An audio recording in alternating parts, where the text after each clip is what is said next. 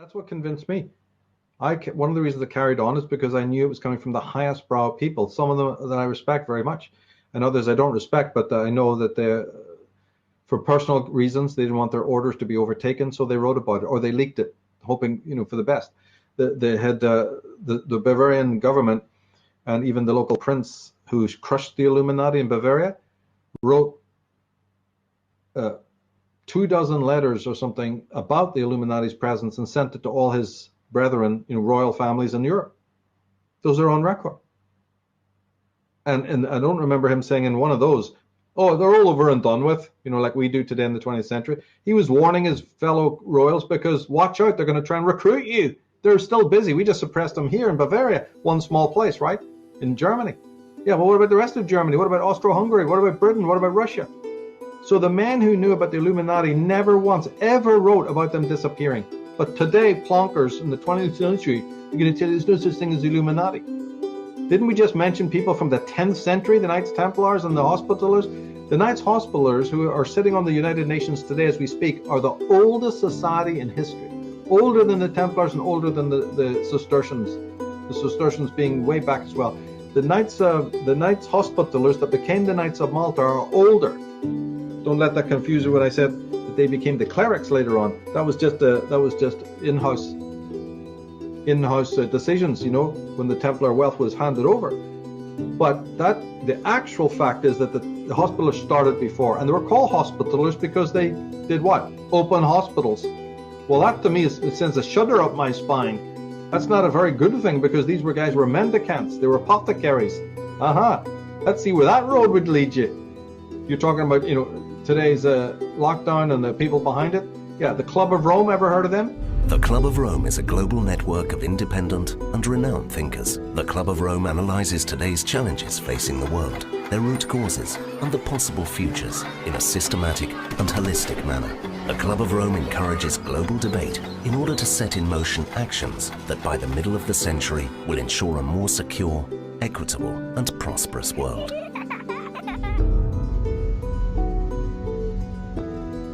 Who and what is the Committee of 300? Well, I've dealt with that. I've told you this is a supranational body that knows no boundaries, respects the laws of no countries. The first time that they were publicly announced was by a German socialist by the name of Walter Rathenau. I'll give you some background of Walter Rathenau. He was the financial advisor to the Kaiser of Germany, and he was also the financial advisor to the Rothschilds, the French family Rothschild. So he must have known what he's talking about. He made an astonishing statement in 1934. He said, there is a committee of 300 men that rule the world. They are known only to each other, and nothing happens without their consent. The goals then, very simply stated, are to make the world over into a one world, new world order, dictatorship, controlled utterly and completely by this Committee of 300.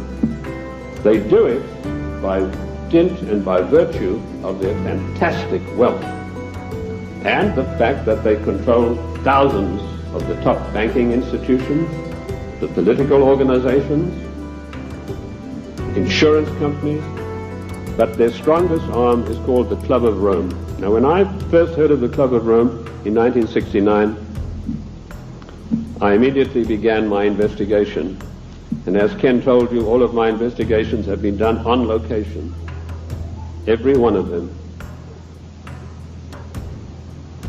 The Club of Rome is one of the most insidious, baneful organizations in existence today, which has done intolerable, immeasurable harm to the United States of America. This Committee of 300 told a man called Aurelio Pecchi to form this Club of Rome with the main object of bringing down the industries and the agricultural development of the United States. He immediately wrote a paper in which he said there are too many people on the earth and that the United States, with its industrial development, its agricultural development, is responsible for this curse of overpopulation. I was able to, through my intelligence people, get a copy of this insidious document. Basically, what it said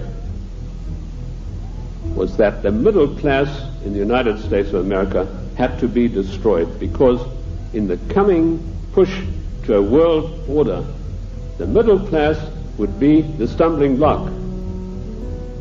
The Club of Rome post-industrial zero-growth paper said this has got to stop. We have to bring down the middle class of the United States.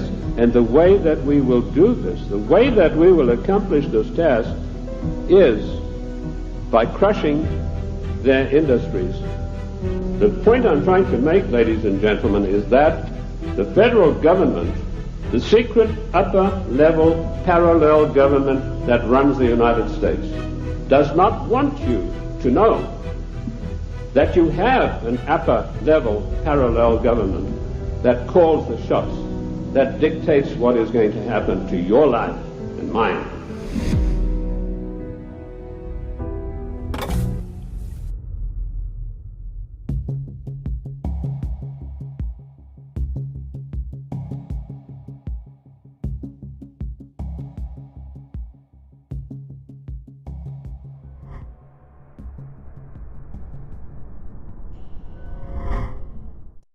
That's what convinced me. One of the reasons I carried on is because. Oops, sorry about that. Welcome, everybody. Welcome back to The Way of the Truth Warrior. I hope you are well wherever you're watching this in the world. I have an awesome show in store for you. My good friend Michael Tsarion reached out, and he has some bombshells to give you regarding the Club of Rome. That was Dr. John Coleman, by the way. Go check out that work. That was a little clip from Chapter 1 of Cult of the Medics. You can get it over at cultofthemedics.com for free. You can watch it right now.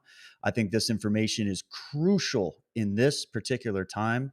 And Michael's got some great information to share with you about ancient serpent symbolism, the Club of Rome. We're going to talk a little bit about that company, Gene and Tech. And this was all inspired by my recent interview with Dr. Artis. And so let me go ahead and bring Michael in, and we're going to get his thoughts. So buckle up, my friends. Here we go. There he is. Michael, always good to see you, brother. How you doing? Hope you're well. You were talking about how you had checked out that interview. What was your first reaction to the information that Dr. Artis was breaking down there? Oh, just out of this world. Rang true to me. When I got the symptoms of the disease, I had a lot of dreams of snakes. I felt poisoned. I felt it was a toxicology issue, especially with the tightness and the muscles were frozen. But actually, my unconscious started to have all of these weird snake dreams. Can you believe it? Really? And this was long before I heard his thesis. Yeah. That's really interesting. Which is, yeah, it is interesting in the sense. Of course, it sounds unusual to people, but that's the way the body's intelligence works. The unconscious works that way. Sometimes if you pick up on it. So I thought that was extraordinary. So when I saw that it said serpent, and again, that in one way is no surprise, because the serpent cult is one of the oldest in the world. And his work, Dr. Artis's work, proves it. He has stumbled across, hate to use that phrase, but it'll fit for now, that he has come across research that shows what's really been going on here with the medics and how they have poisoned the whole human race here, and also deceived us into thinking it's virology when it's actually toxicology. And this is a no-brainer to any toxicologist who looks at the side effects of what's been going on. So it will get traction, and it is definitely going to come forth. But it highlights what we're interested in also is the occult aspect. And you're right, so Dr. John Coleman is a genius. And his two books, Diplomacy by Deception and Committee of 300, must be in everyone's bookshelf. Both those books, because of how brilliant they are. And they're concise, because he did know what he was talking about. He is one of the first to mention the Club of Rome. I know that Eustace Mullins did. That's probably where I heard of it. But I think I've been into Dr. Coleman's work since the 90s. And had read it so assiduously. And then, G. Edward Griffin and others like that. Because remember, G. Edward Griffin did The Capitalist Conspiracy in it. Right. But he did other documentaries exposing the medics. So there's a bevy of people out there who've been onto this and the Club of Rome's role. But on lists that I had that have long since been taken from the internet, The Club of Rome membership surely showed that there were Templars, that they were Knights of Malta, and that the American government is overwhelmingly controlled by the Knights of Malta. With your heads of CIA and the Skull and Bones connection. Wherever you find a Skull and Bones connection, you'll find Knights of Malta. Wherever you find Opus Dei, you'll find Knights of Malta. They're all considered Catholic organizations, but that's again false. They own, Catholicism is just a mere marquee out front. So the good little Catholic boys and girls will imagine that these are philanthropic organizations that your money contributes to and all, and won't ever go anything deeper than that. But obviously their antiquity alone, and the fact that I keep bringing out, is they were allied with some of the most bizarre, sinister groups in the Middle East. Out of the time of the Crusades, these Knights Templar were assigned and aligned with some very, very powerful groups like the Italian Mercs and the Amalfi, and also the Silesian Pirates. And that is why the Skull and Bones use that Skull and Bones, because that's what you find on bottles of poison and medicine, because it comes from groups who knew all about that. And that symbol has carried over to represent those who are mendicants, basically. Now that wasn't tied in to a lot of other people's research. So in Origins and Oracles, I think I do mention the Pirates and their connection, at the time is mentioned. The connection to groups like the Bacardi, right? Because alcohol, remember, if you look at the Master Chronology in the back of the Atlantis book, it's not just drugs or whatever. It's sugar, it's caffeine, and it's alcohol and tobacco as well as mercury and those. So the same group deals in, you can call them the opium traders or whatever, but they go back for a very, very long time through the pirates and all the way back.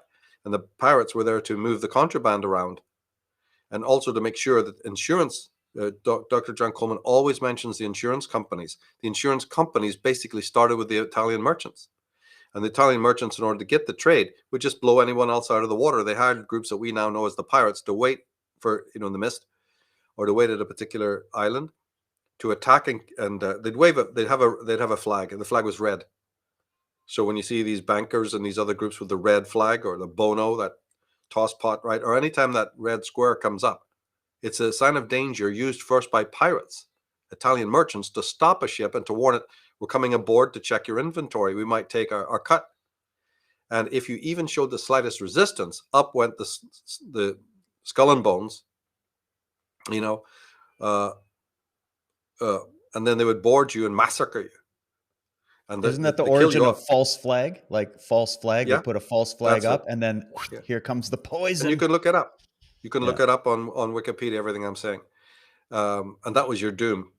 So somebody who's highly literate, these pirates were not just what, the swashbuckling films show. They were actually all trained in maritime academies, highly and funded by the princes, the black nobility that John Coleman calls them. I just call them the Italian mercs. Because that then, don't you see, the word merc has the double meaning of being into medicine as well, because Merck was a very famous company.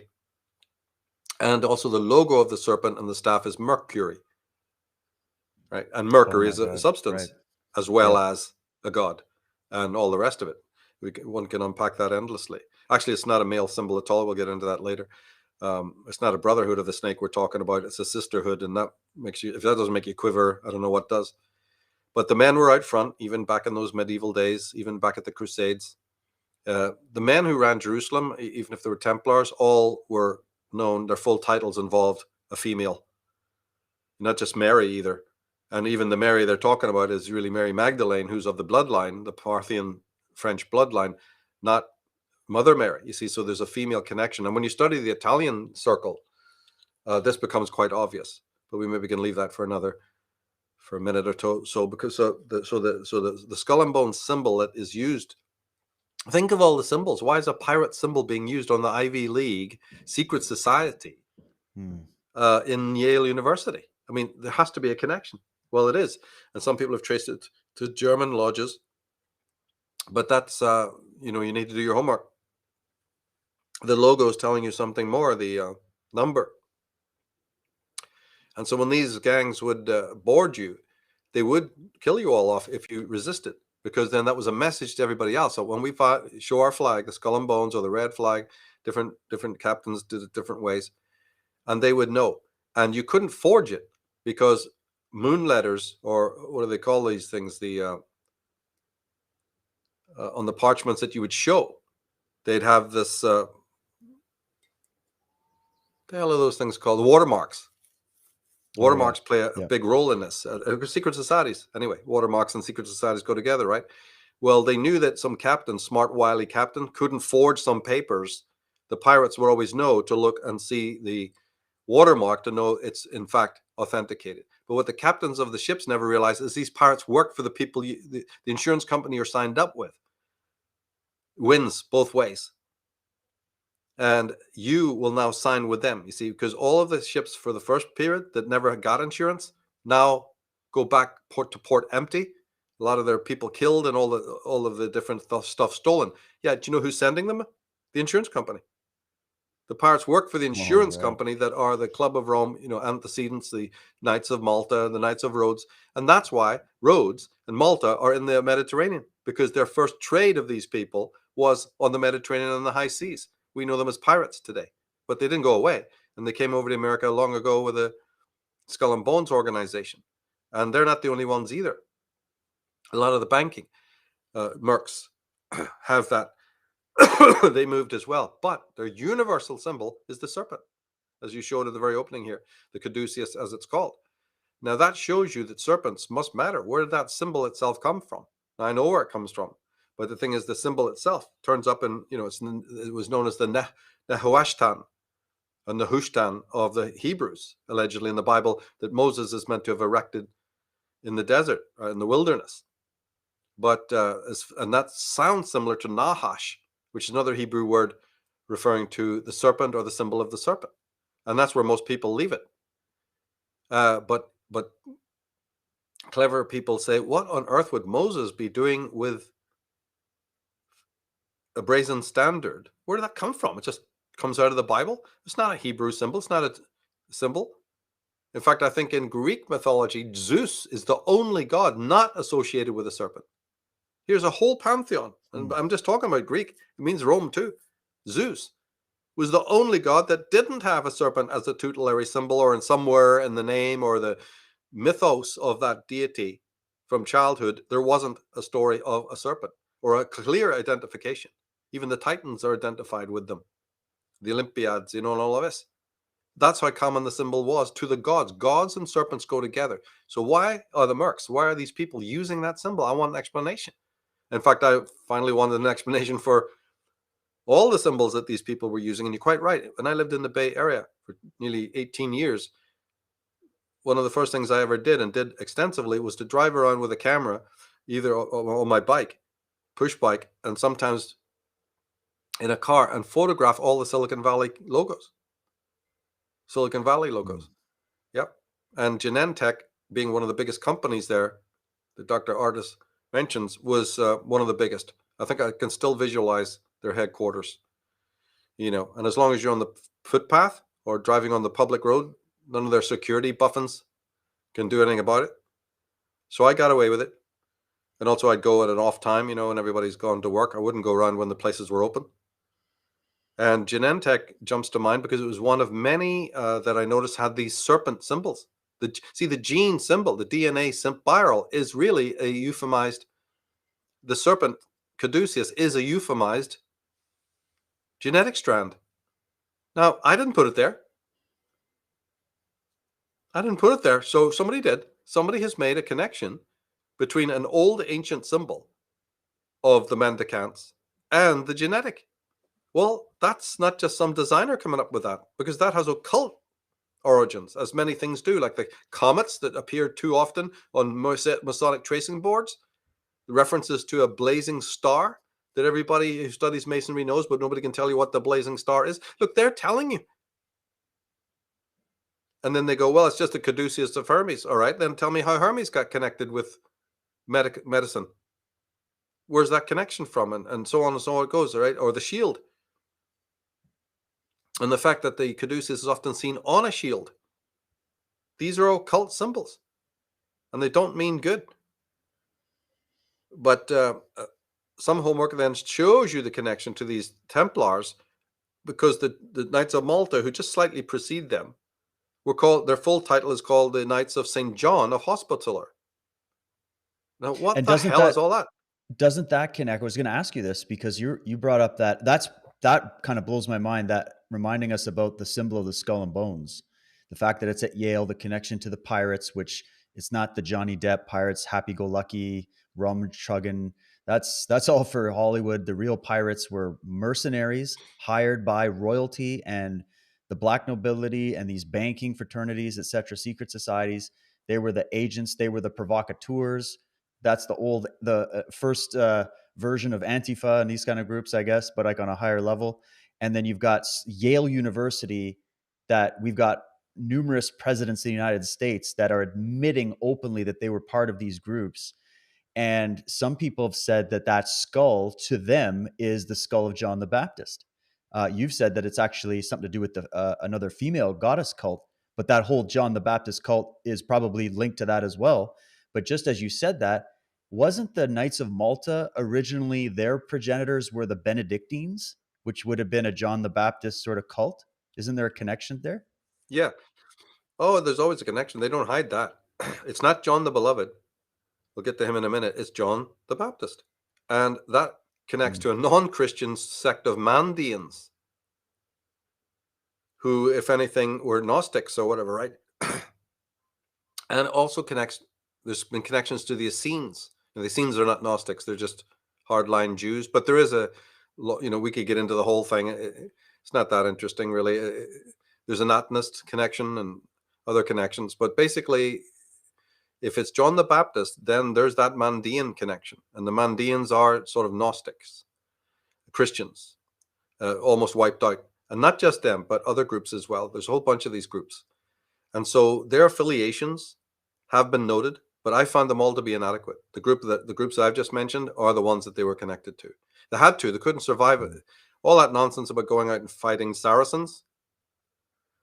They were in with the fucking Saracens. And when they were in with them, I mean, the elite were. Right. While the Holy War was going on, they had to get in contact with Jews who were helping the Knights Templar, helping the Christians, and that's been documented. In fact, it's documented that Jews accompanied some of the leading Templars back to France. There's all of that, this idea of Peter the Hermit, and in fact, the Jewish connection really is the Merovingian connection, because the king of the Merovingians was called Hooknose because of his Semitic looks, and therefore the Benjaminites is the one to look for there. A very unusual group that is really a bunch of Atenists under a different name. They hide themselves, right? And there's all of that to speak about. But that's a female cult, because the Benjaminites merged in with the people that we know as the Franks, who are not French, but German. And they are, the Merovingians ruled over them for about 250 years or something like that. And then that group moves into France and becomes the famous Merovingians. And they're devils. These are utterly evil people. And they have a Judaic connection, but it's not Judaic. It's set in an Atenist once you really peel off, the different research that people have done, and I'm grateful for their research. But St. John is no question, Picknett and Prince, some of the great books, definitely show you that the Templar connection is not as much to the Essenes as it is to these Mandeans and Gnostic sects. Now, John the Baptist then is the leader of those sects, is the way they sort of look at it, right? And he died by being beheaded, whereas St. John the Divine, the other St. John of the Bible, died by poison, or didn't. He was handed a chalice of poison. They knew he was one of the 12, and they were trying to execute them and get rid of them. But magically, he was able to say, this chalice, I see the poison in it, and did something magical, and a snake appeared and coiled itself around the cup. So the symbol of St. John the Divine, and I don't know how these symbols, who the hell knows how they transmogrify, but the symbol of St. John, the Divine, the disciple of Jesus, is a chalice with a snake around it, showing poison, snake poison, connecting the two. Because from time antiquity, even if this only tells us one thing, it tells us that snakes and poison have been known in biblical times and of course from before. Yeah, But oldest again, it's just bioweapon, interesting that oldest poison. Yeah. And it just seems that if you look, most of our female Illuminati program, that 7-hour program, the first part is all about the women cults who were the experts in serpent poison because they used to add it in with poppy seeds and other things as well. Maybe we would go into that at great length, because my theories led me to realize then this is not a brotherhood of the snake at all. It's a sisterhood. That's the dragon court. So what John Coleman's missed in all of this is that they see the men that are out front, because that's just the knightly way. And knight comes from a French word that means a servant. All right, which should tell us everything. And then, their long hair and all the rest of it. And then the skull, like you said, when it actually was done, DNA came along, this famous Templar skull was a female skull. So, all of these things can be put together. And that led then to the Order of Sion, who is the steering group behind the Templars orders. Not a twin group, but a more, advanced group of these women apothecaries who had kept the secrets of the herbs, because you can keep the secret of the herbs for healing, but a witch is obviously defined by somebody who knows what the other ones will do. At the very least, drive you fucking mad, suck away your willpower, give you crushing illnesses, and then this would be used by the Merovingian types I just mentioned before, anytime they wanted to depose somebody they didn't like. So you just be died in agony. So they removed any enemies and have been doing that up until modern day. Now we're the enemy. So the people have been doing this. So the connection to the Johns is a bit tenuous, but I wanted to point out the bridge there, that one of them has a chalice of a serpent and was nearly poisoned, and the other one is the John the Baptist, who is definitely the tutelary icon, of the Knights Templar and the Knights of Malta. They just changed their name to the Knights of St. John Hospitaller. And that then leads you into the whole nightmare of it, because the Club of Rome, Opus Dei, all of them, the Knights of Columbus, they're all one group. It's not just that there's one Knights of Malta. And you can prove this for yourself, because when you take the symbol of the Maltese cross that they use, you'll find that on many a church, many a hospital up in San Francisco. Go and look at them, and you'll find St. Mary's Church. You'll see the Knights of Malta, Pate cross. The very idea that doctors used to wear the white robes, the white, is all based in their symbolism. See, you're born in white and you die in black. Right? Well, that's the Knights Templar symbols. They got you at both fucking ends, dude. You don't know nothing about secret societies. You're born to the white coated Templar and you die when they haul you ass into the graveyard in black. Somebody knows something about symbolism, I'll tell you. And both are done in the hospital. Yeah, right? So the medics take you cradle to grave, and they don't mind if you reach your grave quicker. Oh, in fact, they assure you will. They're already responsible for genocide by taking away the holistic. We'll have a show on this next week, or on Sunday. But by removing the positive power of herbs and poisons and whatever to make you immune and to heal you. And there's no question that secret societies used snake venom, as we point out in Female Illuminati, for transportative, spiritualistic. It was homeopathic. So by suppressing any of the homeopathic stuff, they already condemned you to agonizing death on the stuff that they are producing. The thing is, obviously logic tells you that in order to know what different serpent venoms do to you, your organs, and just you, takes thousands upon thousands of years. This is not something that came out of the 15th century, or Louis Pasteur and that fucking Dr. Jenner. Yeah. No, they've been, God knows what was being pulled up at the back doors of that Genentech. If you try to pry too clearly, you'd suddenly be gone, disappeared, right? Yeah. Venom, snakes, when they would go and, take the king cobras and these black mambas and find out what it's doing to you. But obviously, since that was in the world, like I say, in the biblical times, they already knew of the connection. But then that knowledge comes from before, because you can go back to the earliest times and find out that snake venom, amongst other things, was being used for criminal purposes. So then this thing goes way back. And if you take my Atlantis theory, then it goes back to the time when genetics was spliced. They were using pigs. They were using animals of this earth. Yeah, that's where the hybrids came from that everybody else gets wrong, right? These minotaurs and centaurs. Welcome, which is the brother company of Genentech, Welcome, have a black horse. It's actually a unicorn, but the black horse is Kabbalahs. So they're secret societies. I can't tell you how many secret societies use the symbol of a black horse or some hybrid animal like that. Yale, look up Yale in a bestiary. It's a hybrid creature, part goat, part something else. So why this fixation on hybrid animals? Because they know what, they're playing with etymology, they're playing with symbolism. But the black horse in Italian is Kabbalah, Kabbalist. So it means it's a double symbol. And Welcome has a black horse, and they're in connection with, they're the parent company of Genentech. So these are all Italian mafia, but the real thing at the top. And AB Astra and Merck. It was a company called Merck. Now you have Pfizer, Moderna, what have you. They're all just branches of the same rotten club of Rome that administrates for them. And you guarantee, if you dig deep, you'll find out that there's nothing but Knights of Malta or other Catholic orders involved with these pharmaceutical companies. That still remains to be brought up by somebody, but it's difficult, right? Because we're on the outside and they're not. But the money that's involved, the billions of dollars, the kind of research, the antiquity of the kind of research, and just these spurious connections. And then you're finding all of these poisons in the blood of people who claim to have fucking COVID, right? And all this. So, and not just that, it's been going on for a long, long time. Because that connection, like I said, the chalice of St. John.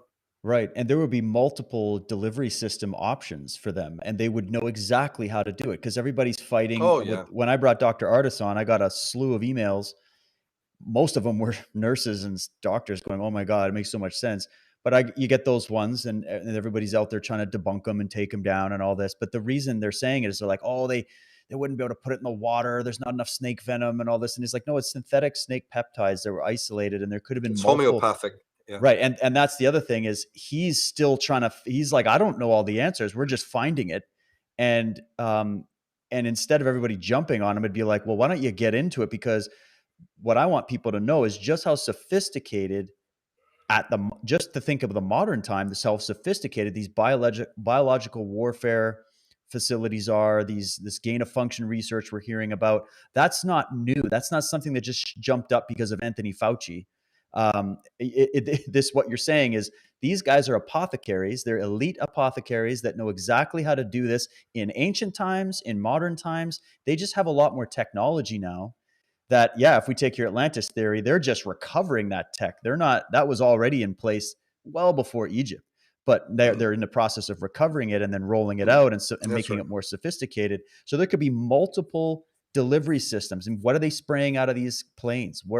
If they think about even the stuff you go to the grocery store, you buy your leaf lettuce and your vegetables. Well, where did it come from? What water system are they using to spray it every 20 minutes in the grocery store? What water sprinkler systems are they using on the farmland? What kind of chemical products through Bayer, which bought Monsanto, right? And Bayer has a connection to IG Farben. I'd showed that. What kind of chemicals are being sprayed on all the farm fields? And even if you're an organic farm sitting next to a non-organic farm, well, you think the wind doesn't blow that crap all over your quote unquote organic crops? And then that gets into the soil and that changes the genetic structure of the soil. And then what are you doing? You're eating food that comes from animals, from plants, fruit trees. How do you know what the dissemination is? We just watched that. I was watching that Batman film. The whole thing is about how they jump a bunch of poison in the water supply of Gotham City, and then they aerosolize it with this sonic beam weapon, and then everybody goes mad. Like they're telling you all over the place. Yeah. So let your imagination go. And we got to hunt these guys down and get the specifics, but we are tracking a predator that in one sense likes to show itself and brag through the symbols and tell you in the shows and the movies. And then in the other sense, they're hiding a lot of this stuff. And then I say to some of these doctors, these well-intentioned doctors that, they've been trained by this cult. They were brought up and raised to think like this. The scientism alone is already bankrupt. the way they view the body, their fundamental principles of reality and the origins of the human species. The foundations of the very cult that a lot of these doctors walked away from during COVID to expose the gross violations of science that they saw, and God bless them. But now they're going to attack a Dr. Artist because this is just too far out for them. But I'm sorry, guys, you got to think a lot of these doctors are experts in one or two fields max, which means they're compartmentalized, right? And then they're not going to take in the occult angle of this stuff. They don't think like that. They were raised. They're not members of the club. There you go. Yeah. Pesticides, ever heard of them? Yeah. I'm going to really go over and start digging around. It's a pesticide. Don't touch it. So, nobody's going to come out there to some guys where the pesticides are kept and dig around to find out what's ingredients of it. You listen to whatever the company that sells it to you is saying it is. And of course, when I alluded quite humorously there about what's happening at the back doors of Genentech, yeah, it was only partly humor. They breed the fucking snakes. They've got enough of them. You can breed them, like rats all over the world. You can have special laboratories. You can synthesize it. You can make it homeopathic. So of course you have plenty of, of the actual substance. And remember, some of this stuff is so utterly lethal. And now they have the genetic way to synthesize it and multiply it. So that's not been the problem. Yeah, they use target groups. That's all been whistleblown in films. And I take what I see in those films very, very literally because it ties in with the old mythologies. They're still using the same symbolism. In ritual, you have to show the victim right in front of his fucking face what he's dying of. It's the mark, right? It's the mark. So the very guy coming in with the logo, in the white, used to be the white coat. Now they've got themselves dressed up like a bunch of fucking aliens, right? But the original symbolism is all you need. The red cross or the black cross, and those are Templar symbols all the way,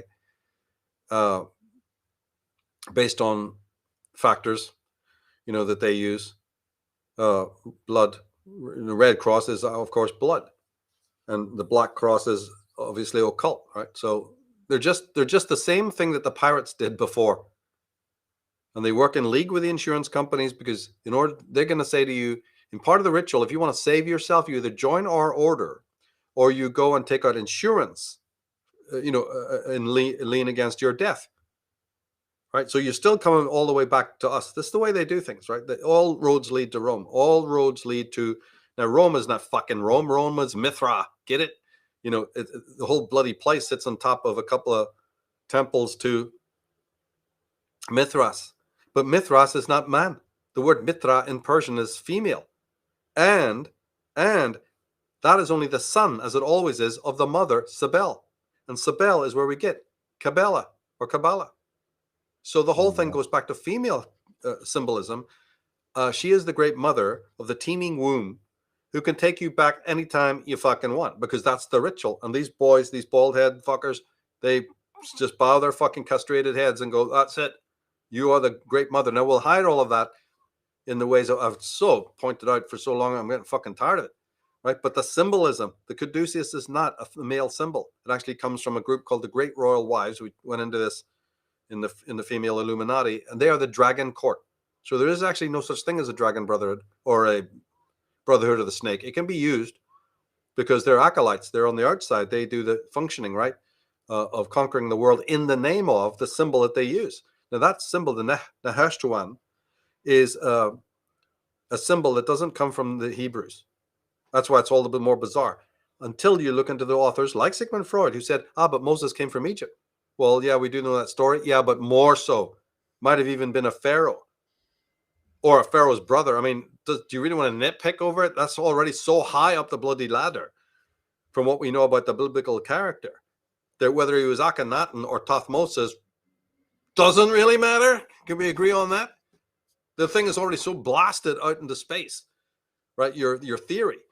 Right. So then he could put that symbol up. But wait a minute. No, I'm the one who's gone further and say, no male can raise that symbol. No male. The only reason a male could raise the symbol of the Neheshtuan is because he's a member of a secret society that's run by women. Well, that kind of a little bit stretches it. But wait a minute. If Akhenaten died and his daughter took over, and we know who she is, right? And where she's buried. Well, then she could, by rights, raise it. And the definition was that that the holy people were being attacked by snakes. So they raised the brazen serpent to stop them being attacked by snakes, little bites. Right? Now, what that to me is that there was that's just a metaphor for political falling out in the female cult. Now, I've held to that since day one, that Akhenaten's daughter was a breakaway cult. That's why Nefertiti's never been discovered. They were enemies. And there was such strict rules about who could take over. In fact, such strict rules that the pharaoh couldn't become pharaoh without the great royal wife being his wife. That's why they're called the great royal wives. You couldn't get above prince level unless the right great royal wife took you and married your ass. And that was by dint of her order. Nothing male about it. Situmun was the great royal wife that married Akhenaten, not Nefertiti. So Nefertiti was considered an external encumbrance, more like a mistress. She was never really accepted. And the only reason she was accepted is that she was probably Scythian by birth, as the daughter was. Now that's high. So they have their own highness. They have their own pedigree. And fuck me, that is not a small one, because actually it all goes back to the Scythians. All this herbalism that we're talking about all goes back to the female branch of the Scythians.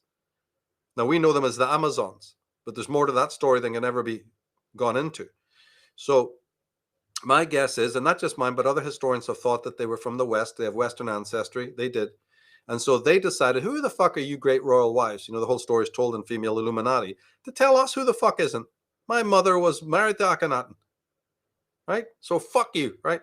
And so they broke away. And the symbol of their breakaway, Atenist sect, is the moment when the standard was raised in the desert, you know, which cannot be explained through any mosaic or any Judaic symbolism. In fact, it's an affront.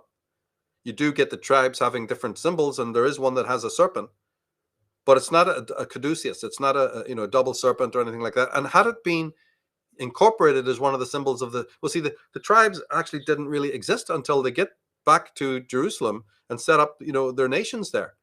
And then you get them sort of that tribal thing coming back. But if it was one of the tribes, like the tribe of Dan, or I can't remember the one that has the serpent, it would have been said clearly that this is the reason for the raising of the brazen standard. But there's no such mention that the tribes were dividing in the wilderness, or that one particular tribe had just taken over. You don't get that until way, way later in the time of the kings. And anyway, simple symbolism tells you who the double serpent was. It's a goddess symbol all the way, and it was the tutelary symbol of the great royal wives, the dragon court. And the great royal wives are the original mendicants, the ones who are descended from the old queens of old, who fucked with our DNA in the very, very beginning. This is a super cult of great royal wives, the ones that really matter, the ones that you go to when you want somebody poisoned, you see. And these are then a special group who have all sorts of private worship. And they were so powerful that no king could rule Egypt without their say-so. And that's one of the reasons that Akhenaten fell. Actually, you'll never hear people go into that, because this great war of wives has been scrubbed. You really got to do some homework, to find out about their existence and how utterly, absolutely powerful they were. And then you get into the whole thing, of the anointing of a pharaoh, and how the different representatives of the goddess are sent, and representatives of the great royal wives. They ruled Egypt. And you get to see them in the tarot deck in cards 2 and 3. That's who they are. They're both the positive side and the negative side. You see the motherly side that married, which is the Venusian version of all women. Yeah. And the priestess, who's the occult, hidden, somewhat dangerous side of the same being. That's why the cards 2 and 3. Because there's a dual aspect. There's a dual aspect to the power female.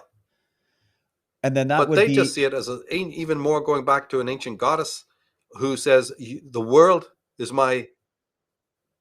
Huh? Oh, it looks like there's a slight delay. Let me see here. Can you hear me okay, Michael? Oh, you're breaking up. No, I'm breaking up. Hope everybody can hear me in the chat. Yeah, Michael, maybe pop out and pop back Yeah, in. I can hear you. Okay. No. Just You were pop out, definitely pop breaking back up in. there. There's a delay.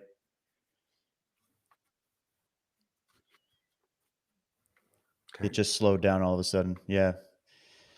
Let's try that. If you just jump out, jump back in. maybe close down your browser, open it up again, and then come in. That should help. Yeah. Sorry about that, guys. We'll get him back.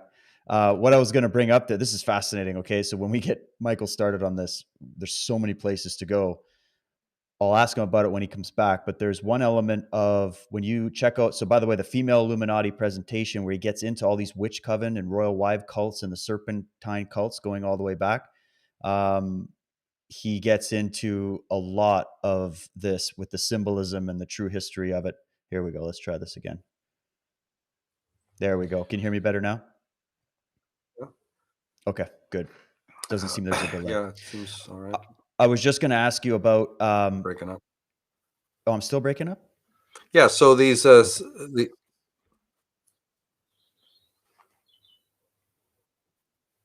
No, go ahead. Oh no, I think you're good. Go ahead. Yeah, these great royal wives then haven't gone away. And so they're the power behind the throne, right? And they're the ones who first looked into herbalism. They were the first one. This has all been proven, by the way. You can go back to almost Paleolithic times, let alone, just like the Bronze Age, and find all sorts of accoutrements showing that women measured the stars. They have these measuring sticks, and that those became the first division of the season. And then this then finally became the planting season. They found the seed sticks or whatever they're called to show that precise measurements were done by the women so that they would know exactly when to harvest. And that's where the original witch story comes out of, which was just nothing sinister about it in the early days. But of course, then this was taken up. We've had millennia. We've literally had since almost Stone Age times, the cultivation of poppy seeds, opium, and what have you, and things infinitely like belladonna. We went into it in all the female Illuminati program. After watching that, there can be no doubt, because then I lead up to show the Masonic symbolism is all female. And so the skull is female. I mean, what more do you want, right? There's a lot of female symbolism there, far, far more than is required, because they also, if you go to that link I sent and scroll down, you'll see the woman and the serpent. A great deal of this is, just go down to the bottom, is whistleblown to us. Well, there's the comment aspect. Maybe we can talk about that. But yeah, if you go down to the very bottom pictures, there's a good page people can look at called Serpent Symbolism. And so St. John, there's St. John with a chalice. I think there's a couple. Yeah, this is the initiation symbol of being born again from the mother, but the mother is in the form of a sea serpent. Nothing sinister about it. It's part of their rituals, whether it's a Mithraic rituals or other rituals. There you go. That's St. John with his chalice. Just I found very interesting that the name John, be connected to poison. And you see the serpent. Absolutely. And this symbol of the chalice and the serpent is often used by medical people today. Go down. Yeah, I remember talking to Gary Wayne about that, and he brought that up as well. So all the way at the bottom. Let me start. Oh, yeah. There we go. There's that. Okay, so go up to the next one. Go to the one. Yeah. So they're telling you, and I'm not ashamed to tell you that a lot of what I know comes from looking at ad copy. The red-haired symbol, the red-haired lady is the mother, and the serpent is the pet, the son, the child. That's why you can have this. She's got her eyes closed. She's not in any fear. That's a baby. That's a child. That's her son. That's her acolyte. They're the serpent dragon cult, and it's a female order. So the one below, the stinking rotten witch bitch, who needs to be fucking disemboweled. This woman is, again, just one of a whole cult of people that's still around. So people can go to this and check it out. That's why they use the symbol. Think for a minute. What the fuck is this symbol about? Why do you keep seeing it on ad copy? A woman and a serpent, or a python. And Python is the Python at Delphi, which was a female oracle. So the oracles always used to use the serpent piss, right, to get out of their fucking skull so they could predict something for the Caesar. Otherwise, he was going to get pretty fucking unhappy if he lost any more fucking wars. So he'd go skeptically to these oracles, and they didn't want to be shit out of luck. And then one of the most powerful, there was many groups in Rome, they were called the Sibylline oracles. And there were oracles. They were actually books written in blood, written in cork, or written in skin, and they were kept for thousands of years. You can look it up, Sibylline oracles. And the whole book of Revelation is the Sibylline oracles rescripted. Every line, all that shit about 666 and the beast. That is a pathetic rendering of a number 616. The fuckers are so drunk, or they couldn't even get it right. These Christian lunatics. And do you know how many evangelists go rabbit on about? Yeah, there you go. So 616 in Gematria, original Gematria, just meant Caesar. So it had nothing to do with prophecy. These were pathetic groups who, in order to not be beheaded by the Caesar, had to come up with some, and mostly the Caesar's wife was the one that was heading over there, just like Yoko Ono today, It was the Caesar's wives who wanted prophecy. So these Sibylline oracles, who once were great, but as time, degenerated, as time passed by, they've just became a bunch of fucking cheats and liars. And that's why Rome had so many emperors and Caesars, one, after the other. And some of them didn't even last more than a couple of months. Yet they all were going to seek counsel from the Sibylline oracles, but they had lost their fucking power. So then they start taking these heavy duty, psychotropics, right? A lot of it coming out of like using venom in the wild hope that they would, Manly Palmer Hall goes into all of this, right? In his book, The Secret Teachings of All Ages, you can check it out. So the Pythoness, she was called the Pythoness. I'm just trying to give you allusions to women and serpents, right? And they knew the secret, so they upgraded it. As their official status fell, these Demetrian women started to realize that they still can retain power in terms of people's ill health, right? It's like a domesticated thing, right? As a nurse. And so the thing then spiraled out of control, where you have your sort of, Hansel and Gretel type witch who knew that by administering sweets, how obvious going to get, right? Administering the sweet stuff, you could then, That's you could the carrot seduce on children, the stick. and You could seduce. Yeah, it's exactly. all there. It's all there for the trained eye, and the trained. So in the symbolism today, these women still identify themselves with the serpent. Yeah. And you see the man, you see a Shepelus, but behind him is Hygeia. You see, so the female is always going to be there in this.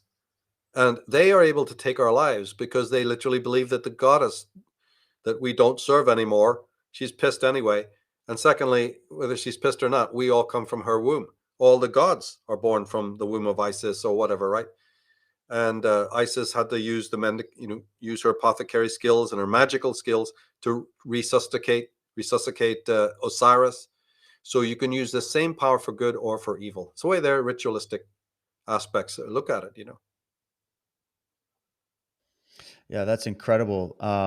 I was just showing here, I'll pop it up again as you were talking. Look at this. The companies, these are Silicon Valley companies, and Oracle, it's right there in your face. Yeah. They'll just say it.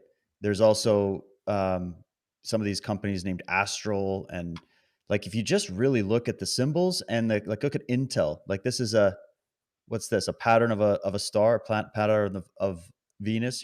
It's Microsoft, the 4 squares, right? The serpent, Amazon, right? They've got a company there called Cygnus. Most of the names of the companies I noticed had some stellar symbolism. Pentium. Yeah. That's an old one. They copyright these names from the Greek and the Latin and the occult languages, but they also copyright the symbolism that goes with it. But look, even Coke and Pepsi have Typhon, the Typhonian beast. The Typhonian beast is Set, or a version of Set, depending on the cult that worship him, you see. Set is Sutek, Tech, Su Tech, Jinen Tech. You see, the genes are always a euphemism for the serpent. And the splitting of the DNA, I'm still one of the only people, not the only one, but advocate clearly in my works how old that is. Others have written on it, but many years later, right? Your Zachariah Sitchins and your von Daniken's all accepted in the 70s that genetic manipulation, Brinsley, Laporte Trench is the guy I read. So I picked up on that, but rather than them thinking that it was some beneficent force. Yeah, look at that, the symbol of the sunrise.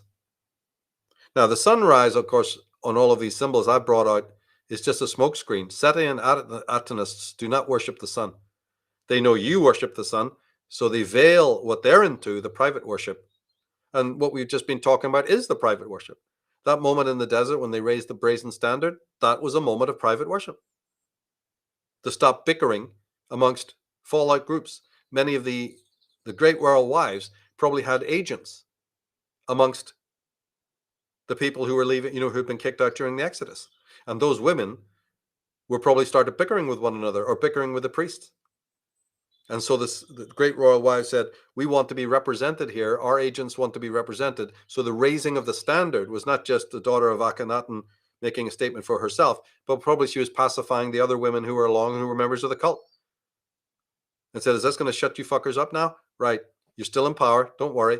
But I'm forming a new order. We've left Egypt. And when I was in the parameter of Egypt, I couldn't do what I want to do now. But now we're outside Egypt and I have jurisdiction. I am the new head of the Atonists, but I'm also the head of the new great royal wives. And so that's the unique thesis that, constitutes the female Illuminati. And on the website, we expanded on the program, and because this thing just goes into unbelievable amount of different symbolism. Remember that the Merovingians are their first lord. What the fuck is his name? Merovi is born from a sea serpent. Now, anybody knows that that's nothing to do with real sea serpents, but it's just odd in connecting what we're talking about now of serpents. It really represents that he's descended from the dragon court. His mother is a leader of the dragon court. Whether she's named or not named is immaterial, because the Merovi and then Childeric and all the other guys, right, who are the famous ones, right, they're all telling you that the Franks and the Merovingians, their real pedigree symbolically. So you can trace them to the Danites, you can trace them to the Benjaminites and all of that. They have a different origin in their family tree symbolically, right, in terms of the serpent race, pre-Adamites. If you got a tree, you got to have a serpent. That's the way they look at it. You got to have the fruit that's on the tree, and a lot of it is sacrificial. They work in really, really real. If they didn't work in odd ways, then tell me why the Tsar of Russia, emperor of the world, would have been sacrificed. You see, so they have their own. So an official history book may give you an order in which you see somebody like the Tsar at the top, but they have a secret book of another bloodline that doesn't have him quite so high up as the public would think. You see, you got to think in terms of the way they do. It could be actually a fairly minor character in the official history book, but they're the ones that really kick ass, like Juan Carlos of Spain, right? Or these Esterhazys of Hungary, for instance. What a fucking country you're dealing with there. So, so Russia, the royal family up there, they only date from about 200 years ago. When I think it was Prince Michael or the Tsar Michael married a commoner, and all he did was pick the most beautiful chick they could dig up in Russia, married her, and that was the Romanov dynasty. Yeah, but don't you see it in real lineage? That might be considered quite low on the grade. There could be other royals living in Russia that could say, "Hey, my family comes from even older than the Romanovs." You see how it works, right? So like that, and you have it too. Look at the fucking state of it now, Harry. What did he marry? Some pole dancer, some strip club bitch? The fuck? That's what I mean. Yeah, it's incredible. It's incredible. Michael, I think we still have a bit of a delay happening. I don't know if you can hear me on time there. I don't know whether it's a really long delay. It's almost a 2-minute delay there. Yeah. Okay. But yeah. Are you hearing me right now though? You're good? It takes a sec. Okay. I'm not sure what that is because your signal's strong. So we're doing it live here, guys. We'll try to get this fixed up. One suggestion maybe, Michael, would be to just jump out, restart your computer, and then pop back in. Sometimes it's just the machine, and sometimes it's the server. I apologize. If you want to take a minute to do that, we'll do a little break here. I'll cover a couple things, and then just jump back on with the same link, and we'll kick it back in, okay? Okay. Get this fixed. Sorry about that, guys. This is just the way it goes. I've been noticing, anybody else that streams with Restream, have you noticed that sometimes there's like issues with certain connections? I don't know. Let me know. I'm trying to find the best software to do streaming with. It's been pretty good so far, but certain guests that I have, it just doesn't work well, and who knows why. But the reason this is really important, guys, to look at, just to take it all in, I had somebody asking me, "What? I don't really know what you're talking about with all these symbols." Symbolism is a lifetime study, and you kind of got to acclimatize your vision to notice it and to really understand, again, not because symbols are so interpretive, right? This is why a lot of people walk away from it. They're like, it's just a bunch of symbols. But when you study the history of the particular symbol, right? And you get into who used it, what cults, what religions, what sects, what covens, what royal families, what chivalric families, what these Amalfis, why they employed those symbols. It's incredible. It's incredible, the types of revelations that you're going to have. So the symbolic literacy, if you go back to check out, you can get it on Unslaved Premium. You can look up Michael's talk from, I'm not sure when he did it, but he did a talk on subversive symbolism in the media. And he does a whole, that's kind of the beginning rollout of how to look at that. And then, of course, there's so many people you can read on symbolism. And you should read it from everybody because they do communicate with that as a method. And I think Michael's trying to come back in. Michael, if you can hear me, for some reason, I don't see your camera. I'll just wait till that's working until I pull you back on. You might just have to select it in your settings. But this is why I thought, okay, if we've got a cult that is actually an ancient serpent cult, okay, and this isn't just to say serpents are evil. It's just that that's the symbol they use. Look at in the Bible. Look at all over these ancient texts. The serpents are everywhere. Actually, now that you've seen this, you're going to see serpents everywhere. You're going to go, and these symbols are all over the place. They're all over Hollywood. They show these types of images all throughout their movies and films and commercials. You're going to see advertising. You're going to see. It can be variations. Actually, I had something I can show you. I hope I still have it up here. Where was it? Skyline Oracle. I wanted to show you guys. Here, I'll just do it again.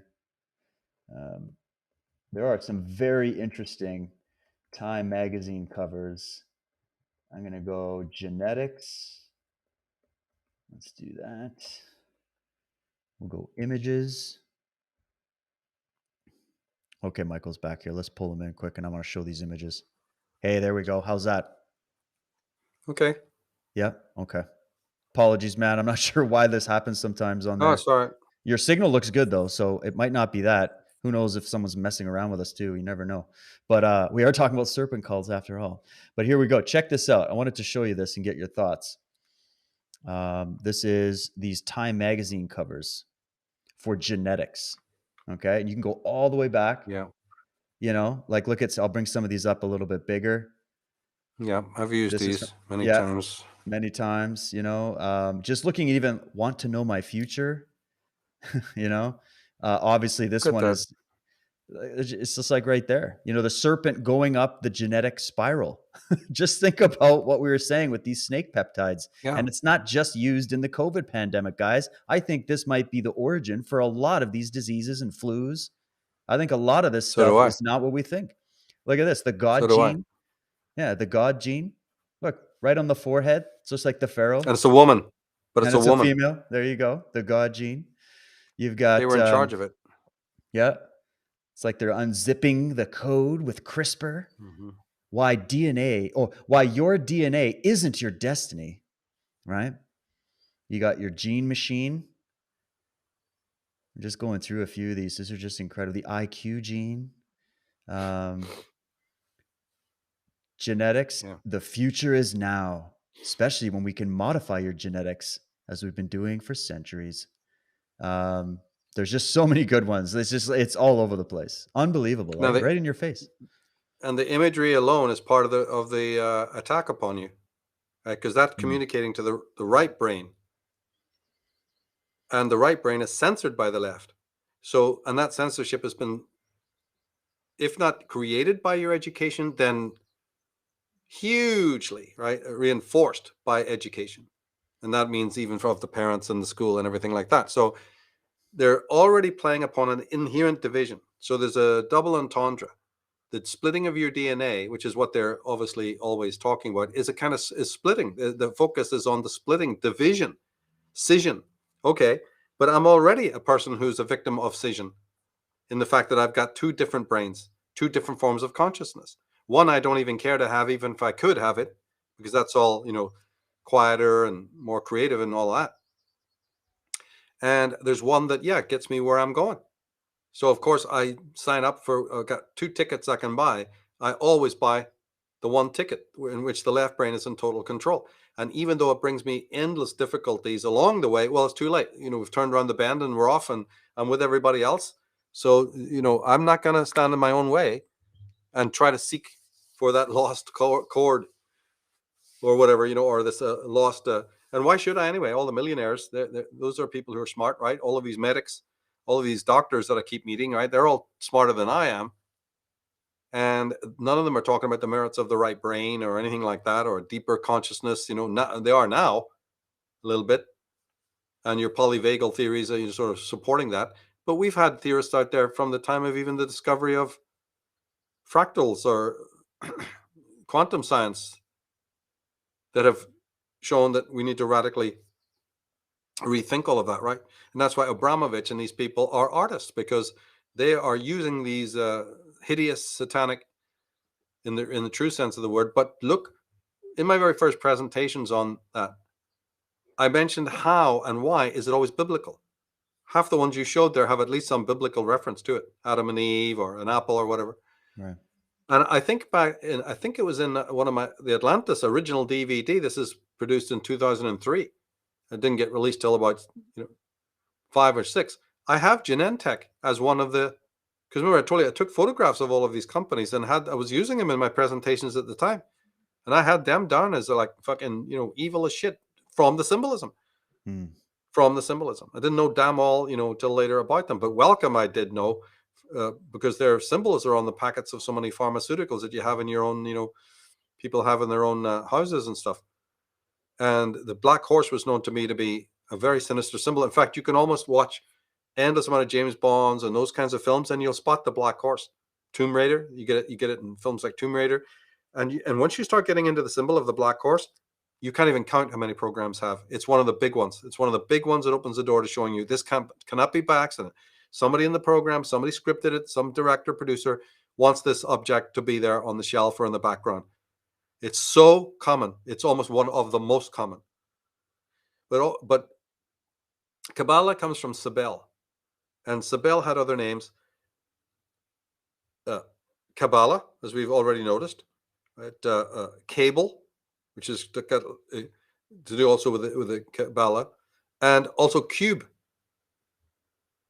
So the goddess sits on the cubal throne, right? Like you see in the high priestess. That could be a word derived from cable or cubal or Kabel, because there's different pronunciations of her name. Sybil. Remember the Sibylline oracles? It's a corruption of Sibel. That's a Persian goddess. So what this links to is the cult of Mithras we've been talking about. The cult of Mithras in the mode we're talking about isn't male. And when you looked on with Dr. Artis and you saw the symbol of the lion-headed god with the serpent, right, with the serpent all around him. Yep. Yeah, that is just an initiation symbol. I think it's the first. Lion always represents the first degree initiation. And they had 7. So the 7 coils of the serpent. Because the serpent is also representing the trials of a mason. And masonry is so indebted to Persianism, we can't even, and these are all degraded forms, by the way. Mithras in its inception was something very, very different than Mithras later on. Then you have Zoroastrianism, another corruption. Then you have Sol Invictus, another corruption. You see? So as Christianity moved on, you get corruption. As Persian teachings, see the Silesian pirates that I spoke of earlier, a secret society that symbol is still on Skull and Bones, are Persian. They originated with the Persians. That's why there's a lot of Persian symbolism still to be found. Fuck the whole nativity story. Then you saw that symbol there. That's just an emblem of, that there are 7 initiation levels. Now, scroll down. Is there a picture there of Mithras killing the bull? Just have a look on that page. On my page, there is. If you go to that I Cult think of it's at the Mithras, you'll see it. top. Yeah. Killing. Oh, is that it? Wait. Yeah, it's called the Tautoctory. Yeah, that's it. There you go. Yeah, it may not show on this one. Go to my page. Go to the Cult of Aton, and go to Atonism and the Cult of Mithras that you used to have before. Not the serpent symbolism one, but yeah, it's on the site. Just go up to the top and scroll down again. Oh, hold on. Faster scroll. Yeah, just go to the top. Alpha Romero. Oh yeah, there's an interesting one. There's right a very there. interesting one. Look at that. They have the Knights Templar cross, as well as the downward pointing triangle, which is female, and the dragon giving birth to the initiate. Amazing. Meaning I'm born of the goddess. I'm born of her. So go to appendix, the same appendix, number 1. And then you'll scroll down and see Cult of Mithras.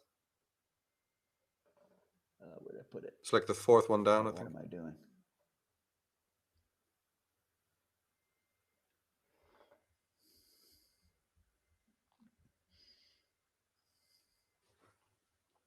Keep going a bit. Is there a tree? Nativity. There. Oh, here we go. That's the one. Now, look at the other symbol that's there. It's not just Mithras and the bull. What else do you see? The serpent. Yeah. Yeah. Wow. So that represents the goddess. Oh, okay. That in order for her acolyte to actually do the job he's set out to do, he is serving the goddess, and she's given him a tutelary symbol of power, or the secret wisdom that is needed. Like Perseus gets his wings, on the feet, or whatever. Or a shield or something. There's always a symbol that is needed, and it's the symbol of the goddess. So the serpent is Cybele.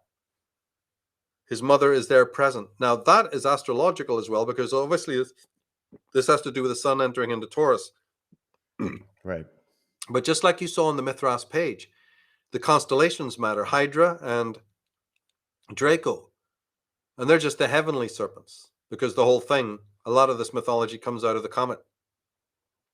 Yeah, what did you think about him mentioning, because he just said, I don't know anything about this. He's Dr. Artis is in a crash course of occult symbolism now. So he's like, I just looked up Draco, the constellation, and I found that the stars that they worship in that constellation are like the names of all the COVID variants, like Omicron and all these. Right. That's where they're getting it. And of course it's Greek, right? They're all from the different. Yeah. That's right. They're all from the different stars in the constellation of Draco. And Draco is around the pole. So when you see the medical people using the staff and the serpent, it's Draco. That's where it really comes from. The Caduceus's origin is from that circumpolar region, which was the original Garden of Eden. So it turns up in the Bible because the original Garden of Eden with the serpent and the tree is the pole axis. And it was sacred to two goddesses. One who was represented by a serpent. You can look her up, Buto, but she had other names as well. Buto or Renut, and Vejat. There's different names. I deal with her exclusively in the double volume Trees of Life book. That's why it's called Trees of Life. It's not about trees of life. Well, it is about trees of life, but it's also about the heavenly tree of life. I had to do 2 volumes on that to get into this cult. So the serpent symbol that was raised in the desert is a purely female symbol. And the woman who put it up is not mentioned in the Bible, obviously, nor is the fleeing of the Atonists, or the splitting into different tribes. So by the time this group, who were worldwide, she raises the standard because obviously she's announcing herself as the queen of the Egyptians, so that she'd also be recognized when they went to Tanis and when they went to Persia and when they went to Babylon, wherever they were going to go on their trips, she would be recognized as a pharaoh, not just a pharaoh's daughter, but one that has been approved by the great royal wives. So you can look it up, Great Royal Wife, right on Wikipedia, and a story will unfold. But I'm the only one to put the whole thing together. And that's only because the same symbolism was used all over the world. Yeah, I'm gonna pull. And, This is crazy. I was pulling it up, but I just looked in this Buto. I don't know if this is. They're talking about a location, but it's obviously named after this goddess. oh But yes, you'd have to but go. Yeah, yeah. just weird how stuff happens. I'm looking at it. It says the goddess Wadjet was That's her often name. That's represented her. as a cobra, Yeah, right? that's the one. And what's Yeah. interesting is that one thing Dr. Artis had said was that one of the main venoms used in a lot of pharmaceutical products and drugs and poisons and biological weapons is king cobra venom. It's one of their Yeah, favorite ones. and the uraeus on the head of the pharaoh is Vedjat, and beside it is a vulture goddess, her sister Nekhbet. So the word nek, which means death, comes from her sister, and they were known as the two ladies of the two lands. Their colors were green and blue, and they were the two twin goddesses that pharaohs wear on their forehead: a vulture, who's Nekhbet, and Vedjat, who is the serpent, Uraeus, king cobra. You see how it works? So the Yep. pharaoh is wearing the symbol of two goddesses, that without which he couldn't wear that coronet, that corona, without the goddess. So this is the real occult connection to the Mercs. The pharaoh couldn't be pharaoh without the symbol of the two women, of the two lands, they called them. Buto, Ranut, a lot of the other goddesses. Even Hathor and Isis cannot be understood without Wedjat and Nekhbet. I wrote 2 volumes on them. That's what the Trees of Life book is all about, is these two goddesses. So Isis and Hathor are just a different rendition by later cults of these two primordial goddesses that started pharaohhood, right? Their son was Crocodile. Wedjat, so that was Taut, forgive me, another goddess. But their son, basically boiled down to their son, is the one who then rules the land in their names. And he wore 2 crowns because Nekhbet and Wedjat, right, represent the 2 lands. So even the 2 crowns that the pharaoh wore were symbols of the goddesses. And I've got pictures galore. There's 700 plus color pictures in the 2 books, leaving you no doubt of this antiquity. And I show multiple other symbols with the goddess holding the caduceus, the goddess holding the caduceus. And we do have similar images in the female Illuminati program for people to check out. So it's a female cult. They're the dragon cult. They are the dragon cult. And that's why when you saw the red-headed model, you're sleeping with a serpent, and it's in this extremely non-threatening way. It's because the serpent is her offspring. And everything about the serpent is sacred to her. The Native American Indians had it. The Irish had it. Because although the Irish didn't have physical snakes, you have the symbol of the fucking snake everywhere in Druidism. And they were called the Na-dreads, after the serpent, Adder. Adred, take off the N, and you get Adred, right? Well, that's an adder. So they're calling themselves Adreds. This is the Celtic Druids, yet they're not meant to have any snakes in Ireland. Well, how the hell do they know about them then? Because obviously it's a heavenly symbol. And so the Egyptians and the Irish are completely connected.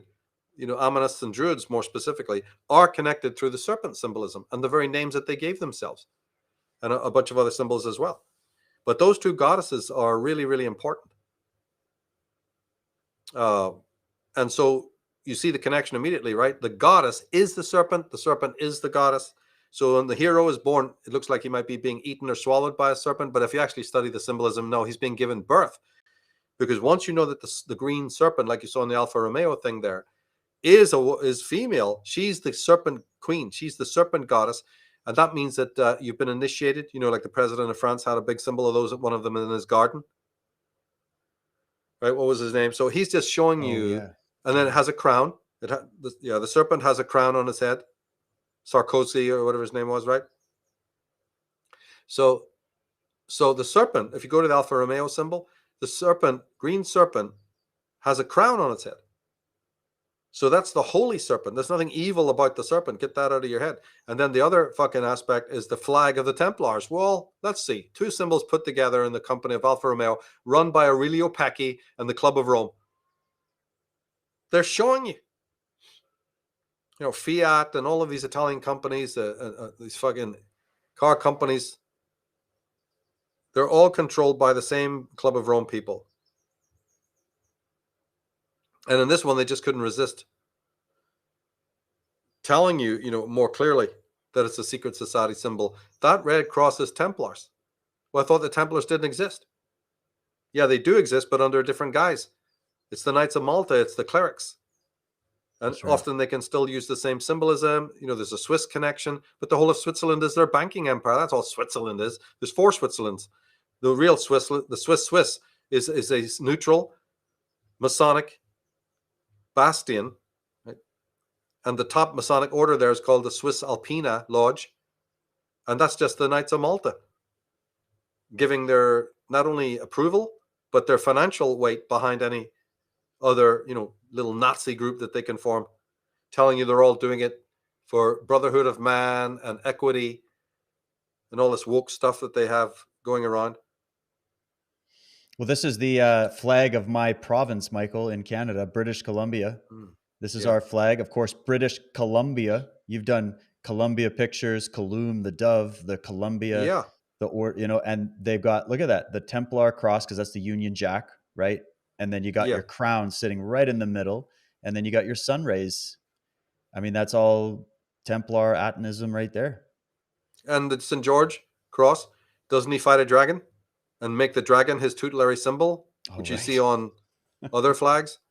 And don't you have the Welsh flag that shows you the red dragon? That's only one. In Arthurian legend, there's 2 dragons, the white and the red, based in, the idea of King Arthur and the joining of 2 lands. So the idea of 2 lands joining is all a reference to Egypt. I'm sure Ralph Ellis has made that connection. but the symbolism is key because they use it to this day. It's not made up.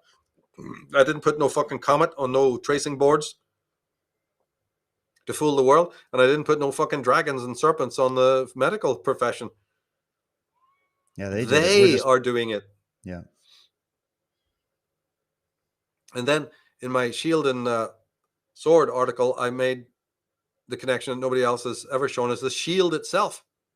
Blue shield, green shield, the shield alone, which you find ubiquitously, is a chivalric symbol, isn't it?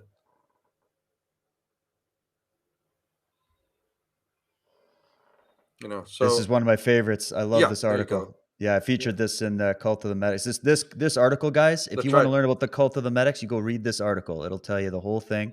There's some great symbols you show in here. Look at that. There's your could you say a little bit about this? In this sign I conquer, this thing? Yeah, that's just again the chivalric knightly idea that let it all be known. And they have the twin swords back there, you see, showing it's 2 cults, because I call them Sarionatinus. But you could say that's the Knights Templar and the Knights Hospitaller. They start using this after they'd, remember they have the famous symbol of the 2 knights riding the one horse? Yep. Right. So this dualism, and of course it's a pyramid seen from above. Yeah, the crown is very, very important because that's Akhenaten. Here you have the double cross of Lorraine. Again, showing a collusion between, and you are being double fucking crossed. Now, that is Scottish Rite. How many churches in America are called Scottish Rite? Yeah. How many churches, how many hospitals are considered Shriners? People got to start looking into this, and you'll see the Masonic connections immediately. Yeah, as a badge. There's the double cross. Yeah. And that comes from this province of Lorraine, which is a bastion of the Order of Sion. Remember I said the Order of Sion is female? So he's wearing a female symbol. That double cross refers to the province of Lorraine. It's called Alsace-Lorraine. And there's the Swiss connection there. A lot of the secret societies come out of there. People can read the article. I go into great depth. And being that the cross originated from the stars and the sky, you could also look at this cross as, the above and below. And they, of course, see themselves as the masters of both, right? And then you've got, this is the rendition of the 2 knights on 1 horse with the 2 shields, which make it a double cross. And then there's your multi-cross right there. And this is what, a Templar symbolism? Yeah. Yeah, that's the main Knights Templar emblem. And the horse stands for whores, which is their word for the female group behind them or under them. Whore and horse are puns. Exxon with a double, like that just says, and it's what, big oil company? It just tells you everything. Yeah, big oil is connected. Remember, because these people have owned the world through gathering the natural resources, which they did at the time of John Dee. A plan was made to gain the natural resources of the earth, which is why your multicultural, your multi monopolies, right? Multi cartels start spreading throughout the world. Now that's a very interesting date. You see, because before England was starving, right? Remember, I showed the master chronology through the purveyance of tobacco, opium, all the rest of it, sugar and caffeine and all of that. They were gaining wealth, and they did it by subduing China, subduing the world. And the dragon symbol is known to the Tongs. It's known to the Triads, right? These are all British-controlled companies, secret societies out in. They started autonomously enough, but they were immediately seconded into British intelligence, who then start taking elite people who spoke the language, and they moved in on the Chinese secret societies and made them into the lethal. And those boyos know all about serpent fucking venom. And they were just because the secret societies of the Templars in my Thule society premium, I go into that how the masters of Thule, whether it was von Sabatendorf, but more importantly people like Karl Haushofer had come from the East. They were agents. They weren't Germans. They were Eastern agents of serpent cults that were now told to liaise with the secret societies of Europe. Now, this had happened in earnest when the date that to always bear in mind in world conspiracy theory, a lot of them miss it, that's why it's very important, is what's called Catholic socialism. It starts in 1860 when the first are drawn up, but by 1890, the Catholic Church is now a socialistic organization. People forget this date over and over again. And I have articles on the Female Illuminati website on it. By 1890, now this is almost 20 years. And if you go back to 1860, it's almost, it's over 40 years before the Bolshevik Revolution, when socialism is meant to become the big word, isn't it? But why would the Catholic Church be signing up documents? I have them linked many times to Catholic socialism up to 40 years prior. Once you date the history of 20th century from this incident, when all the churches turned socialism to socialism, now you can answer a great deal as to why Nazis, Stalin, various groups that are just nothing. You just scrape off this veneer and they're socialists. That's why you get Hitler telling you we base our order on the Jesuits. Yeah, because they're socialists long before you even heard the fucking word. That's why, right? They're just branches of this order. They're branches of the Templars, who are now hiding under a veil of Christian socialism. So I was just going to say, yeah, they're hiding under that veil. But the thing that's interesting is all the images and documentation we have of Vatican agents and priests from those orders, Jesuits, going over and liaisoning openly with the Nazis, saluting the swastikas, the whole thing. We get in Barrow, Avern, Manhattan, and many others. The whole Nazi Thule dark occult came out of the Vatican, and I've even got that book. Actually, here, I'll show you really quick. It's a short read. It's called, I got this for Christmas. The Vatican Ratlines. What a great, just interesting veer. The Vatican, the Nazis, and the New World Order. This is an older book too. It's rare, hard to find. Who wrote that? This is, it's just Maury. Just Maury. He's kind of an anonymous author. Just threw it together. Yeah. You could read it. But you can get easy. You can get History of the Jesuits by Edmund Paris. Oh, he goes into the Nazi connection.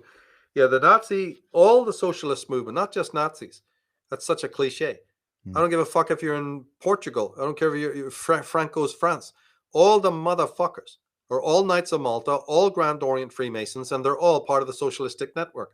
The whole thing we've been handed about Nazis being right wing and all of that is just nonsense. And you'll never make any sense of any secret society history in the 20th century as long as you keep on believing it. And that's why you have to read, as you said, the Avram Manhattans and your Uri Linas, people who have the a little bit more insight. But the thing is that group, of course, it dates back to the Illuminati in the 17th century. They were socialists. Remember, their whole mandate is to get rid of authority, get rid of kings, get rid of just like socialists do today. Every trade union worker goes, I like Illuminati. I want rid of the royals. Oh, fuck, I'm for that. So there's not a heartbeat of difference today with a bloody trade union and a card-carrying member of the Illuminati. But you have to get rid of that whole nonsense of what fascism really is. Fascism is a bundle of rods. The rods are us, the people getting together as one. Socialism, you cracked it. Once you've got that piece cracked, now a great deal of many doors open in the secret society research. As we know, people listening to this right now are nodding and going, fucking right. It helped me. It helped me. You know, they go, yeah, Michael, you're right, because all these things opened up. I understood all the communist rhetoric of my trade union loving father or whatever it was. You know, 25p or we're going to bring down the world. 25 cents raise, come on. About putting fucking white people out of work in Western Europe. You got your 25p maybe and your 50 cent. Now you don't have a job. It's all immigrants. Was it worth it? You bankrupted your own countries under the name of your fucking trade unions. And the men who tried to warn you about it went missing. You got the mafia to kill them off, like, you know, Jimmy Hoffa and all that, right? I mean, we're going to get into all that shit. Mafia were used. The mafia, anyone who's really read on the mafia knows that they're just sidekicks on the street level of the Vatican, or more correctly, the Knights of Malta headquarters down the street.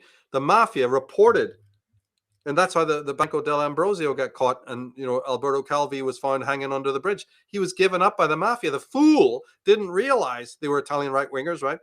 Lucky Jelly. They were trying to rip off their own bank because they were sad about the socialistic takeover of Italy. So they made a right-wing move and tried to just embezzle a bunch of money and set up another bank elsewhere. You know who they used as liaison? The New York Mafia, who answer to your enemy. That's why you guys didn't last more than 5 fucking minutes. Yeah. The stupid plonkers didn't. They thought the mafia was mafia would be loyal to them and autonomous and right-wing. No, they've been under the Opus Dei and the New York Archbishopry since the beginning of America, you fools. They tell you in Godfather 3, they tell you the whole thing about the Vatican mafia. And wouldn't it be accurate to kind of compare what we were saying before about the pirates being sort of the agents of these banking and secret societies as the mafia guys, like those little thugs on the streets, the Sopranos, you know, all your local, they're out there doing much bigger. But they're attached to the Sicilian, La Cosa Nostra, the big mafia, the Vatican, goes all the way up. I point out that the piratical families who had made so much money not only bought land like Philadelphia and Washington for their coming experiment of the District of Columbia, named after a woman. The dove is just a symbol of the female cult. But they needed to educate their next offspring. So the Ivy League University is not for you. Right? It was originally to educate, just like a maritime college. And then the Jesuits had theirs, you know, like Boston College and Georgetown University and Santa Clara University. That is one place I used to go around because I told you I lived in the Bay Area in Sunnyvale and Mountain View, and I looked at all the genetic companies and all of the different Silicon Valley companies. But I also noticed the presence of the Jesuits. They have one of their major colleges right there in Santa Clara. It's called Santa Clara College. Mm-hmm. And so a lot of people you're meeting of a day are educated in that college. That's why you got to watch what you say. So the place is littered with them. And they had colleges, all these secret societies. Scottish Rite opened pharmacies. It's all philanthropic. Of course, there's nothing evil about it. It's just philanthropy. We're helping the little kids, the Shriners, right, with their hospitals everywhere. You don't see the secrets. They think we're making this up. Right? They're not even members of the club. They're looking at the thing is costing $1 billion and somebody's funding it on the shores of America. Who the hell might that be? They're hardly even hiding the, and remember I told the list that I had showed all the directors of everything and how many Knights of Malta there were. I probably still have that document somewhere. It was taken offline. But your William Colby's, you see, and your General Haig, you know, and thousands of others, all of these people like these Caspar Weinbergers, all the people in government from the president changes on the surface, and he can be a Mason or he cannot be a Mason. But behind him, his administration is largely Knights of Malta. It's one of the most powerful, it's called the Sovereign Order of the Knights of Malta, SOMOM. So look it up. Maybe you'll find a list that does still tell you how. And when you see that, it doesn't matter to you anymore about CFR or trilaterals or, you know, whatever else you may have. Once you understand This order is the one that's replete. And these are the names that you recognize from American history. It's all over. Then you realize the CFR and all of these things, they're important, but they are just satellites. And to give people like Dr. Coleman as Jew, he does mention these orders, right? Others won't, because again, remember, it looks like you're coming down on Catholics. And that's the way it's designed. Another writer, like an Anthony Sutton, may be very well-meaning and not want to put off his Catholic readers. So he's not going to really tell you about that. And another guy will, right? So this is why the research is quite extensive, because it's up to you then to find out who's telling the truth. In the Brotherhood of the Bell, they do it very, very, very, very, very cleverly. They do implicate the Catholics, but it's done in a way that's so subtle you would never notice it. At the end of the film, at the Brotherhood of the Bell with Glenn Ford, when they're addressing this pick, the audience at the end, which just represents all the idiots of America, right? Coming down to the box. You get your little racist guy, goes, it's all about white on black, and that's the end of the story. Then they have a Jew baiter bitch, comes down, tries to tell you it's all about all the Jews, which is still rampant today all over the web. Well, they do a beautiful job in that film. But if you listen with educated ears, they do implicate the Catholic Church. But normally, a lot of them are Catholic. Some of these people who've exposed the Catholic Church, come out of Catholic families.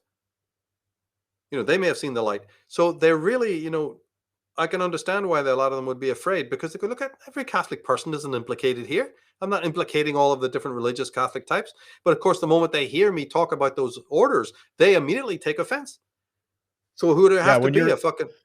When you're going after Christians and that in your articles and when you're talking, you're always keeping your sights on the top of the pyramid here and what they mean by those terms. And the problem is we're lost in language, aren't we? I mean, these cats hid behind the veil of being good. They hid behind the medics. They hid behind the religious orders, many of which, whether people want to take all the beliefs or not, but many maybe had very benign intentions, but then got totally infiltrated, taken over, and then by these orders, right? Who then go, yeah, we're Christians. We're here for love and light and all the reasons you fall into these Christian groups or these Jewish, Islamic groups or whatever. And then they've controlled those strings from the get-go. There was an audio I was listening from you back 2007 or something, was just a clip from one of your interviews. And you were mentioning about how there's the surface level, or the religions of the world are for the marketplace. Behind the lodge doors, these guys who all wear the costumes like your popes, just like your politicians, they're all there. Yep, we're here. We're the Shriners. We're the hospitals. They're having a laugh because they worship their own secret religions. So they're going to say, hey, I'm a religious Jew, or I'm a religious Catholic, or I'm a Baptist, or I'm this, or I'm that, or I'm a New Ager. Huh? But really, they're all controlled, just like even all those cults I was researching, the California cults, your Heaven's Gate, Jim Jones. There's a CIA intelligence connection to a lot of that as well, which that's your intelligence connection network that feeds in from that those elite orders and controls government and surveillance. But yeah, just a little bit about how what we're talking about here is there's the surface level that most people view and they identify, oh, I'm going to pick that crowd. I'm going to pick that crowd. I believe in this. That sounds good to me. That's different than what these cats believe. They've hijacked all your religions and all your cults. I've never met a Christian who knows anything about Christianity. I've never met a Jew who knows anything about Judaism. And that's for a reason. They've been given the documents and the books that they're meant to read, or the scriptures, the official scriptures. We're the good guys, and those guys over there are evil. Yeah, but if you were sitting at the pew at the other place, they'd be saying the thing in reverse. Doesn't that ever worry you? That worries me. That every one of these hundreds of denominations all believe, they've got the Karaite Jews. What an amazing group. But they hate official Judaism. They do not acknowledge any priestarchy or any Temple of Solomon. But the official Jews think they are heretics. When I listen to the Karaite Jews, I get nothing but respect. They're telling you so much truth. And they're totally against any official priestarchy. So the Christian doesn't know where Christianity comes from, and that fucking Pope is dressed from head to toe as a fucking pater nostras of Mithraic cult. The fish hat. He's The wearing a Druid gigantic Star of David on the mitre. Why would the wow. Catholic Church? I thought this was a Jewish symbol. You can find it in Catholicism long before Judaism even started using the Magen David. And the Jews know that. The Jewish scholars, you'll find that. Max de Mont, all the top Jewish scholars go, that came around in the 1800s. Yeah, in the Catholic Church, it's been used for centuries because that's the Illies, the priesthood of the Illies, right? The priesthood, downward pointing triangle, and the Illies are the Lord's, the upper, the ringing of the bell to get the villagers in line, right? All the rest of it. The whole thing is about the people serving these clerics. Right. And so when Nazism comes along, and the bamboozling of the MI5 authors who controlled the publishers, who said, you write this shit about Germany, the most benign empire that man has ever known, and Bismarck's Prussia, still to this day, the finest welfare state, and a good one, a legitimate one for workers, national workers, not blow-ins, stealing your fucking jobs. All of these wonderful movements, truly liberal potentates, right? Even old Archduke, not Ferdinand, he got killed at the start of the Second World War. His father's name has just escaped me. The old Archduke was a benign man who made so many reforms in Austro-Hungary, and fuck, they needed it. Russia, the same, a benign monarch.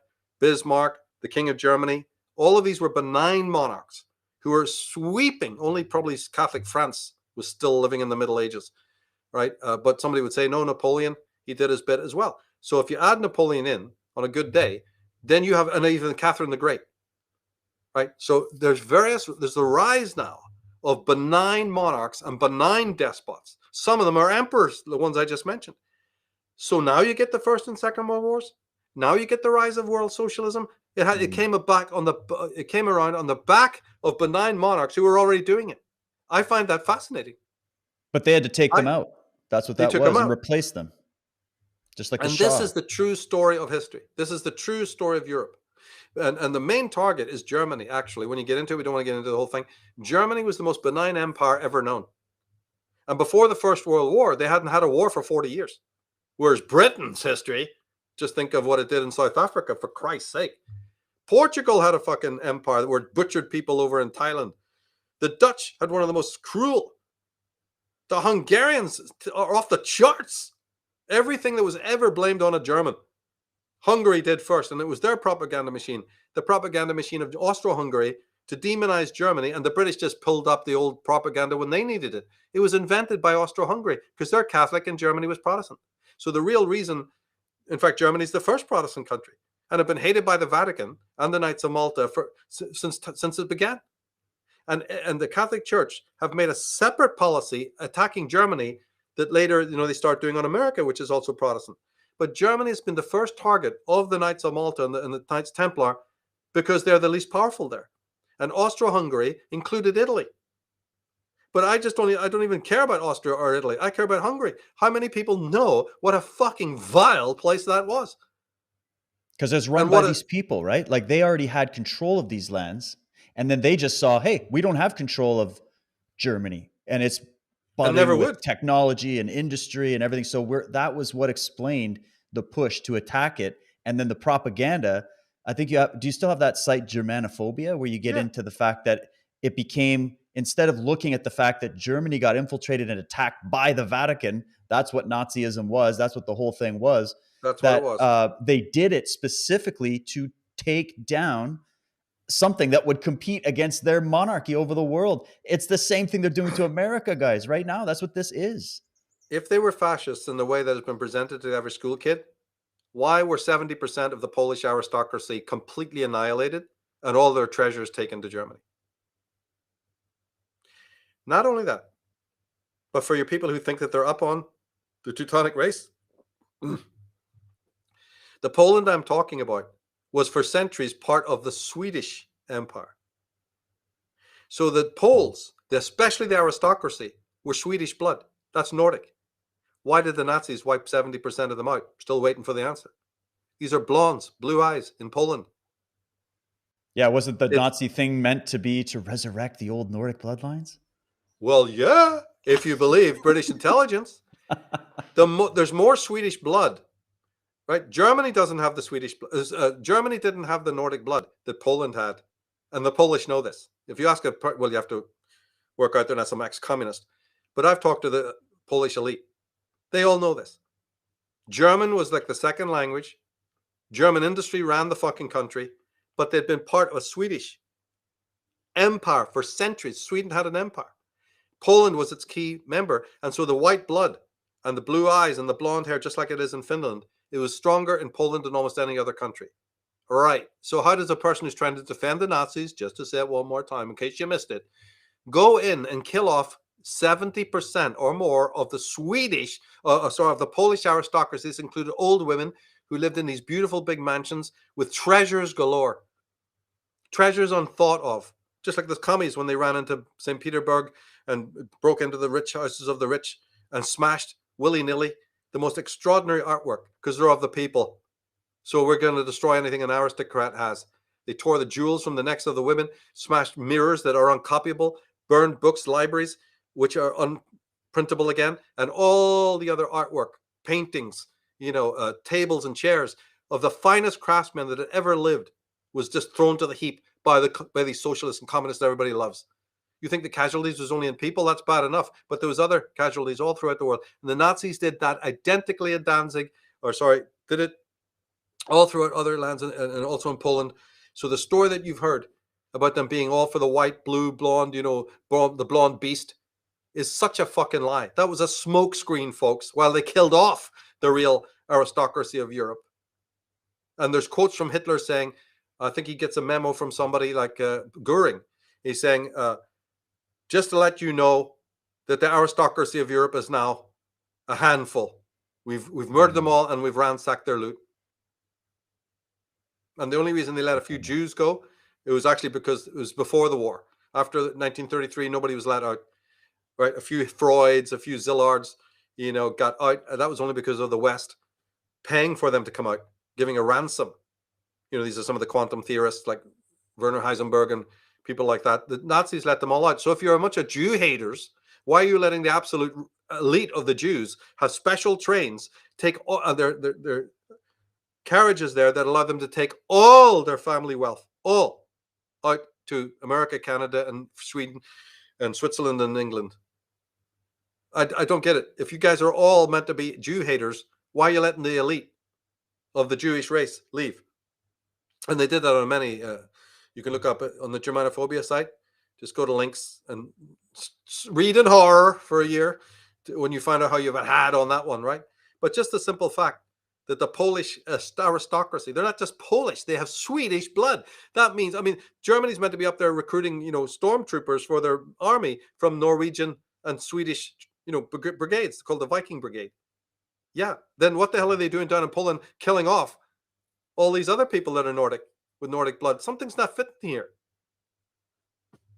Right. And no, it doesn't fucking fit because you've been lied to. You've been lied to about Portugal. You've been lied to about Spain.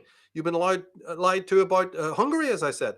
The only way you'll ever find out about Hungary is go to the reports of the German aristocracy. These are people who would have been in the military at that time and working for the king or Bismarck, who are in their memoirs. It's in the memoirs of the German elite troops and the generals of the time who thought of Austro-Hungary as an albatross around Germany's neck, which it was, and it dragged them into World War. But when you read those, you don't, Austria is definitely implicated, but Austria is by no means hated. Catholic as they were, the Germans were, again, they always were, the benign ones, the goodly ones, the ones who were always willing to come to the table, the ones that even in the worst affronts from Austro-Hungary, Germany still supplied goods, trains, and all of the different things that are needed for a culture to thrive. Hungary is the one that's implicated. They're the ones full of homosexuals. They're the ones full of spies, Russian spies. Austria as well. And it is therefore when Russia wanted to come in on the side of Serbia to start the First World War, but Germany warned, and Serbia was almost agreeing, and Austria agreed that out of the 10 points that Austro-Hungary had to agree to prevent the war from taking place, did you know that 9 of them were acceded to? And that the First World War only happened because Russia and Serbia wanted 1 out of the 10? They wanted all 10? In diplomacy, even 8 or 7 is enough to suspend war forever while further negotiations continue to get that one. Only in one time in history did a country go to war when 9 edicts out of 10 were awarded to them by the ruling empire, and that's First World War that changed the face of the planet. One tenant, one agreement, which could have just, the Germans were begging them, said, well, oh no, we'll get your one. Stand down, Serbia, because Russia will always come to the aid of Serbia because they're Orthodox Church. So the Tsar of Russia, this golden man, this wonderful man, think what you will of him, and believe you me, I have great favor for the Tsar, the last Tsar. But in a flight of religious fucking fervor and some other fucking nonsense to impress fucking nobody Serbia, goes to war. It's not over the killing of Ferdinand. That's part of it. It's to do with these edicts that everyone wants to airbrush and not tell you about. Yeah, this So happened the door, the blame of the war is not on Germany, as British propaganda fucking told you up, down, and gazoo. And Russian propaganda was always anti-German. Hungarian propaganda was anti-German. French propaganda was anti-German, and so was British anti-German. The only people that Germany ever was, good with was America. Now, do you know that in the this is one more anecdote about this period, but what an anecdote it is. One day before the Franco-Prussian War broke out, this is a big fight between France and Prussia, not Germany, just Prussia. Prussia won. A letter was on Bismarck's desk. He didn't open it because of the war had just been declared. France again, the Catholic country France. We're talking about Vatican control here, right? It was over a trivial matter. It needed not to happen. France also thought they might come out the losers, which they did. You know what that letter was? That letter is the world we're looking for. It was a letter from the ambassador of Prussia to, CC'd to the King of Germany, but it arrived on the desk of Bismarck. It was never opened, and it was the beginning of the negotiations of a triumvirate between Russia, Prussia, or Germany at that time, since the difference was so slight. There's going to be unification in America. Now, let me repeat that. Really? A triumvirate, an industrial, mercantile, and political liaison between three of the greatest power countries in the world. The new America that had been built by Germans and Scandinavians, and if anybody doubts that, fucking no way, mate. The railroads and all the work there. The Chinese were involved, of course, but the real workforce was Germanic and Nordic. All the way across North America. Germany, just as about it's going to unify, the most powerful empire in the world, and Russia, who finally had climbed down and realized, because the Tsar had sent ships during the American Revolution, I think it was 12 ships, I know where to find the information, at least 12, and it may have been a lot more, and he sent money and aid to the American freedom fighters against Britain. The Tsar was pro-independence of America, and backed it up by sending troops, ships, guns, monies. Russia loved America, and America loved the Tsar. And the Tsar said, I think, as an act of my, like I said, they're benign despots. One of the greatest acts, he says, I'll even climb down and I'll go with Bismarck's, realpolitik, which is, he invented the term, and we'll have a triumvirate. The letter was never opened. Bismarck never found out about it because the Prussian fucking French war took place. And that was to disguise any possibility to get Germany so tied up in a war, a useless Catholic Protestant war. Again, they wheel it out. Did you know who was the great fucking help in us, as always stabbed Germany in the back? The House of Hanover, whose leaders sit on the British crown today. Not the House of Saxony, not Thuringia, not Germany Greater, not Prussia. Hanover. They're not German, they're Dutch. They have a Dutch connection. That's how the Dutch connection, the redheads that came over with Queen Elizabeth, that's who they are.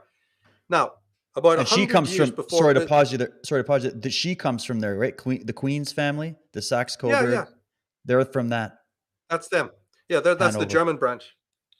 But Hanover is also connected. Yeah, that's right. They're Dutch-German.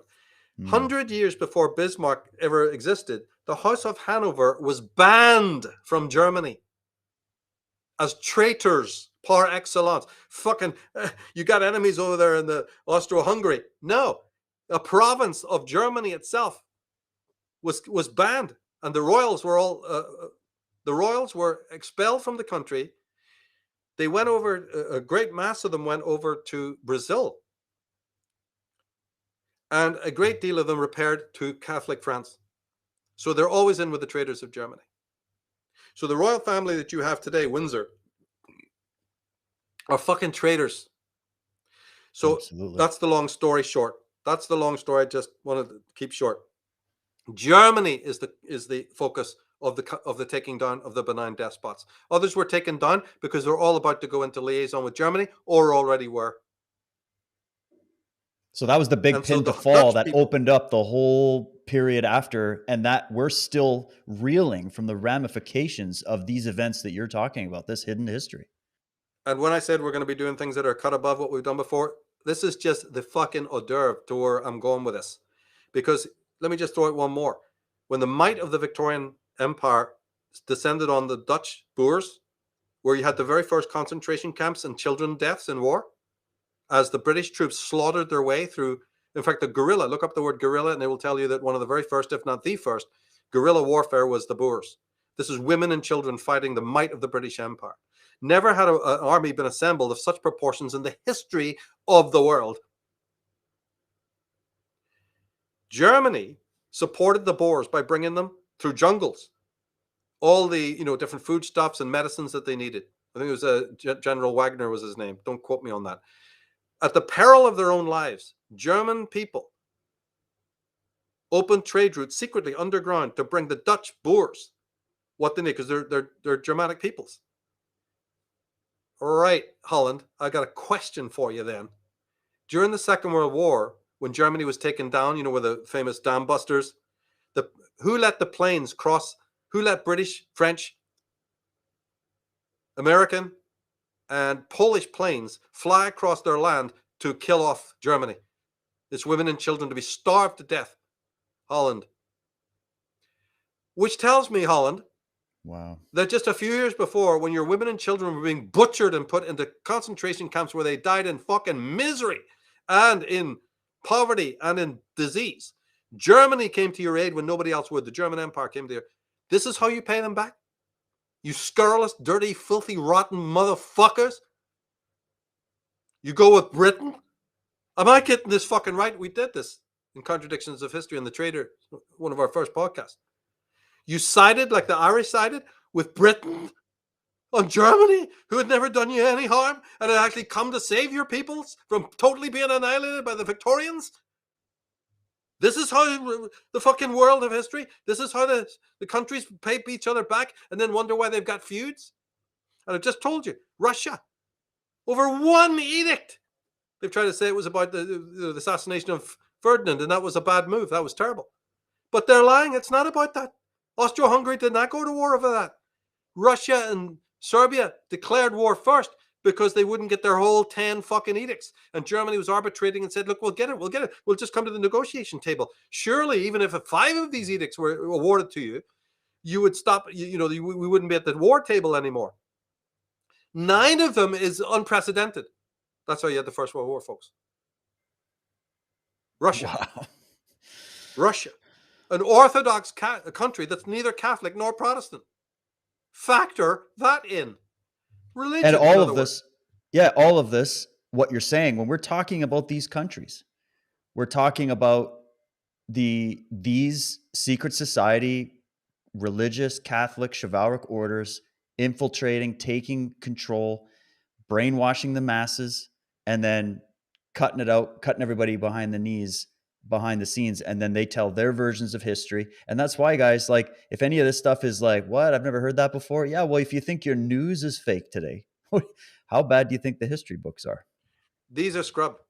The Dutch royal family is the British royal family.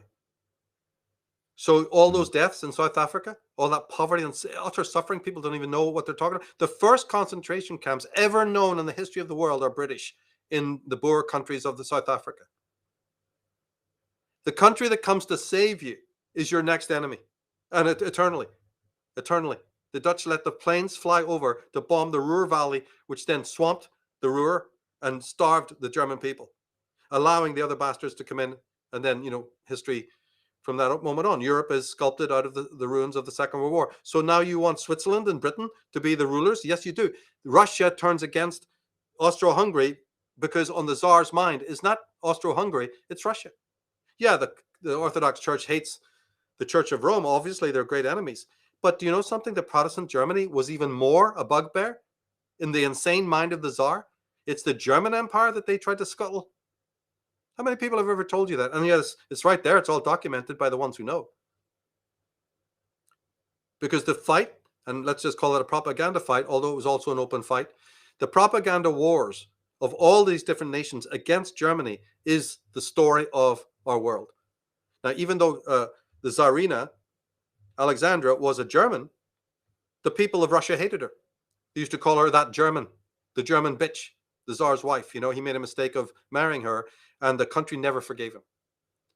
He married her to try and, create some sort of liaison, but it never worked. The masses of the Russian people and the Duma, the government there, hated Germany, hated it being on its southern shore, just as much as many Germans hated it being on the northern shore, because that blocks trade routes. And you've got to watch what Russia was doing way over in the Middle East. This brings in the Ottoman Empire. I don't want to go into it. But Russia and Armenia were allies against the Turks. And that is because the only trade route left to Russia was the Caspian Sea. It was the Crimean War, and all of this was fought over this. So the Ottoman Turks and the Arabs were anti-Russian because they knew that the Russian presence is there using Armenian spies. So when you hear about the Armenian genocide, this also plays into the very story I'm talking about, and much more does as well, the coming together of Israel and things like that. But what you don't know, and here's another fascinating part of this, although the Arabs and the Turks were anti-Russian, the communists of the world, the socialists of the world, this will later tie into what's known as Islamo-communism, which we're still going to be dealing with in the future, by the way. Nobody wants to mention that. We've had our guests on, like Chuck Morse and all, who know all about this, and others. Trevor Loudon, for instance. Now, socialism got into Islam. Look, just like it got into Catholic, the Christians. That's right. That's right. Afterwards. Communism, socialism, not just socialism, but hardcore communism, look at pan-Turkic movement, pan-Arabic movement. They were aligned with Russia. 3 to 5 of the Turkish leaders, these are the great Masonic leaders. We had Diana Springola on. People should go back and watch that. She wasn't in good health, but listen to that podcast in which she tells us and confirms that the Turkic leaders, who are all Jewish, by the way, meaning Sabbatean, they came out of Salonika, after they were defeated, ran straight into the arms of the communists. They moved from Turkey and they go to be harbored by the communists. Because they did that because the Turkic movement there also had communists within it that brought down the Austro-Hungarian, the Ottoman Empire. So I've just pointed out, Russian Empire falls. Look what we're talking about. The Tsar brings Russia down. The German Empire is in ruins. Bismarck's policies don't work. Austro-Hungary, a gigantic empire that includes Italy and many other places or throughout the world, collapses. And the Ottoman Empire collapsed. Accident. Of course. How did I not know that? Yeah, to there's zoom 4 out. or 5 empires. What's happening at the same time? America is rising. America was about to enter into a liaison that would have seen it right for, because after the travesties of the War of Independence and the Civil War, America needed some good luck. It had so much internecine fighting because the Catholics are over there in the form of the South. The man who shot down Abraham Lincoln. The South is in with the Jesuits. They're trying to bring popular, wealthy, progressive America down. Get it? The bankers were all sent from France. Belmont, Rothschild, etc. They commissioned the assassination of Lincoln. Not just him. America was going to align itself with North America. That is the world we're all looking for. So under Trump and under all, everything that's happened in the last 200 years, that is the missing piece that nobody wants to talk about. The liaison between Prussia or Germany, Russia, with an American-loving Tsar, looking at it as a progressive place. Remember I said on another podcast that the Tsar had gazillions of dollars in maybe 50 banks throughout the world? He had invested his own personal finances in America, in banks there. He was a supporter of the banking system of America. That meant that he was egging on his own people, these aristocrats, to invest heavily in America. The Tsar of Russia, investing so heavily in America that America would have been solvent, mate. Economically, wouldn't have had to rely on Britain, wouldn't have needed to enter any into First and Second World Wars in order to appease the British, to get some air bases and to get some, economy. This is Churchill's deal. Churchill, the filthy maggot of history, loved America too, but in a different way. His mother was American, and he went over there to seduce Bernard Baruch and Felix Frankfurter, in order to get mercantile, because Britain was sinking. Britain is a third world, not fucking the German Empire that got scuttled. Even Russia finally says, the greatest enemy Germany ever had, says finally we will now go into liaison with our old enemy Russia, because it's Germany, because it's worth it, and we've got a fairly good man in power there, and they're about to unify, and things will be good. We can't afford not to unify with them. So this triumvirate, folks, is the missing piece. And what I've told you is just a little bit of an anecdote here, but it is another cast of criminals, because once you look into this, then you find Hungary, Austria. Yeah, fucking cast your eyes down, you bastards.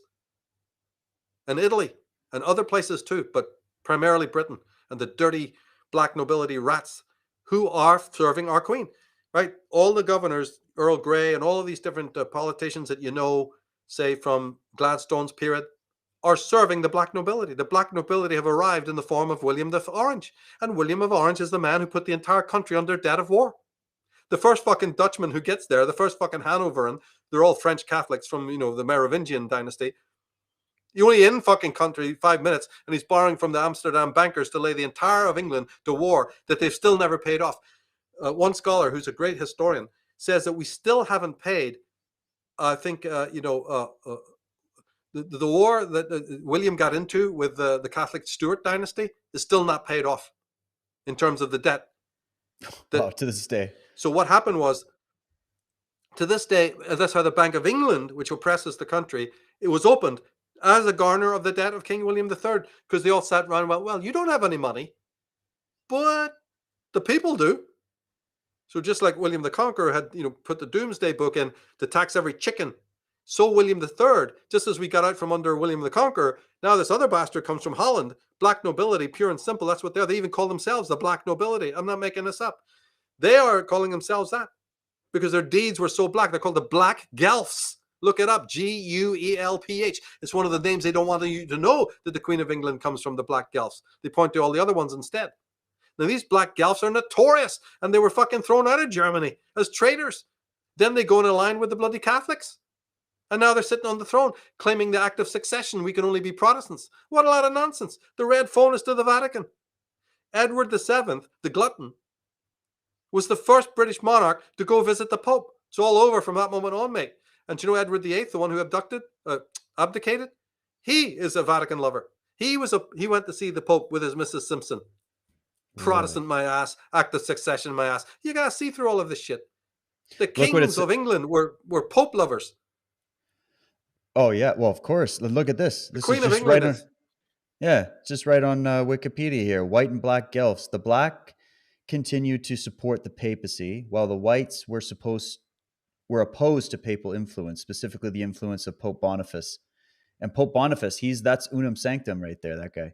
Dante was among the supporters of the white Guelphs, and in 1302 exile when the black Guelphs took control of Florence. Wow. They're the black nobility. That's the Black Venetians. Dr. Coleman and Webster Tarpley call them the Black Venetians. You can read all about it. I've been putting it into my work since the Origins and Oracles. Now, this group is the most perfidious, and they are the elite. And there's your connection to the Catholic Church. They've always been secret Catholics, which connects them to the Knights of Malta. Now, back full circle. In England, the Knights of Malta are called the Venerable Order of St. John of Jerusalem. Right. You showed a picture of them earlier with the black robe and the Pate cross, right? Yep. So the Knights of Malta, or the Knights Templar, operate in England under a Protestant guise called the Venerable Order of St. John of Jerusalem. It's all on the Female Illuminati website. The Queen of England is its supreme head. She's the distant cousin of the leader of the Knights of Malta, Andrew Bertie, who heads the real Knights of Malta in Vatican. They're not Catholic, by the way. So the Queen of England heads the Knights of Malta in England, and her cousin just happens to be of the same bloodline, and you know that their bloodlines are quite extensive, just happens to be the head man, the leader, the lead prior of the Knights of Malta. What a fucking coincidence. They bank in Lyon, London. You've been to the London Centre where they bank. Oh, it's insane there. The symbolism all over the Bank of England now. They bank in Switzerland. Yeah. Brussels. It's Templar dragons. Yeah. Right Brussels, down there, right? They're all over. Yep. They're in America. Yeah. Yeah. So when that letter didn't get read, and the Catholics were able to then breathe a sigh of relief and come into America through Georgetown and Boston College, and now they're everywhere. The diocese of New York City and Philadelphia, it's all Catholic. They could breathe. The damage was done. The Tsar gets killed. How can you have a triumvirate with a guy who's not there anymore? All of these empires fell. They knew America's empire was going to rise, but it had to be scuttled from the start. I'm not indicting every Catholic any more than Malachi Martin was. He is one of them who turned coat. Father Rivera, Alberta, Rivera, Father Chiniquay, on and on it goes. We've got the list. Edmund Paris, right? You can be inside. What I want you to do is do an Avro Manhattan. Be from the inside of these secret societies and blow the fucking whistle for the sake of humanity. Don't let these demagogues rule. Because they're not of you. They wave the British flag or whatever, but they know what it really means. They know why they got those dragons at the City of London. They know why the symbols in Pall Mall and all the other places I studied. Now, I couldn't study that symbolism in America the same way because it's not the same, is it? But I did the next best thing, which is continue studying symbolism. But this time it was in the Silicon Valley, Sunnyvale and Mountain View and Palo Alto. And I learned just as much from studying that as I ever did from studying, the stuff I would have done in the streets of London or Belfast, right? And while I was studying that, I was wondering, why does Taco Bell look like a church? Why does Jack in the Box? Remember we said cube? I'll tell you something funny. Cube is probably Sibel. Let's take a take on her name. Cubel or whatever. Cube is sitting where? Where's the black cube of the goddess? Sitting in Mecca. Mecca. It's all female symbolism. But did you know that the Holy of Holies within the Temple of Solomon is a cube shape? There's another cube. Right. Did you know that the thing worshipped in a Masonic lodge is called the double ashlar or double cube? Right? Because although it looks rectangular, the Temple of Solomon, when you actually go into the part that's actually the Holy of Holies, and there was all this orgiastic symbolism around, the banner there was a large banner with a 5-pointed star on it that the priest had to go through. 5-pointed star is always female symbolism, sex magic. So the drape was a gigantic 5-pointed star, but the curtains on either side were all filled with Kama Sutra, orgiastic sex symbols. This is whistleblown by Jewish scholars. I'm not making this up. And then when you went actually into the inner sanctum, called the Holy of Holies, it's a cube, folks. So it's Sibel symbolism all the way up and down.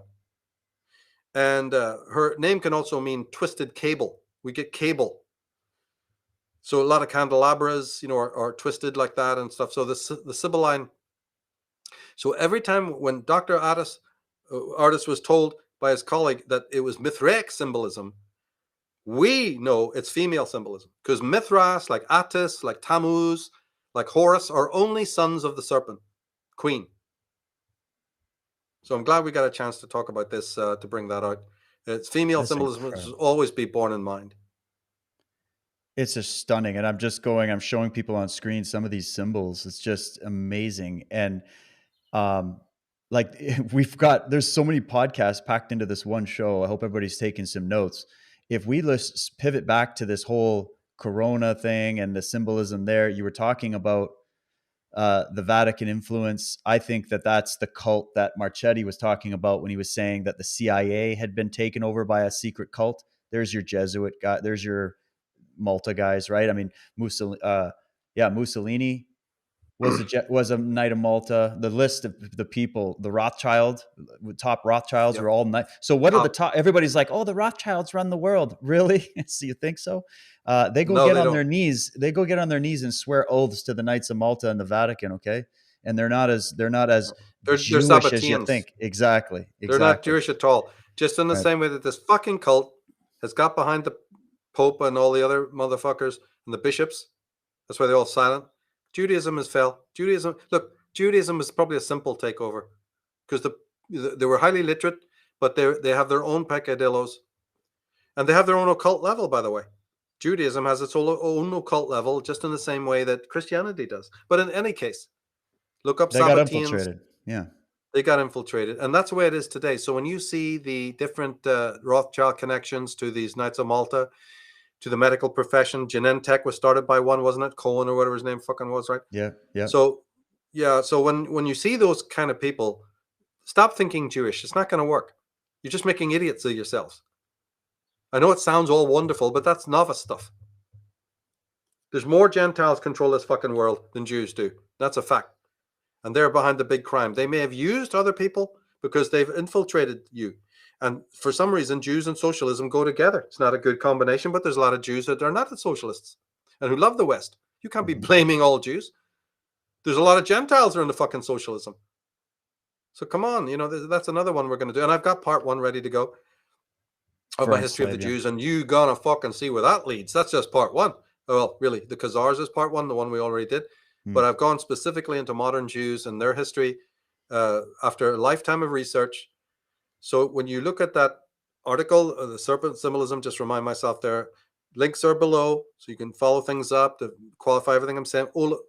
Ophiolatria, the study of the serpent, and what they leave out, I've put in, that it's primarily a female cult. Acolytes are those who are initiated into, that the goddess offers up family bloodlines, and that motherfucker in Italy had it. Oh, I'm one of them. I'm going to show you. Look at my coat of arms, or these Alfa Romeo heads, who are all Club of Rome. They actually sometimes want to show you that, but they'll do it symbolically because they know that then 95% of the population, even in Italy, don't have a faintest idea that one of the most elite families of the black nobility is called Columba. There's your Columbia. Yeah.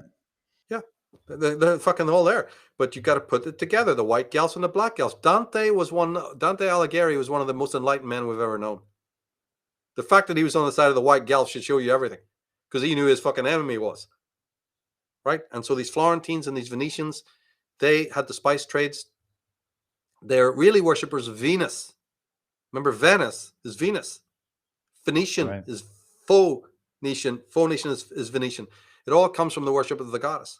And you can prove this. It's along, through the symbolism, through the alignments of different other great stately homes, various other, you got to be able to see through the veil. That's what my work is always dedicated to, is look to the female power behind the throne, even in America.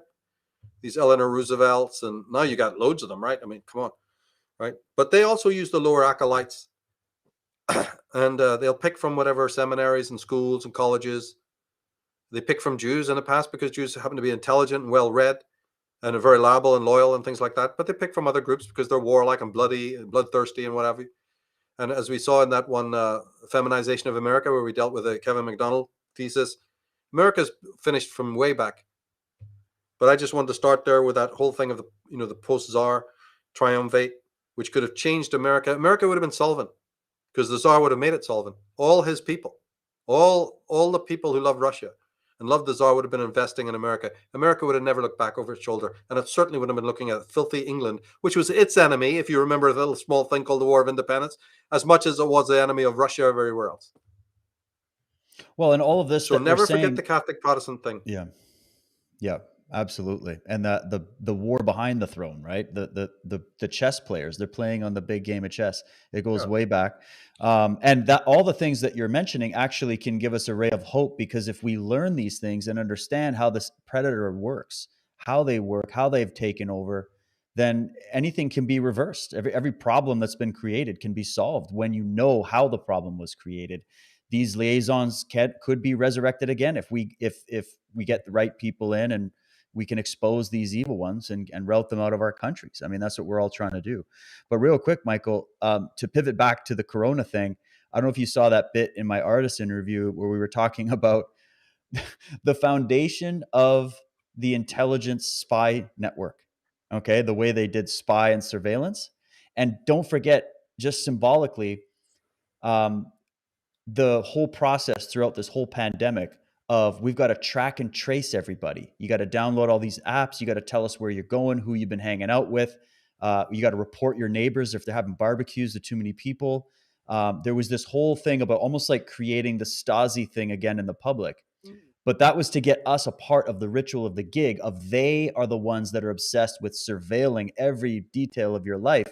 And is it any coincidence that the name of one of the major programs that was launched for surveillance in America to surveil the world? Look what it's called. Yeah. The Corona program. Yeah. And just they write these little books. Ooh, the Corona star catchers. Stars, like it's all over. You just get I haven't even seen this, but look at the way they're all sitting. It's a triangle. Oh my God. Yeah, they love their symbolism. You'll find many a cover of a magazine with Masons standing in a triangle or sitting at you've seen that one where all the presidents are sitting at a table and there's a giant eye, all-seeing eye in the middle of it. Yeah. Clinton and others, or the Bohemian Grove connection, which is an owl is Minerva, right? Owl is Athena. Minerva. Athena, it's a female symbol. The Bohemian Grove are a clutch of elites who serve the female Illuminati. They don't even hide it. Because Minerva, right, the owl goddess, was Sulis in England and Anat in Babylon. She's also known as Neith in Egypt. And she's known as Athena in Greece. But Athena came from the Egyptian Neith, who comes from the the Canaanite Anat, A-N-A-T, sometimes with an H. And even the goddess Tanith, T-A-N-I-T, is somewhat related, like a Babylonian version. So it's not Astarte. It's not, that's a different goddess, right? Anat. And Anat held a bow and arrow, which became the Rothschild symbol. Neith is in a red dress holding a bow and arrow. The Rothschild, the red shield. Neith holds the red shield and dresses in red, the Egyptian goddess. They are not Jews. I'll make a fucking pig's ear out of you if you want to pull that one. That's dead. That's pantomime, you fucking twats in this fucking movement. You can't see the fucking trees for the wood, right? I mean, it's just ridiculous. This is all Egyptian symbolism. Proved it 1,000,000 times over. And Athena in Rome, is it in Rome or is it in Athens?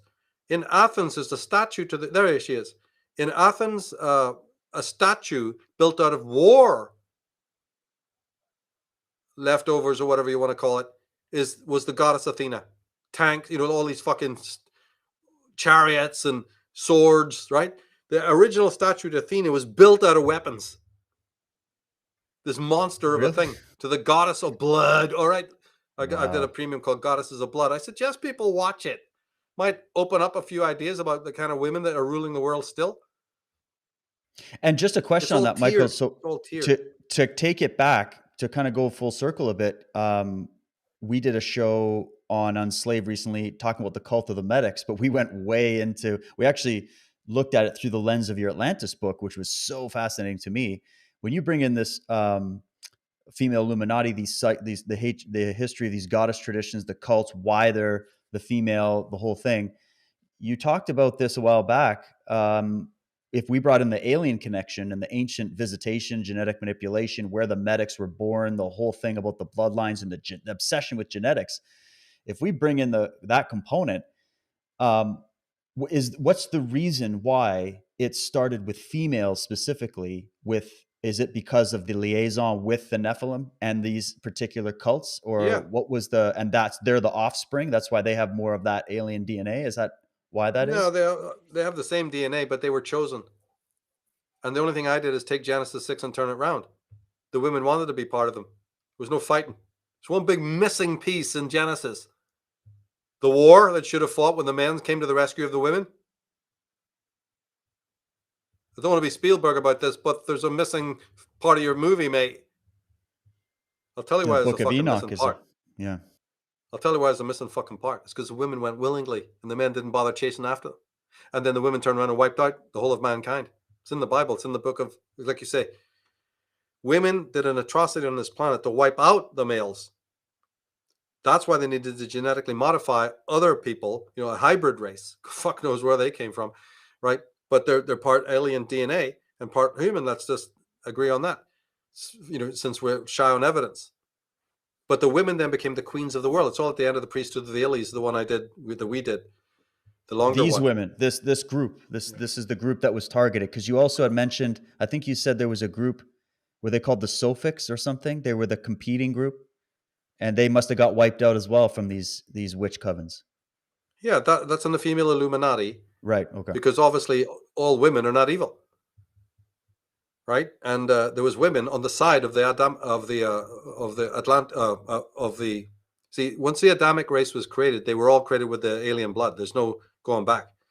But there was women on both sides. There was women who wanted to serve the light and the truth, and that's where your Blavatskys come from, who were the ones who were pointing out the real devils, and then always advocating we need to use the same spiritual rites and rituals, let's just call it, that our enemy does. Otherwise, you can't win. And they're quite right. I agree with them.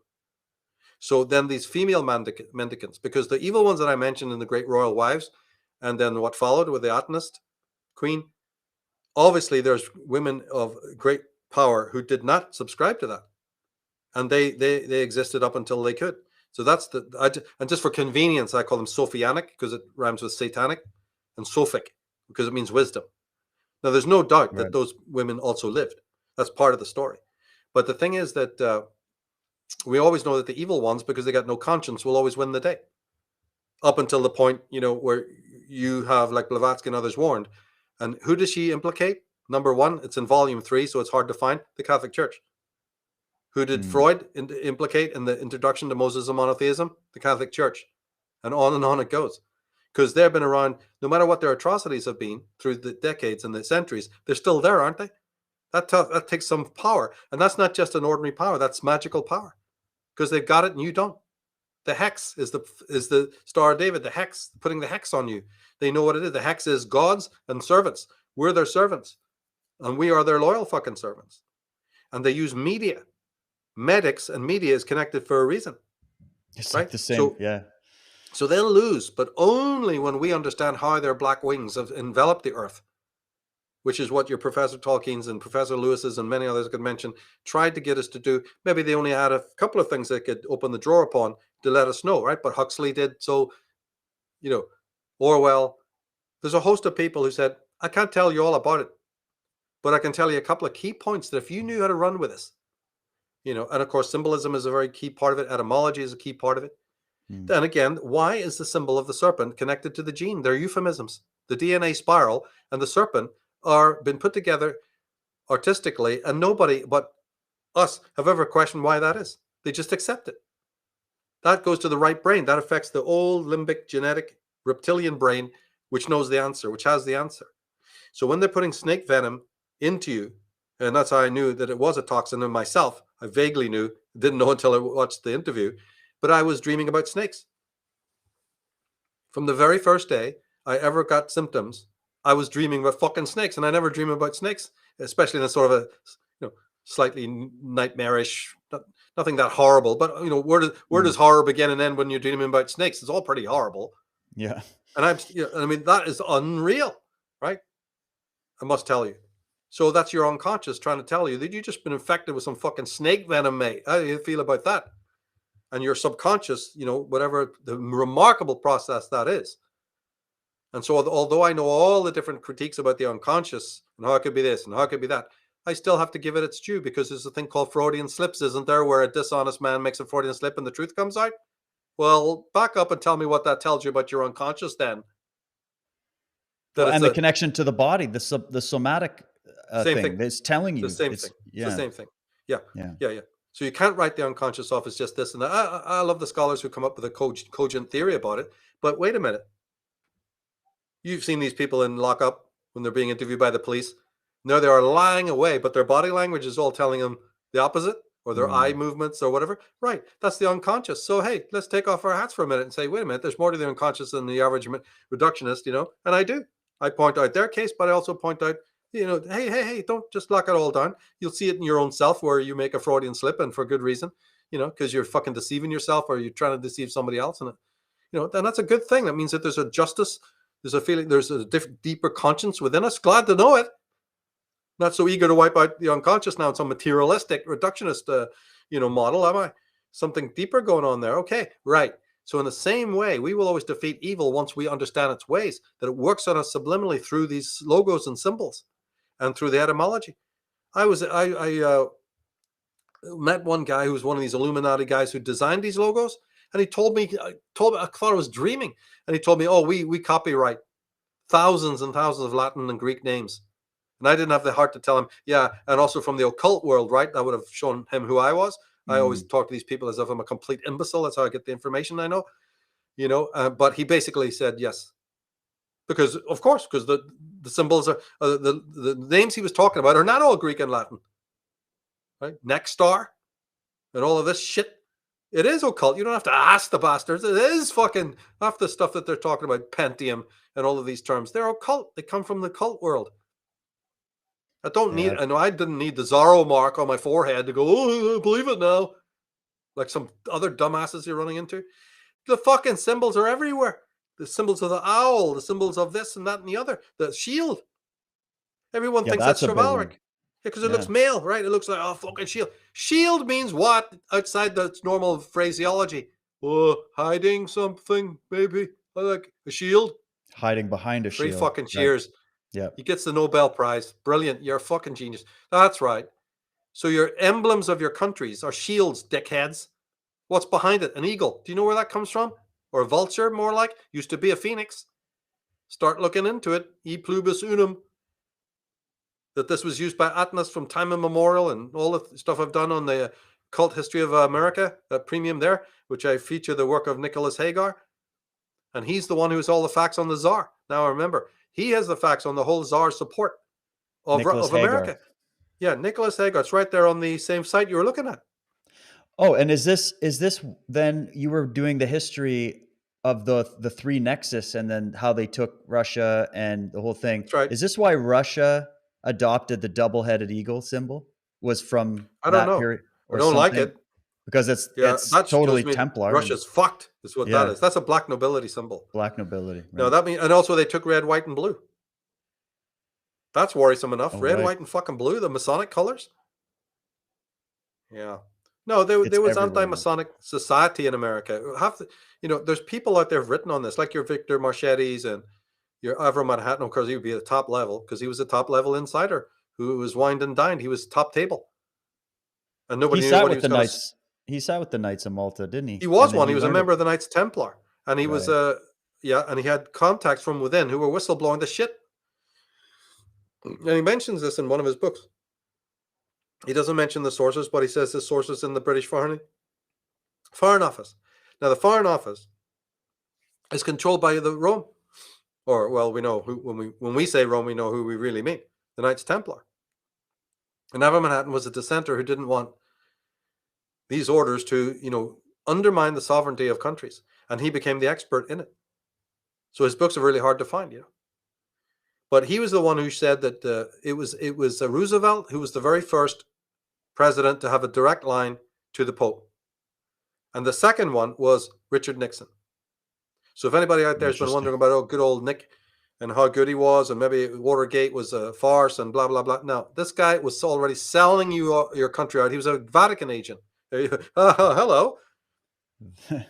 Yeah, wonder what that could mean. That's one of my Bibles. I've read all his books. Vatican Holocaust. Yeah, another one. Unbelievable. When he wrote these books, right, he was in consultation with Serbian prime ministers, Serbian generals, all, because Serbia is the great enemy of the Vatican. People didn't know that. Japan as well, by the way. Might explain the 3 betrayals of America to Japan since before the First World War, like why they were involved in those wars against the West. A little bit of a story. I don't know. People might want to know about that. But anyway, he explains that. See, the Jesuits had been expelled from Japan in the 16th century to a man and never allowed back in. Ever. Their number 1 list of the hatred of the Jesuits is Japan. Their religion and their ways. Yeah. But they got into China, which is exposed in Shogun, that Film Shogun and other books. Yeah. And the greatest writer on that is actually, if anybody's interested in that Japanese number, they should read, because I want to mention up-to-date books, read Pat Buchanan, Churchill, Hitler, and the Unnecessary War. He has chapters on it. It's actually a fascinating book anyway. It's on my highly recommended list. Churchill, Hitler, and the Unnecessary War by Pat Buchanan. All his books are masterly. He's a great, great guy. And, very pro-Trump and all the rest of it. So, a good patriot, I would say.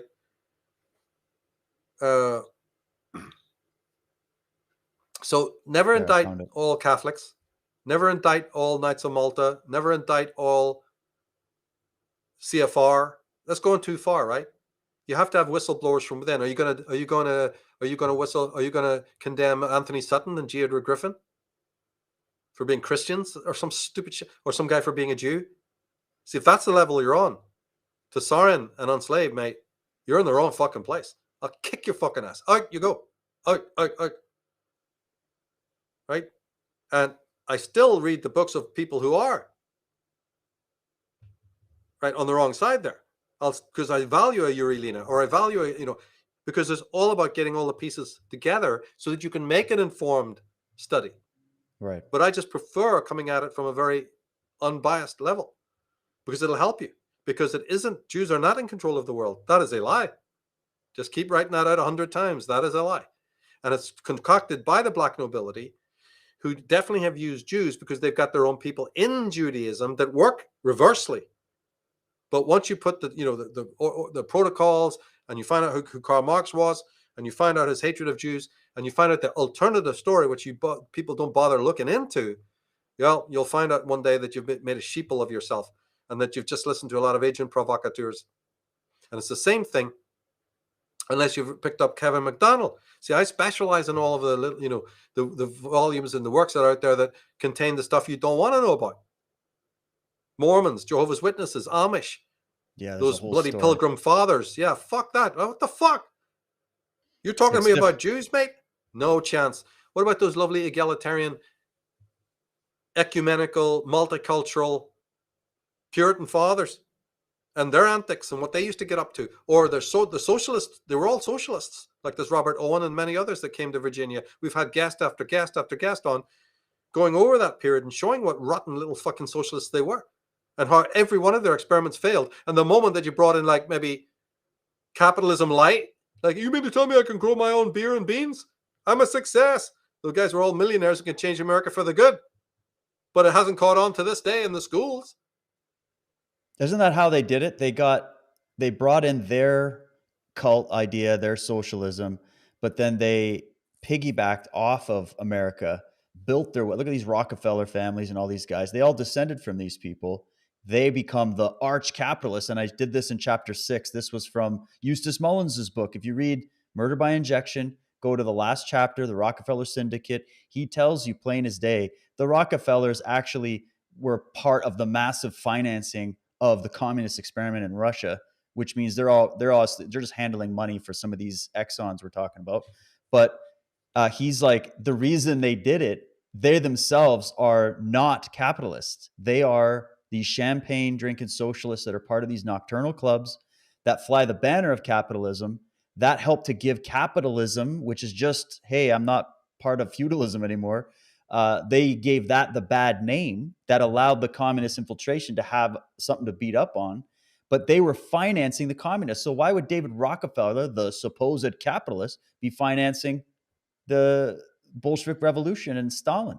Well, they're also the same people that were financing Hitler. So I thought history tells us, I thought that it was the Nazis versus the commies. I thought it was fascism versus communism. It's because not. It's all smoke and meat. Yeah. Yep. Well, these are internationalists. They're not communist. They're not capitalists. They're communists, and they're international Masons who just were rich enough to be able to ensconce themselves because that triumvirate never happened, and the voices that could have warned against it weren't there to do so, both in Germany, Russia, and other places. They swept them aside. The first attempt was the Civil War. That's how they tested the waters. And even though the South technically lost, we're famous for losing the wars we win. as every person in the military knows. They won the greater war. The banks, the National Bank opened up again after Andrew Jackson had tried to wipe it out, and so on, so on, so on. And the groups that you're talking about are just internationalists. They either subsumed ordinary capitalists that came out of America early, or those themselves, man, were guilty capitalists. There's no such thing as a guilty capitalist. He's not a capitalist the moment he feels guilt for what he's got, or buys into some other sort of social lie. Those men you're talking about are communitarians. They're the socialists that Ayn Rand warned about. And although they are very, very rich, what they want to fund, you know, these etsois and these communitarians, look it up, you know, and all of the work we've done on that. And these people want to fund social projects that are almost straight out of Mao's Little Red Book. Right. So they don't mind that if you call them capitalists, maybe it sounds good, and maybe they do own a few Bentleys and have a few yachts. But their ideology is anything but. So that's part of our unveiling. The student must convince himself, I've mentioned several things that they must.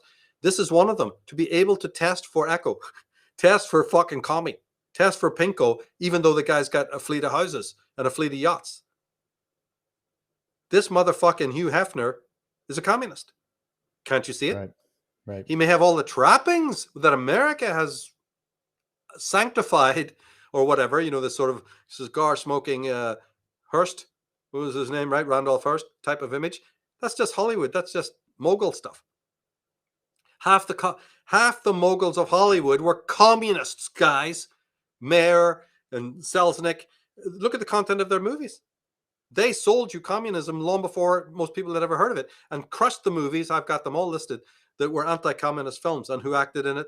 Barbara, you know, I've got all the names of the John Waynes and the Robert Taylors and the Barbara Stanwicks and Edward G. Robinson and others who were anti-communist, and Sterling Hayden, one of the most ridiculed men in Hollywood. They tried to blacklist his ass, right?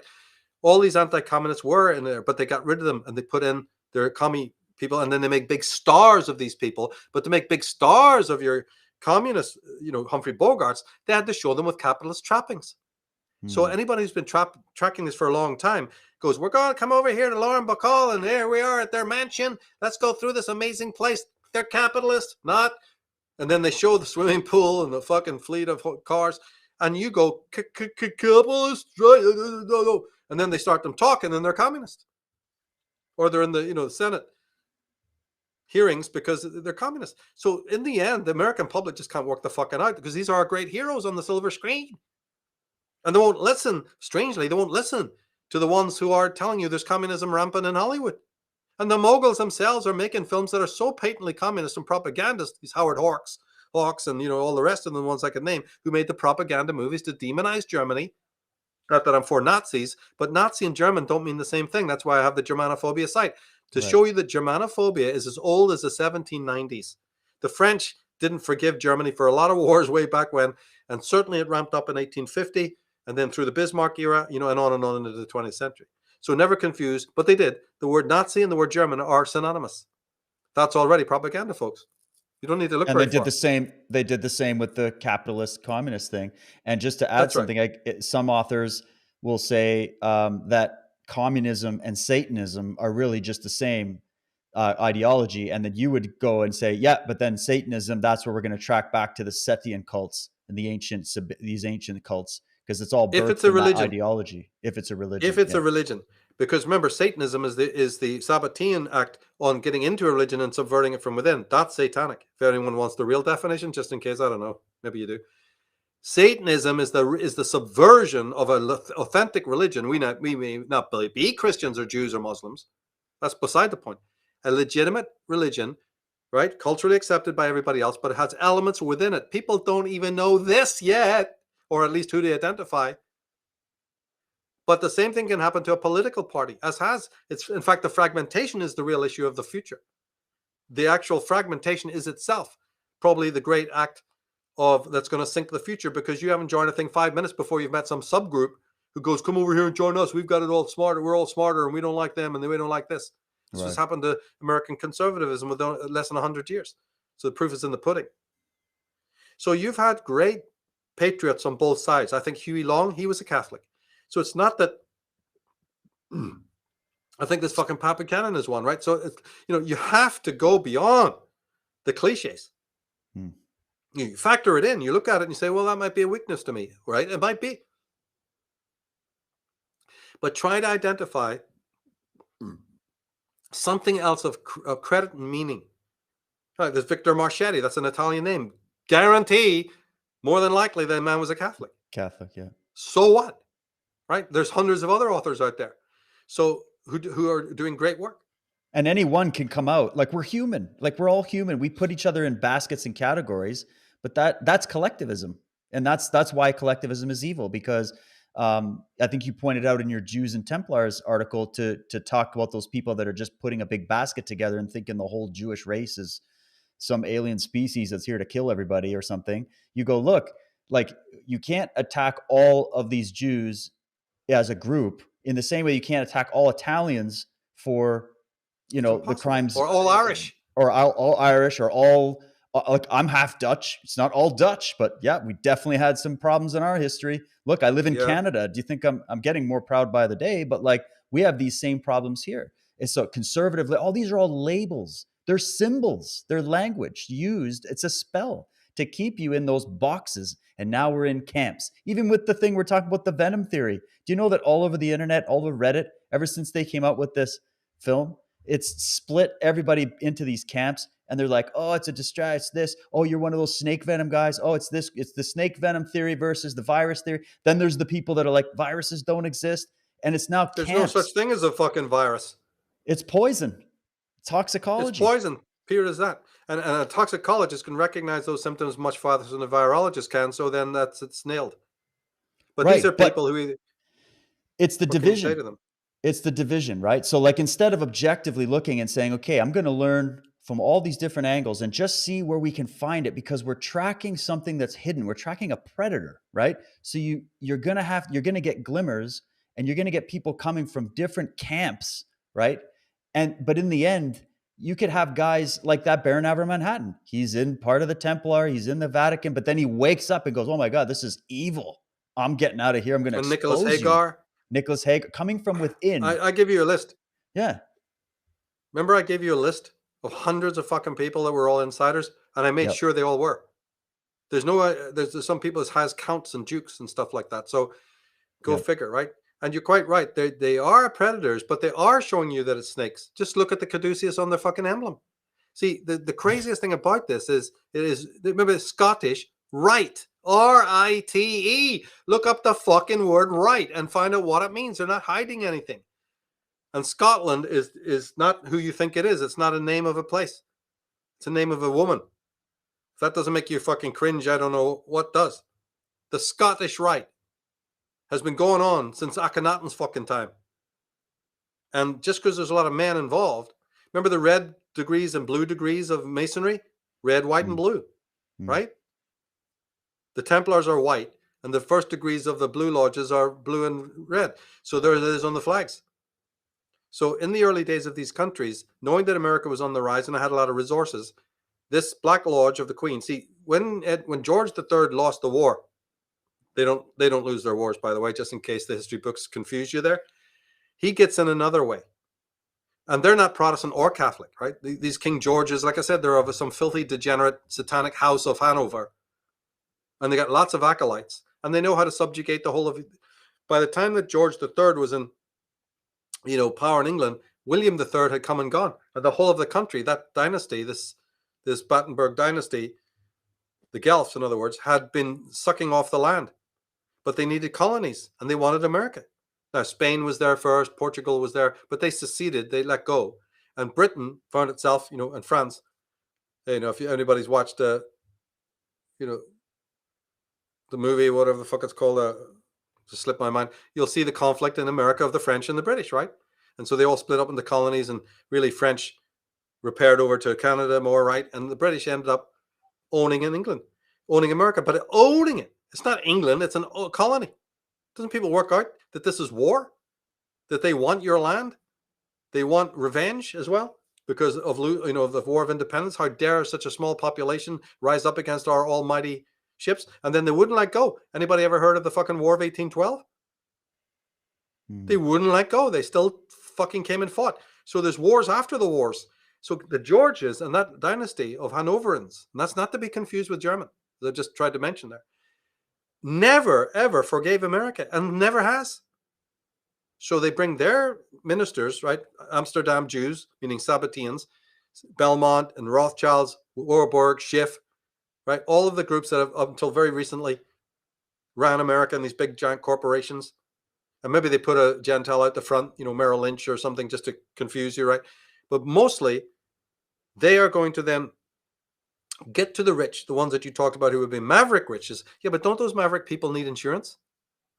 Don't they need lawyers?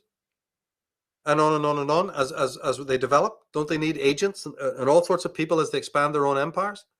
So they may have started as capitalistic, one cigar smoking capitalist. By the time he's moved it over to a board, or he's involved with other insurance companies or expanded in any way, you lose control. Yeah. And the corporatists, right, the socialist corporatists, they understood how that works.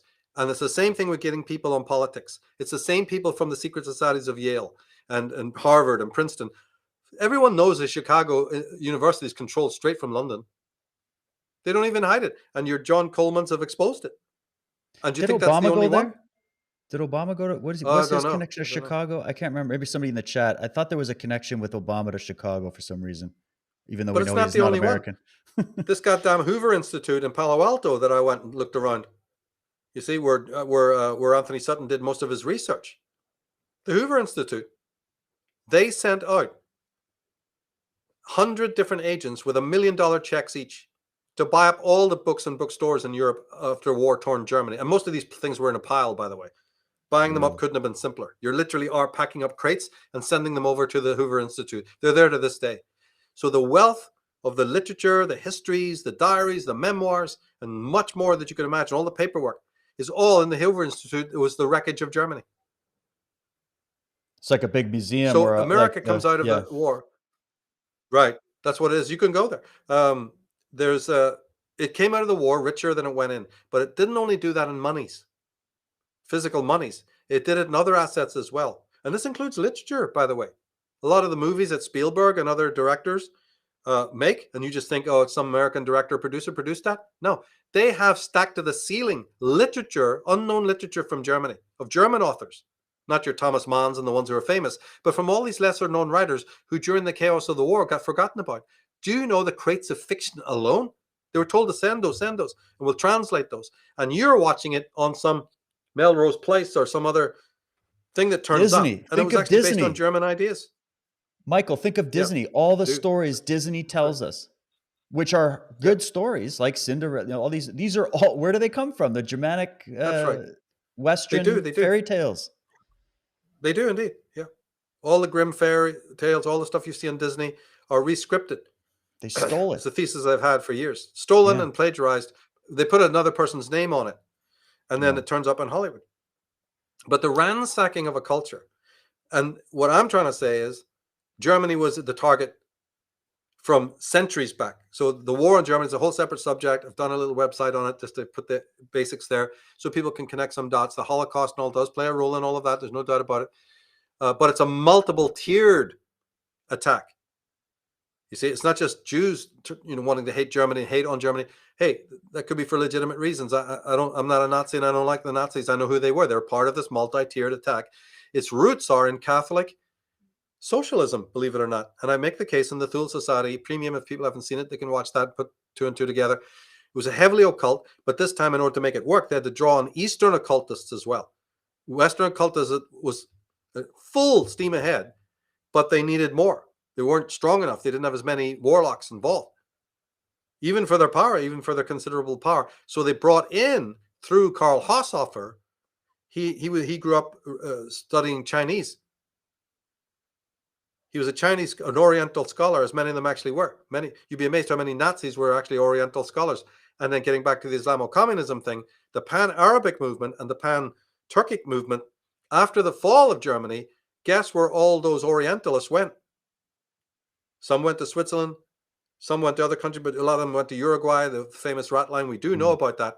But although that has been written about, there was a mass movement of these Nazis, meaning socialists, to the Arabic lands. where they were treated like absolute royalty and became advisors to the Grand Mogul, who was a friend of, not the Grand Mogul, the Grand Mufti of Egypt, who was a personal colleague of Adolf Hitler. You can see photographs of them together. Look up Hitler and Grand Mufti of Egypt. There it'll be. And of a man called President Bose. Now, he was Hindu, right? He was the president of France who strongly supported Hitler. People don't know that the president of Hitler, the president of India, formed a detachment of the Nazi army in India. But he was Hindu, but so did the Muslims. This has been all suppressed because Islamo-communism is now one of the greatest threats of our time. And therefore, all the press is suppressing it. Right? So those Germans went and learned Arabic, if they already hadn't learned it.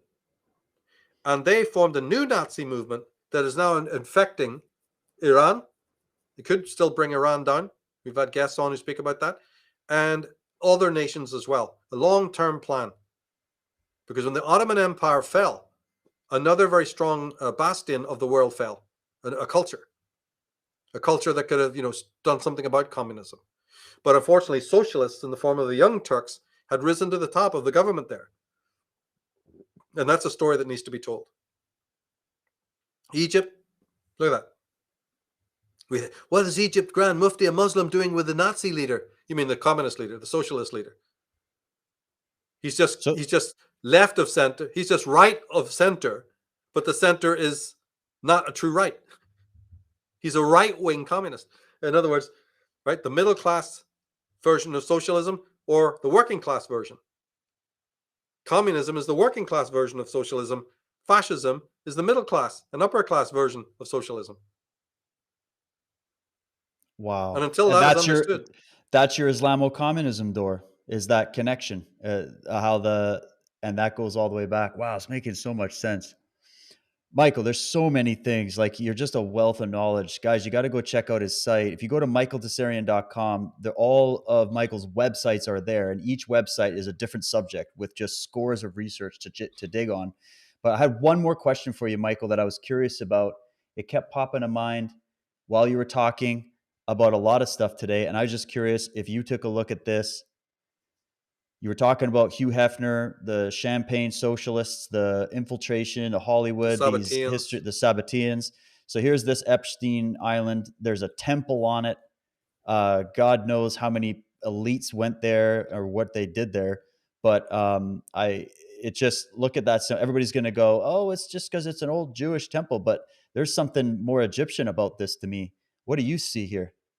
Oh, no, I've explained this in one of the articles. I think it's 5 or 6 on the Female Illuminati site. Okay. Remember that the Atenists merged with the Parthians, and then the Parthians come over, as Ralph Ellis shows, into Syria? Right? It's the same group. Right. They're Atenists, but they're Muslim Atenists. And there's a Jewish tie-in because of the marriage in with a few elite Jews back then. So it's not that I've ever denied a Jewish connection. There are. But this is the real connection. Why I wrote that article is to show you the real Jewish connection. If you have to keep on blaming Jews for everything, then at least know what the fuck you're talking about. Right? The Parthian, Atenist, Syrian connection. And that's Merovingian too, because as I said, the same group, Parthian, Syrian, Edessan, are the ones that marry, right, the redheaded woman with her Thea Muse Urania, her mother. That crowd goes over to France. They're the part of the Merovingian who had the hook nose, and that's where the Jewish William de Gauloin comes in. And he's the ancestor of the British House and the Dutch House of Orange that we're talking about. But the House of Orange is Orange Nassau.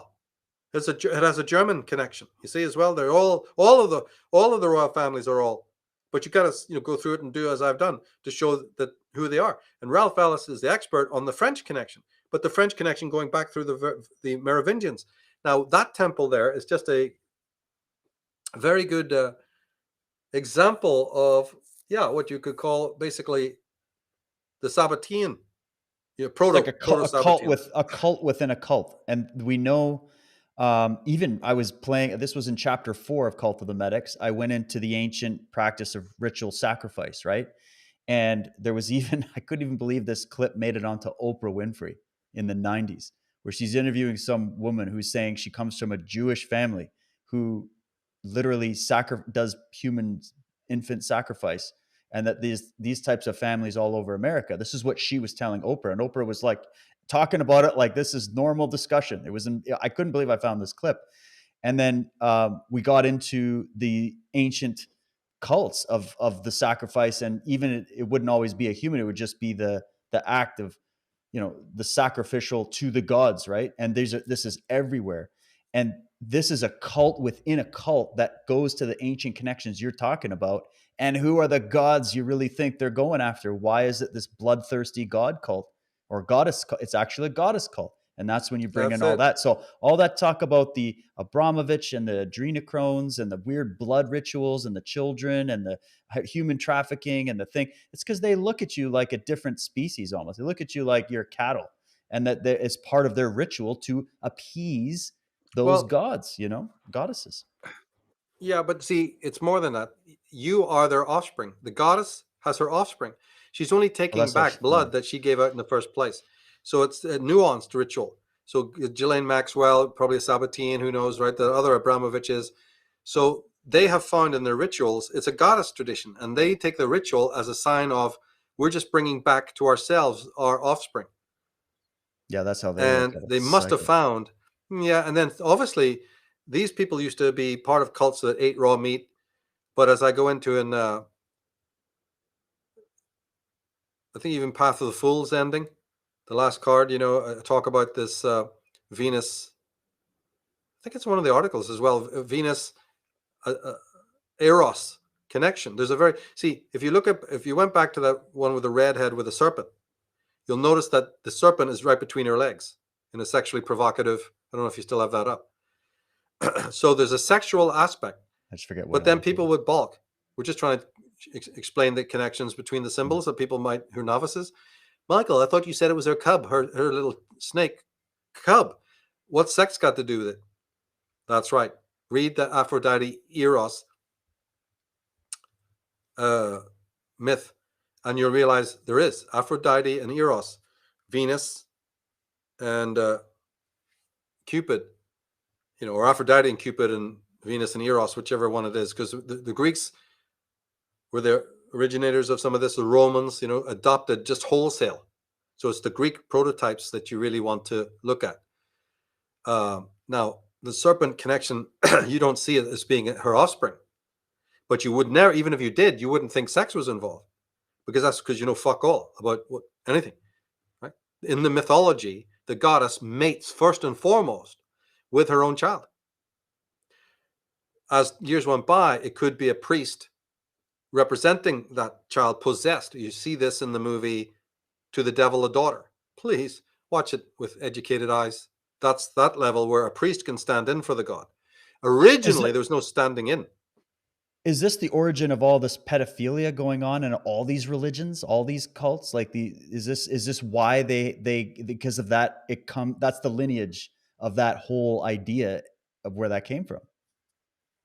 Well, you can't rule out the dirty old man thing. I mean, just look at the state of them sitting on. But there's female pedophiles too, right? There's female pedophiles too. Yeah. So ritualistically, and the female pedophile has more right to be a pedophile in this sense that we're talking now based in goddess traditions.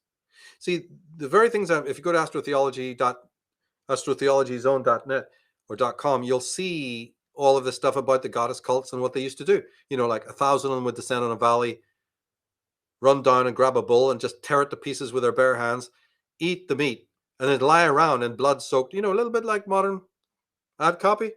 Ever. Just pointing out one of its ancient.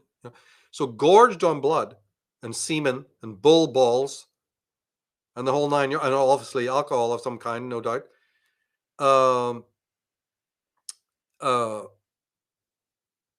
Then they would gorge, and then they go into trances, because then they take the poppy seed or whatever, or they go into caves, and they'd have all these visions.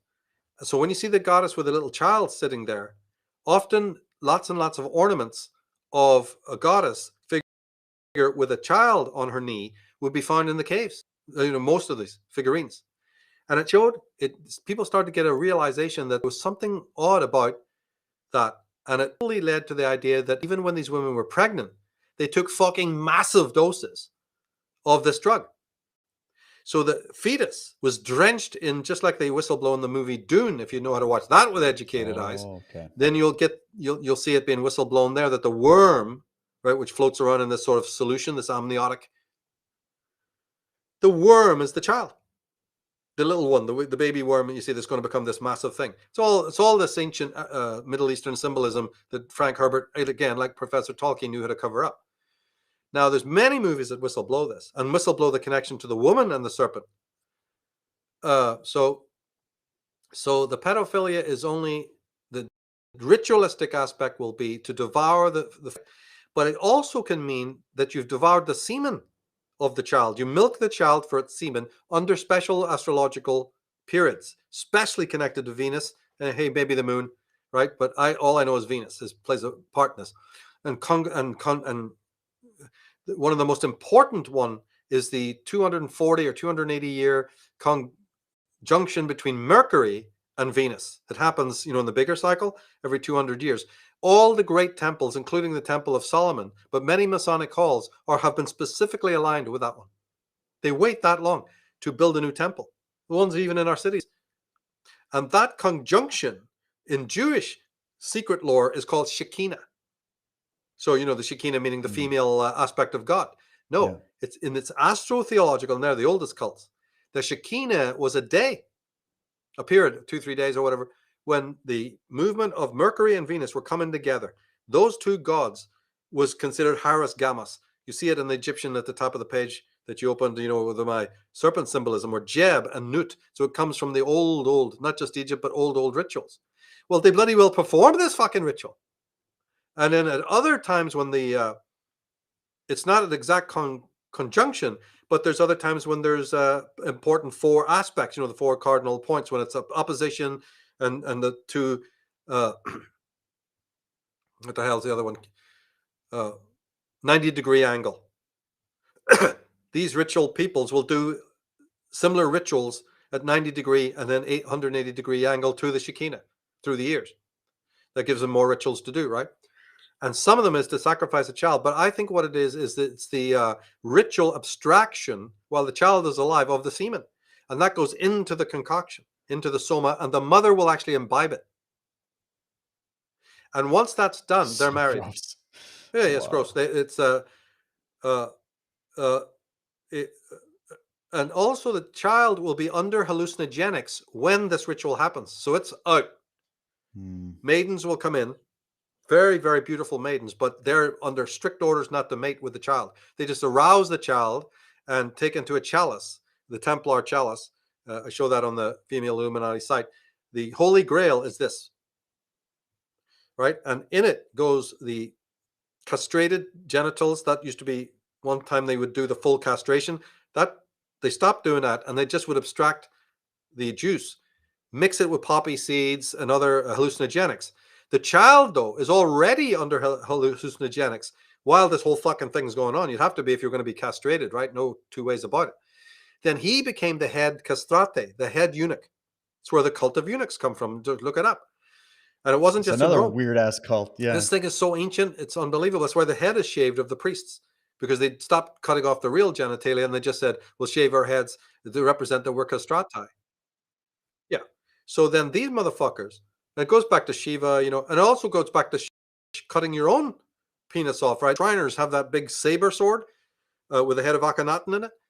So the Shriner is of the highest degree because he either has gone through the real castration, and I mean real, or more likely, as time went by, a symbolic is when you're a Shriner.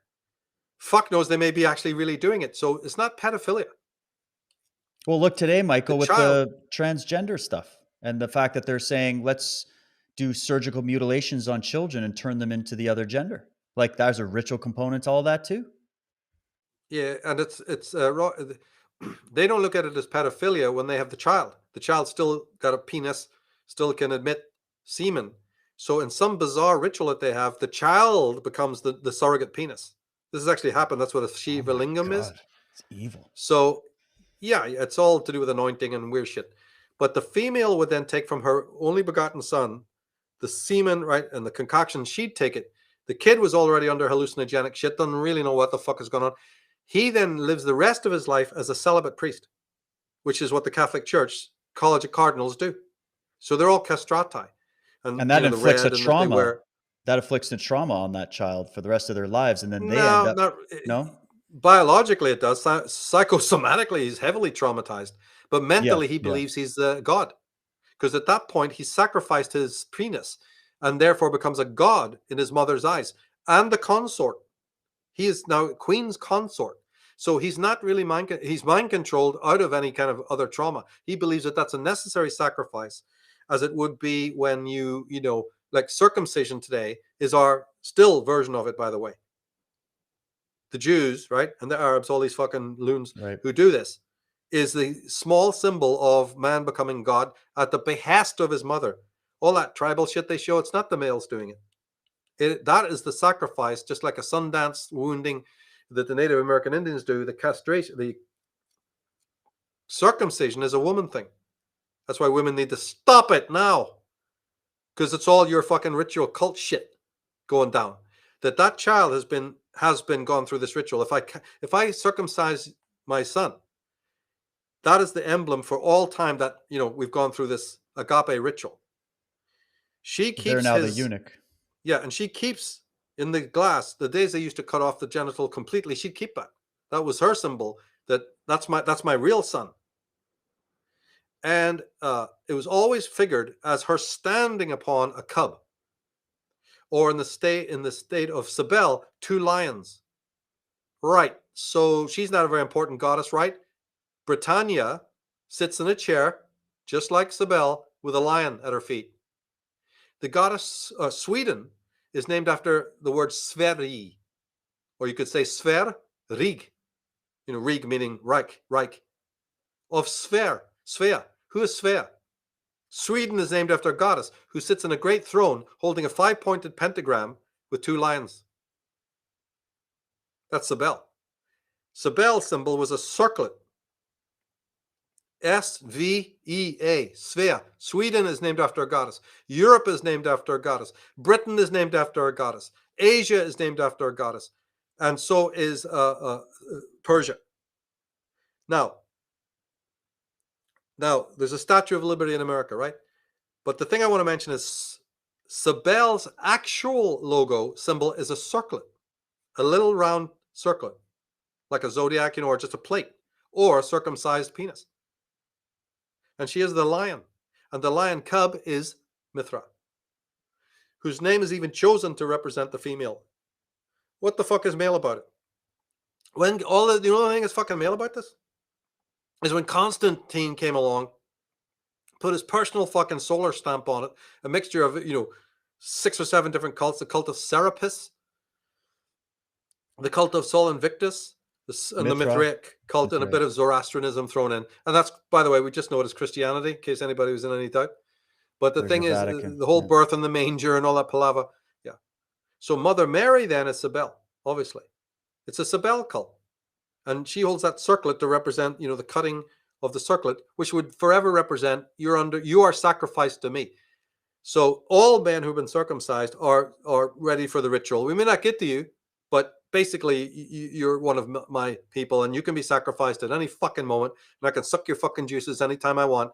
And so where this comes to Hugh Hefner is because he didn't release rock and roll, but he released everything else, sex and the drugs, because these Sabbatean motherfuckers are there to arouse a nation and to get them down into the lower chakras, to get them to be wooed by women, and all the other shit. Yeah, all the cult of it. It's a cult. It's a cult. I don't care if she's draped over a fucking Ferrari or a bar of fucking chocolate or sitting there with some serpent wrapped around her. Look, dude, I know where it all comes from. And I know that the women are just dying for their girls to read those magazines and go out and become the next fucking model. Isn't that right? You're surrounded by these mothers. You don't notice it? That they're the ones allowing the daughters to watch the magazines, like we said at the end of Female Illuminati. When is this a male problem? The male is the drool. That's his only job. And get aroused. So he's bleeding off his fucking vital energy with it all. Understand the ritual that's going on? I keep telling you it's ritualistic. Nobody wants to listen. It's all ritualistic. And this stuff, just to sort of bring it all home, all of the cult, weird, freaky stuff in all of this goes back to the 2 things that we've been talking about a lot on Unslaved, which is the ancient cataclysm trauma, and the interference, the intervention, the genetic alteration, the alien DNA. And when you factor those two things in, it'll make sense why you got all these different groups, from the Mayans to all these the different religious groups in these cults, who they're doing this for, and maybe even where they learn some of this from and how they see it. The person who hears that for the first time can't believe it because they don't read. You factor in the ancient pre-Atlantean stuff because they wrote it down, that the gods are here to make man out of the clay, and he's called Adam, or that we want a servant race that we will hybridize. It's in the scriptures, the Enuma Elish, the Bundahash, right? And all the scriptures that I mentioned throughout my work. It's the Popol Vuh. It's there, people. It is there. Nothing is invented. It's in Genesis. You bring it in. Like I said, the women didn't resist anything. Yeah. How many people do you know have read the book of Genesis? Millions down through all this time. There isn't one scholar I've ever come across who asked, why did the women not fight back? And added to what's the book of Enoch, that they were handsome angels. And then I'd throw in a few more. That should be enough. That they offered power. But the beauty of the angels seduces the women. It's even in the Bible, biblicists do accept that. They acknowledge that, because Lilith was, again, a beautiful temptress. And also, that's not too far-fetched, that one. And you do have women all the way through the Bible who represent that same aspect. Okay. They ascribe it to Lucifer as well. As they do indeed. And that actually comes out of Irish mythology, go figure. But the thing is, wait a minute. If women had already a inbuilt organic repulsion to males, could the technology that was offered them by the fallen angels not be extra attractive? And what is that superiority that men have over women and always have? Physical strength. I am the only one to bring up the fact, when I deal with these researchers, that was envied. It's in the Epic of Gilgamesh. You do find traces of it. But the thing is, it's quite obvious to me that women have always envied men for their physical prowess, strength, and endurance. Always. It's organic. I'm not even fighting it. I'm not even saying it's a bad thing. I would envy it. Right. But if the right force came in and said, fuck that. Look at the power we've got. Look at this laser weapon. Look at these ointments. Look at this. Look at the power we can wreak with a pharmakia. The women are just like, fucking sign me up.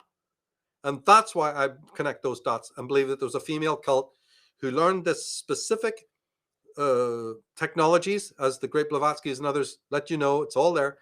The Mahabharata, right? The goddesses of blood. It's all there. And that they retaliated on men and hybridized a whole bunch of the rest of them as pigs. The women connection is there because the house of Ninlil was the house of the splitting of the rib. She was lady of the rib. So they tried their best in the Bible to, use euphemisms, but it's quite fucking obvious that the goddess was the one who really made man. The man, Adam, who would be thrown out of the Garden of Paradise, lost everything.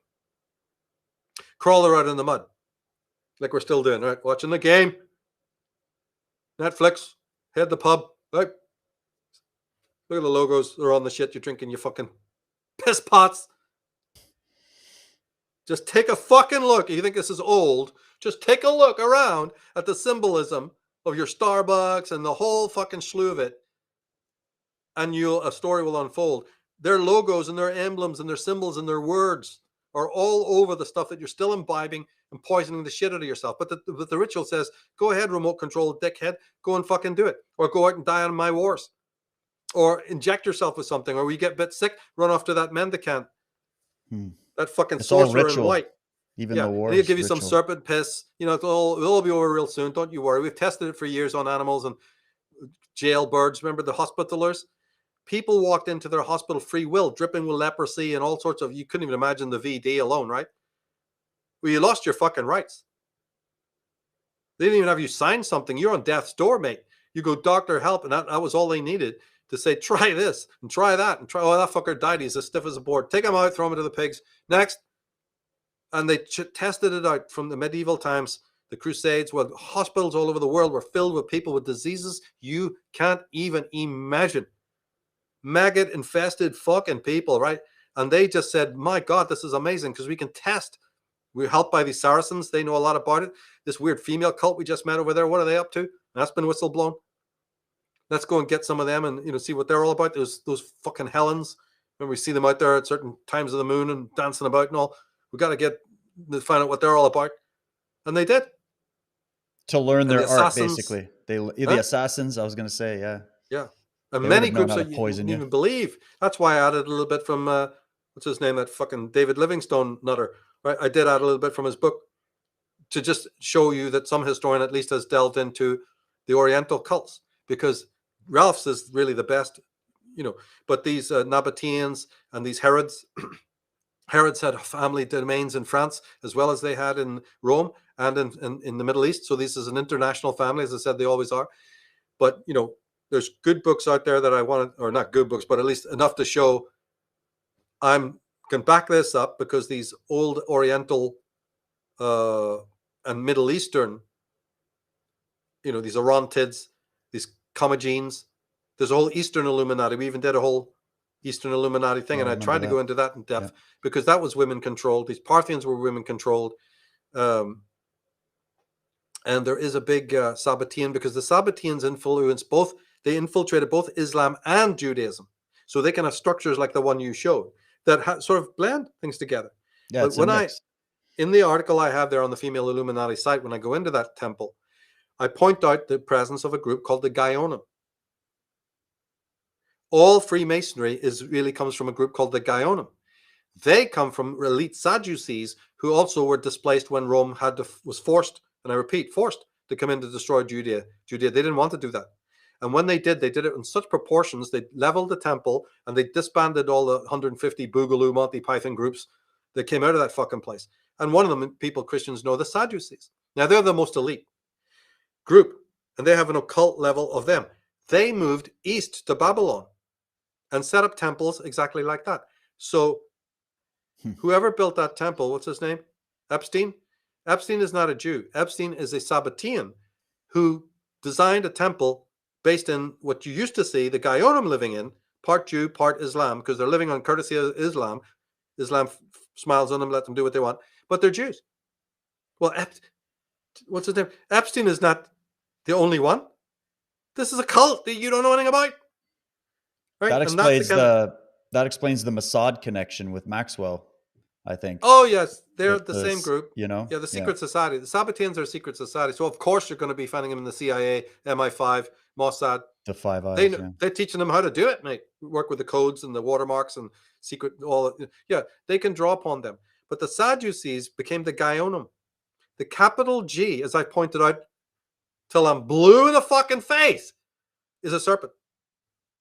The lowercase g of Gaionim, which is on the masonry with a blazing star of the comet, or the Shekinah, if you will, then, on a different level, because there's different interpretations. But the G is only one interpretation. Only once. Not God, not geometry, not goddess, Gaionim, because they were the Freemasons. And the G on their, back in Babylon, there's 3 or 4 cities that they set up headquarters in. The G showed, oh, that's Gaionim. Yeah. We respect. Leave them alone. And the Muslims would just leave them alone. Probably because you didn't want to die of some fucking snake venom as you're guzzling your wine at the bazaar. These motherfuckers come after you, asshole. They're fucking going to fuck with you. That's why you leave them alone. Right? So the G is this lowercase serpent. The Gaionim are the fucking the Parthians. They're they come back in as our Freemasons. But there's an eastern side. That's why you don't ever heard about Gaionim, because you have to track the eastern side, of the Illuminati to get to them. Otherwise, it's just Freemasons coming out of, what's the normal story? I don't know, fucking the normal story, right? Freemasons appear in Europe or whatever. Yeah. With the Rosicrucians and whatever. You got to go back. There's an Eastern connection. But the serpent symbol is Gaionim. That serpent symbol is being shown to you during the ritual. The medical people use it as they use these other crosses from the Mediterranean pirates and incredible stuff. You think it's all fucking holy, right? You're born in white and you die in black. It's the same fucking guy. It's the same guy standing there. He just puts on a different hat. Just to let you know. Wow. Know your enemy. Know, at least if you're going to overthrow somebody, at least know where they live and something about their fucking, the way they've been, performing rituals on your fucking ass for hundreds and hundreds of years. It's all Shiva worship. It's all phallic worship. They've incorporated all this Judaism, elite Judaism, And then when the fucking Sabbateans got involved, they went, we like this. We love that part of Jews, and we're going to appropriate it into our satanic rituals. Jews had already dropped it. When you watch my stuff on the Jews, I'll tell you the real history of the Jews. The Jews were not into Jehovah. The Jews were not even religious. You people don't know what you're talking about. It was one big bonfire full of fucking, bric-a-brac that nobody wanted to do anything with. Jews were not into the Old Testament shit. Find out the facts. Because our thing's a total lie. We did that and showed that meticulously. And the whole thing of a Jewish conspiracy is a bollocks. But the wreckage of Judaism lay in the Greek and Roman empires for anyone who wanted to go through it and say, oh, well, that part, the apothecary part, or that Kabbalah part, or that goddess part, or that Jove worship and serpent worship and all that. So that was all reappropriated in Alexandria, right? And in the Greek Empire, and became this monster that no real Jew could ever recognize in it because of so many Grecian elements and Gentile elements. And then along comes Paul.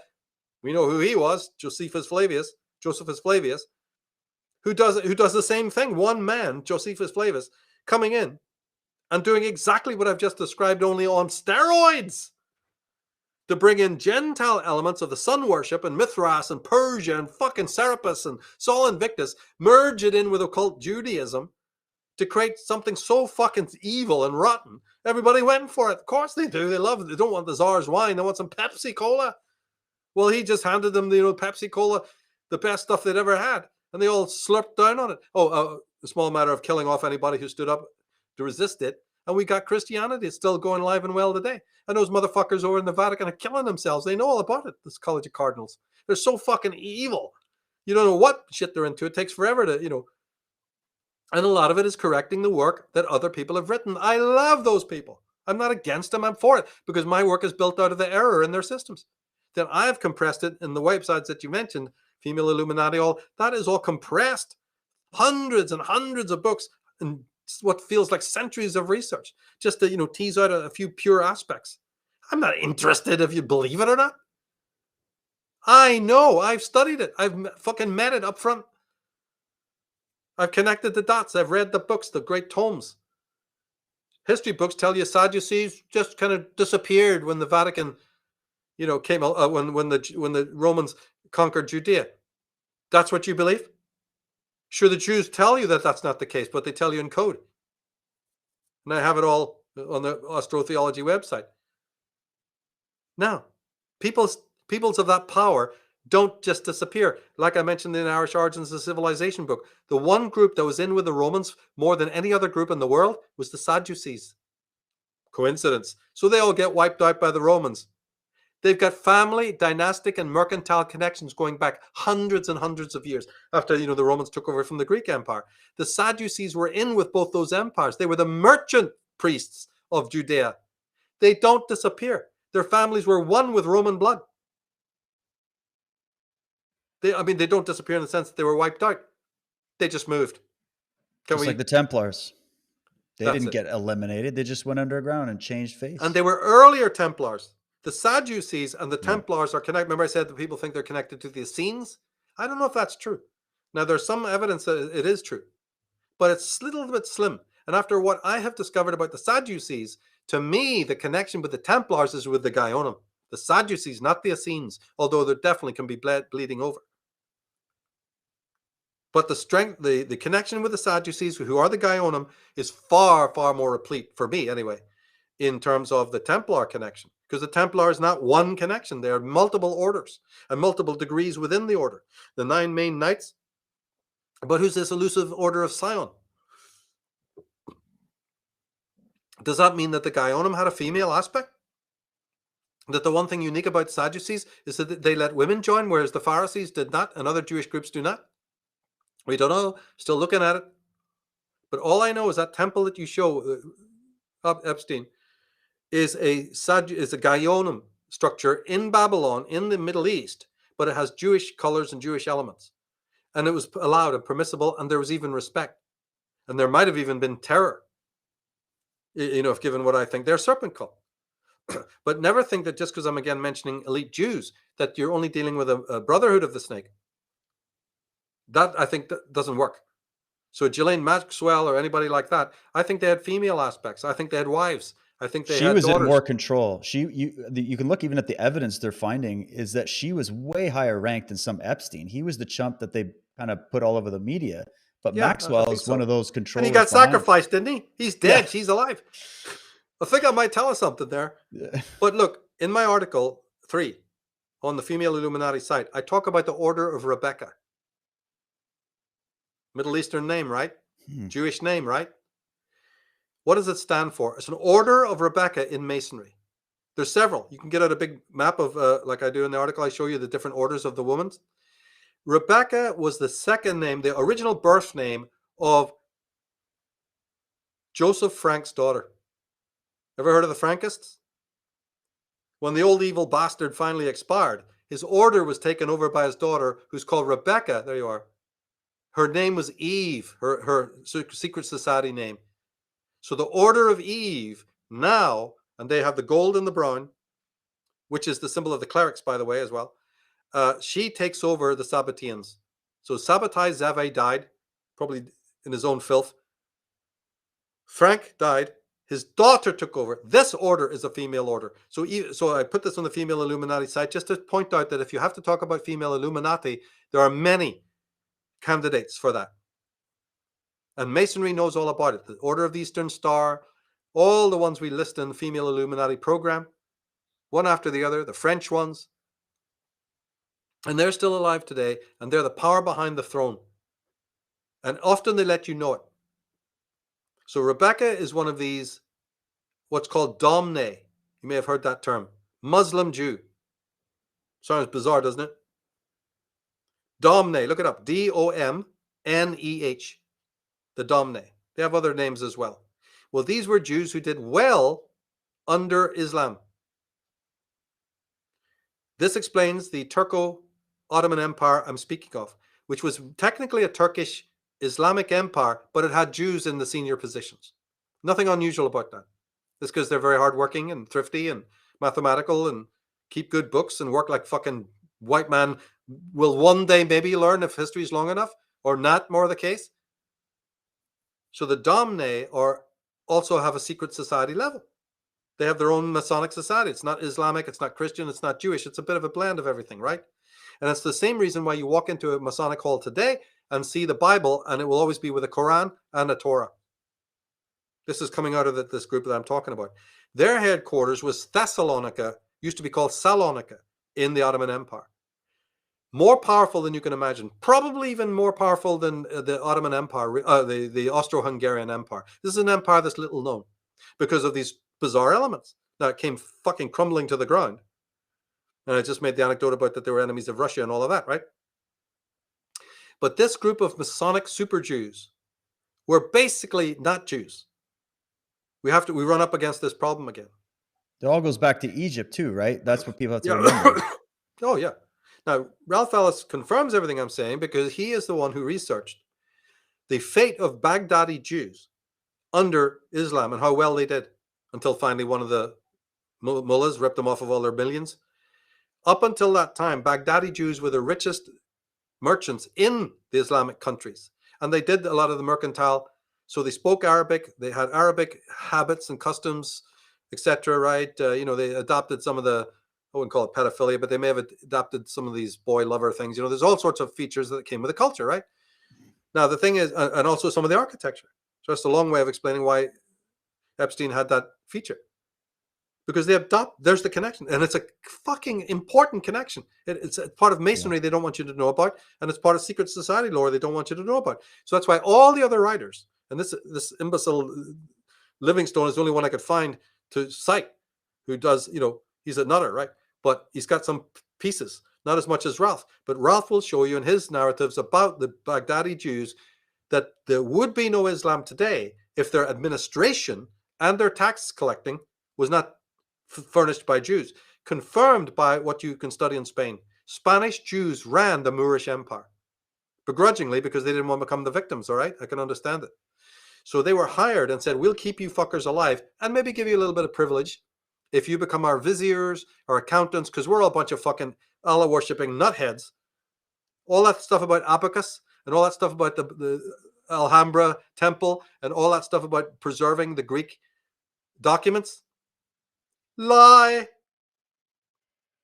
It Would was the that have been Jews during the amongst El them. Cid Rodrigo Diaz story where he's Yes. now going against both the Moorish invasion and his people in his own court that were betraying Spain? They had this preserved. The Sephardic Jew, what we call a Sephardic Jew, was a traitor to that extent, but he had no choice.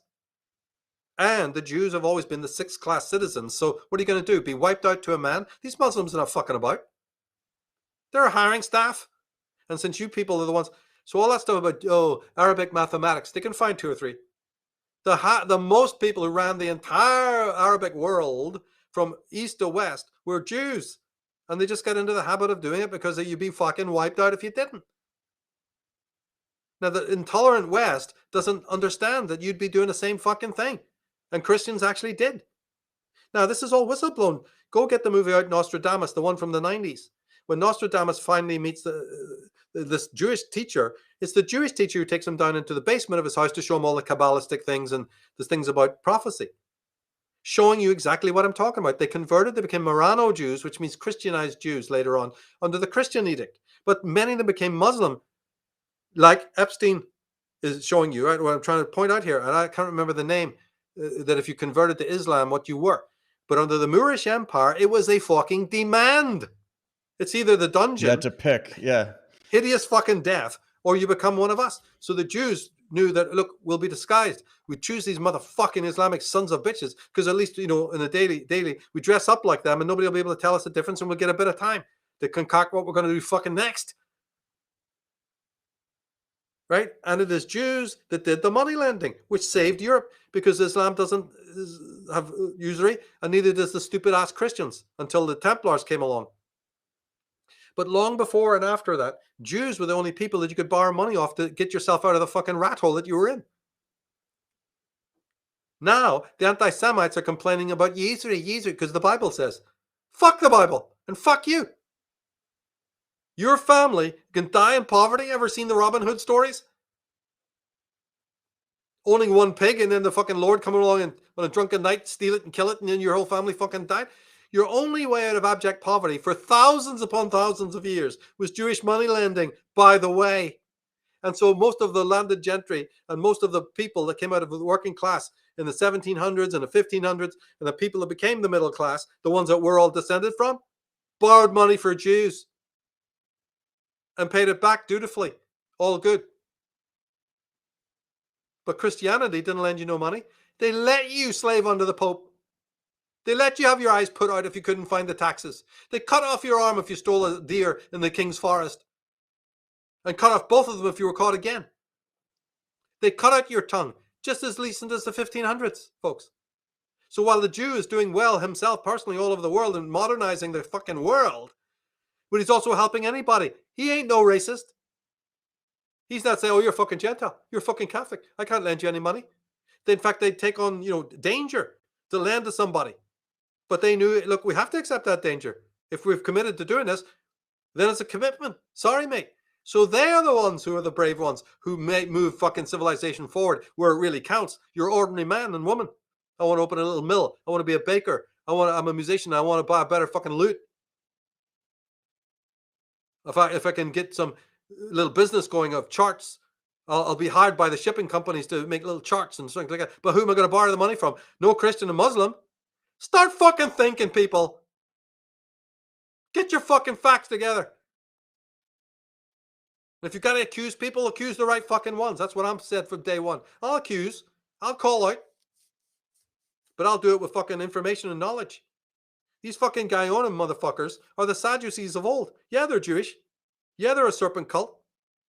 But they were married in with all the Romans and the fucking Greeks. What does that make them in? Now you can't talk still about a Jewish conspiracy? The other fucking Jews, and their millions, threw over any Judaism. Did you know that?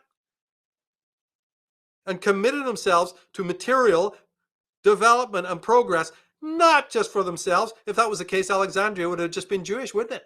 And every other town and city that Jews lived in would only been Jews. Where they succeeded, everybody else succeeded. Because they were watchmakers, they were jewelers, they were chartists, they were accountants, they were bankers. And what does a banker do? He lends you fucking money so you can have the next bank. so you can improve your dastardly fucking state. You talking to me about Christianity and fucking Islam? Not going to happen when you really know the truth of history, right? Yeah, Jews are involved in a big conspiracy. Some are, yeah, like the Bolshevik Revolution, but they didn't create it. It's a group called the Black Nobility that you know nothing about. And it's these fucking Sabbateans who are already married in with Islam. That's why they moved east. They didn't move west. They moved east. And they are the ones who are now behind Christians, they're behind Islamo-communism.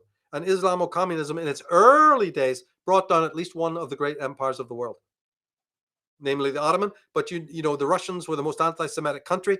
And so you just don't know what kind of Sabbateans took revenge on the Tsar. There is a case to be made of that. I know Douglas Reed makes that case. Hey, it could be very, very true. But either way, never forget that the most anti-Semitic country that has ever been in the history of the world is Russia. Factor that into your geopolitics. The Jews did supremely well in the Austro-Hungarian Empire. They were literally running the fucking place from the mercantile point of view. There's a level they couldn't go above. In Germany, the Jew was almost privileged. Bismarck liked the Jews, and he took away all the sanctions against them so that he could be lent money by them, so he could fund his wars against Catholicism, because that's basically what it is. His Franco-Prussian War and his troubles that he had with Austria, and especially Hungary, the Jews helped him fund them. So Catholics have never forgot the Jews. Do you really want to come to the table? Do you really want to know the geopolitics? I don't think half this conspiracy movement is even interested. They've got their little Christian number. They got their little Zionist number, blah, blah, blah. Jesus, I left out years ago. And so I've compressed the work of the greats. I cite them, you know, where they count, where there's accurate information, but I will fault them where there's not.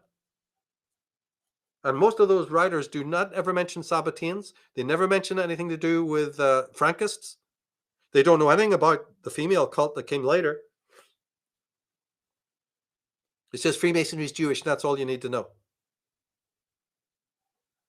It has Judaic elements because, as I said, they turn up again. The Gaonim turn up from Babylon, but there's as much Persian symbolism, there's as much, you know, Muslim symbolism and other symbolism in Freemasonry as there is Jewish. Some bit more, some bit less. And there's lots of Templar symbolism. Probably to equal any other kind of symbolism. But how many people focus on that? If you're going to focus on Jews, why are you not focusing on the fucking head of Akhenaten that's right in the middle of the Shriners? Why don't you decode what Scottish Rite really means and who that pertains to, and on and on we could go. And the Proto-Templars, and, you know. So it's not that there's no Jewish symbolism involved and there's no Jews involved. There are. But it's a much, much bigger story. And you need to know that bigger story to see if anything is really to make sense out of the whole thing. And there's an alternative. Give a few anecdotes already. There's more on the way. There's an alternative story of Jews. I will not listen to any of these Jew baiters unless they know that story. And since none of them do, as I maintain in the opening of all of his programs, people who don't like Jews and know nothing about Jewish history, nothing. They know what they've read in the Bible and what they've heard from Ted Pike and, you know, some of these other types who just beat on Jews because they don't want you to know what Christianity is based in. And these are agent provocateurs. I don't even care if they're Protestant. I got suspicions about them, even the Protestant ones, because Protestantism has been taken over years ago by the Jesuits and by the Knights of Columbus and Opus Dei and all of that. So, and by the way, you'll know a Protestant pastor because he'll be telling you the stuff I'm talking about. He'll have the real enemy in his sights. How about that? You mean he'll talk about like the Vatican, because you'll have that obviously where everybody sort of agrees. Yeah. Even Catholics that I talk to agree about the Vatican. And when you're talking about all this and you're talking about how people are misinterpreting these ancient texts like the Bible, like all these ancient things, they're forgetting the fact that we didn't get these pure documents coming through. We got manipulated versions of corrupted older systems that were infiltrated by these very cults. And so you've got one group, you've got, literalist Christians that are attacking Jews and Jews attacking Christians, attacking Muslims. Those three religions have been fighting and destroying this planet, fighting over this stuff forever, not knowing that they were all created and manipulated and infiltrated by the very same forces you're talking about. It all goes back well before. And that's where that process is how so much evil has happened under the watch of these so-called religious groups. The same with these medics. It's all hiding behind the light. It's not what you think. It's word manipulation. They've edited the shit out of a lot of stuff. And then the priests come in and tell you how to read these books. But the real knowledge, if you were to take something like the Bible, for example, okay, because I personally have great respect for elements of the Bible and the Bible itself because of where it comes from, the history of it. And if you have the keys to read it, you don't, it's a totally different book. It's a totally different idea. Actually, there's a lot in there because it was born from these ancient processes. So my take, I don't personally go out and attack a particular person as a Christian or a Jew or a Muslim or a liberal or a Democrat, because that is the game. When you start identifying in their cults that they created through their disinformation agents, you're on their chessboard. You're on their game.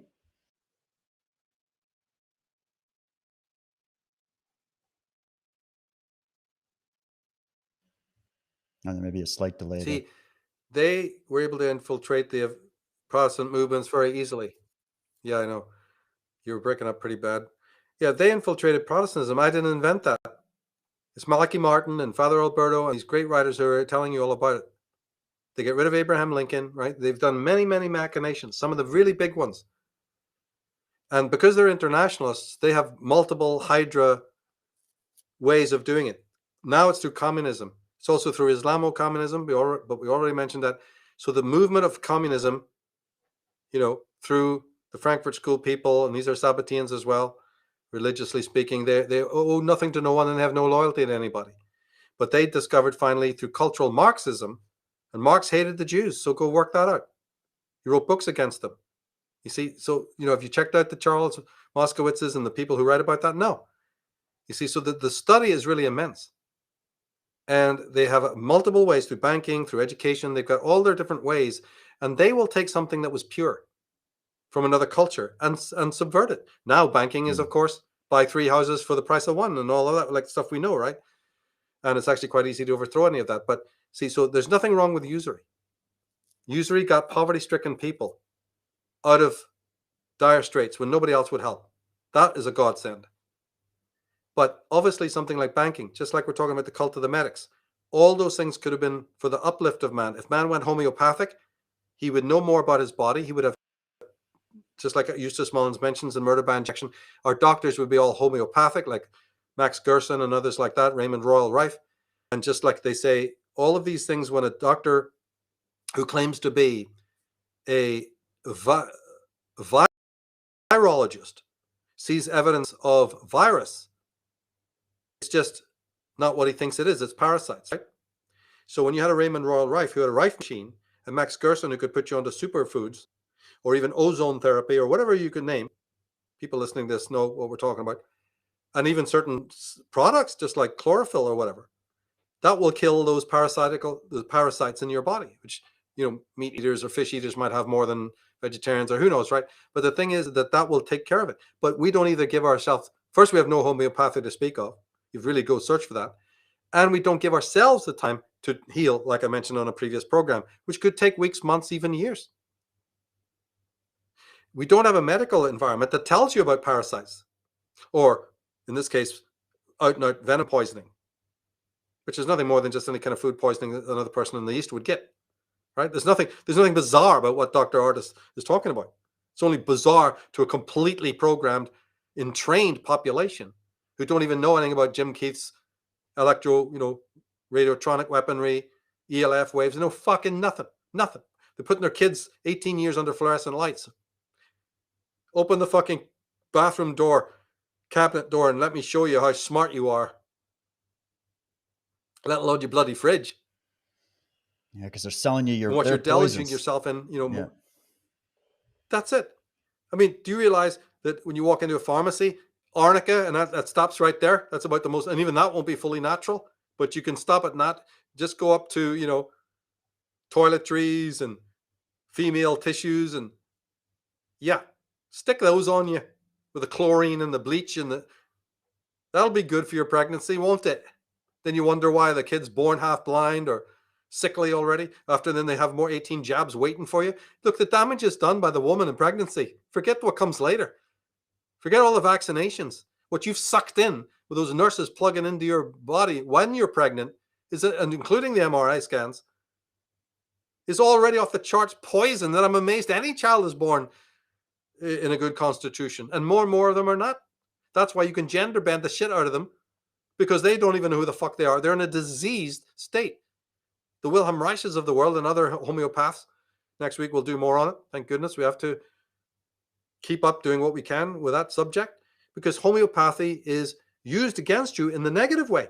This venom is going around, right? Homeopathically. Does anybody really know what that means? Or who invented the homeopathic? It was a German.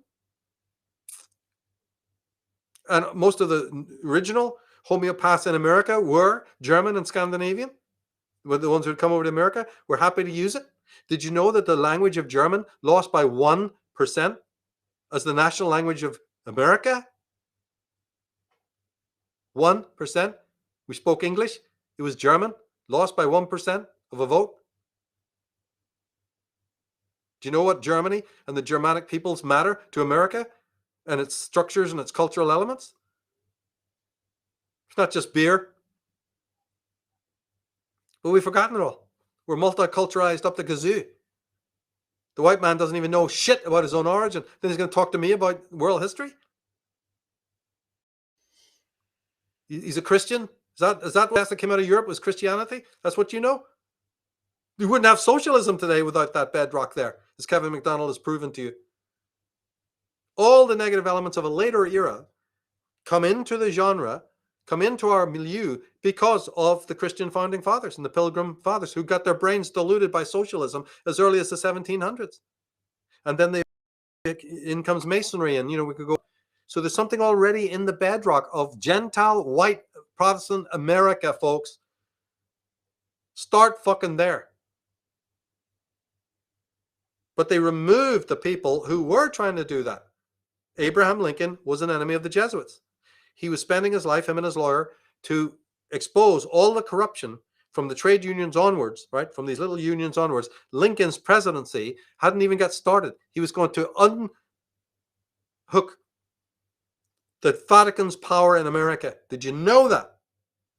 And he wasn't the only one. They got rid of him and they got rid of anybody else who looked like they were doing that. But in comes Nixon, in comes Roosevelt, red phone. The first ones to openly not only phone the Vatican and listen to the advice of the Pope, but to have the Black Pope in the White House. Avro Manhattan, proven fact. Black Pope, these people were shunned by America. They were brought in by Roosevelt, and they were brought in by Wilson, and they were brought in later by Richard fucking Nixon. The red hotline to the... No decision was made in politics that the Black Pope... And it's just some gangland killing that took Nixon out. Had he stayed in presidency, Catholicism would have been made the order of the day, and that meant just more Jesuit colleges and more philanthropies, and of course the founders, did you know this, of the Skull and Bones are all Catholics. Gilman and the rest of them, the actual founders of the Skull and Bones, just like the Bushes today, they're Catholic. And they're members of Skull and Bones. So that's your Knights of Malta. So it's a Grand Orient controls Europe for the Knights of Templar, and Scottish Rite and Skull and Bones and the various ones we know in America, they are the same organization. The Templar symbolism and even the pure Atlas symbol can leave anybody in no doubt. And if they are in doubt, go to my sites, Female Illuminati, Irish Origins, and start at 1 and go through it all, and you'll come out the other end completely convinced.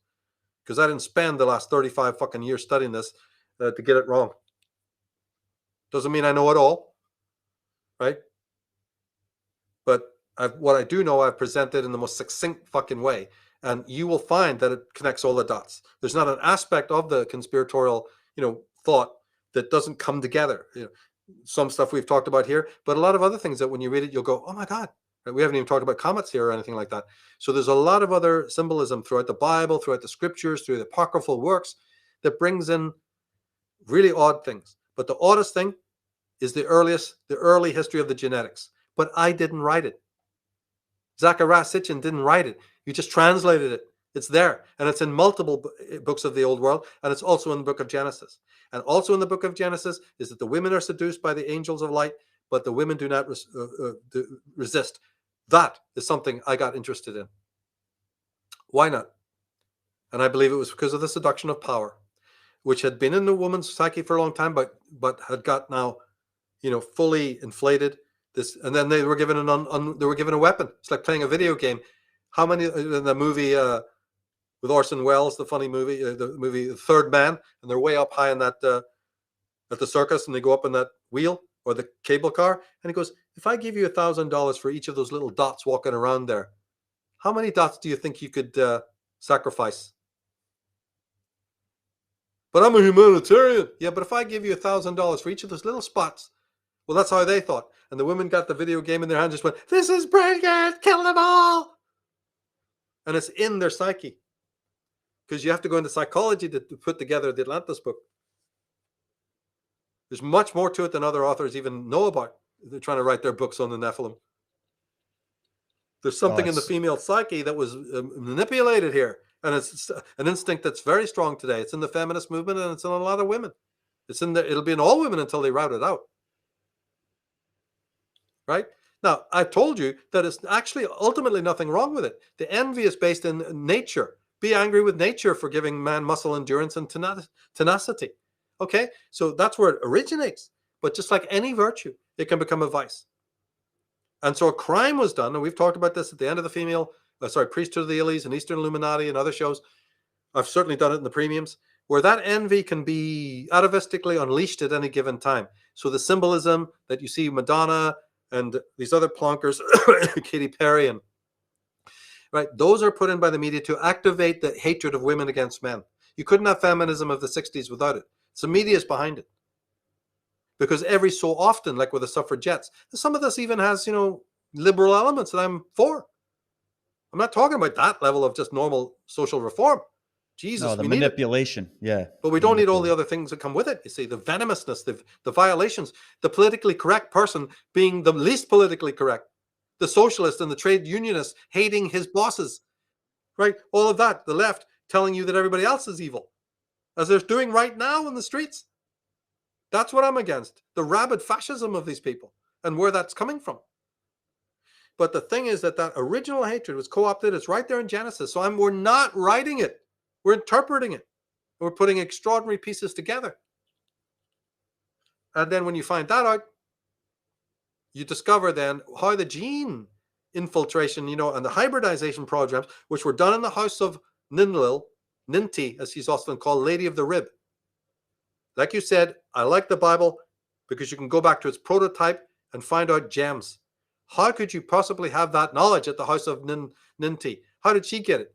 They're either off-world beings, so that brings in the alien thing like nothing else does. Or our history on this planet is longer than we've been told, like the Bach Saga people and other groups like that may hold, right? Either one is true, take your pick. Either they are gods, like they call themselves and are. Enki means Ki is earth. An is heaven. So Anunnaki or Enki means from heaven to earth. Gods, they talk about it in the Bible. The chariots, they talk about the Vimana. These are not comets, mate. And these are not even delusions on comet after the comet struck. No. Comet is bad, real bad. But comet doesn't create the universal evil that we know today. And you don't get all of these other colorful elements thrown in when it's just comets, bad as that is. So you have to look elsewhere, and you look to the ancient chronicles, and you look to these ancient works, and you know that they're only the remnant of 30,000 works that once existed, that we know that the Vatican burned and these other places sequestered, and all the Catholic kings, the scourging of Europe by the Teutonic Knights, they're Catholic. The scourging, the wholesale, destruction of shrines and temples. But Burger King, that you can leave looking at it as a temple, who's shoving the fucking shit in right there. Yeah, that's all right. Jack in a Box. And that Jack in a Box is an innuendo. Jack in a Box is a sex act. Ejaculation in the box being the female womb. Like I said that's where they're all lining up. Right? And all the other symbolism that goes with it. And the ecstasy, like I said, in the ad copy, and even the symbols, you see this ecstatic look when you're chomping down on that fucking burger. or on the Pepsi or whatever it is. The ecstatic look and all the bubbles and the ice, that's occult. But you never ever questioned it chewing on its fucking, chewing gum or whatever the fuck it is. Where's all of that coming from? And it's identified with a product, so you just bought it. You just that's to sell that product. Madison Avenue is laughing at you. These products represent something. They represent a certain kind of product that once dominated our world for thousands of years, atavistically, right? So but the women are the doomsday weapon, because the real atavistic attack is on womankind. That's how you get them to be what they are today. Pig ignorant, allowing their kids to be brought up where they've lost all their literacy. It's on their watch that they did it. And they themselves, have you ever seen any of them? And they wake in a lot of atavistic stuff. Like the New Age did it, with the goddess. So all of them could then have this giant girth size, claiming that they're all some ancient goddess. No, but they all fell for it. Brilliant. Beauty not in anymore. Beauty doesn't reckon anymore. We've got to not fat shame your asses. We've got to transform our entire culture, courtesy of the script of the Frankfurt fucking school, to ultra feminize everybody. And everybody's letting it happen because the estrogen in the fucking beer and, and the foodstuffs and the programming from that fucking thing they call a TV has made man, he's a eunuch again. You understand? He's been castrated. And nobody is doing anything about it. Because it is occult to that degree. But we'll leave it there. But again, hopefully we sketched in the foreground, the middle ground, and the foreground in this story. It's fine. Thanks for giving me the opportunity. Oh, man, there's so much there. We went 4 hours, man. That was epic. There's so many links in there. Follow up on what he's saying, guys. As Michael was talking, I was pulling up just links of random stuff he was saying I'd never even heard of before. And lo and behold, there it is. The man's got a lot of research and history, and it's impressive how much you just have it stored and ready to go. It's just incredible. You get it even more in the books and the articles. And if you want to go into it on a very deep level and analyze it, come and join us over on Unslaved. It's a premium membership, but that's because we control that entire platform, and we need your help to keep it up. And it's definitely more than worth it. So come and check it out over at unslaved.com. And Michael, thank you so much for spending this time and breaking all this down for us today, man.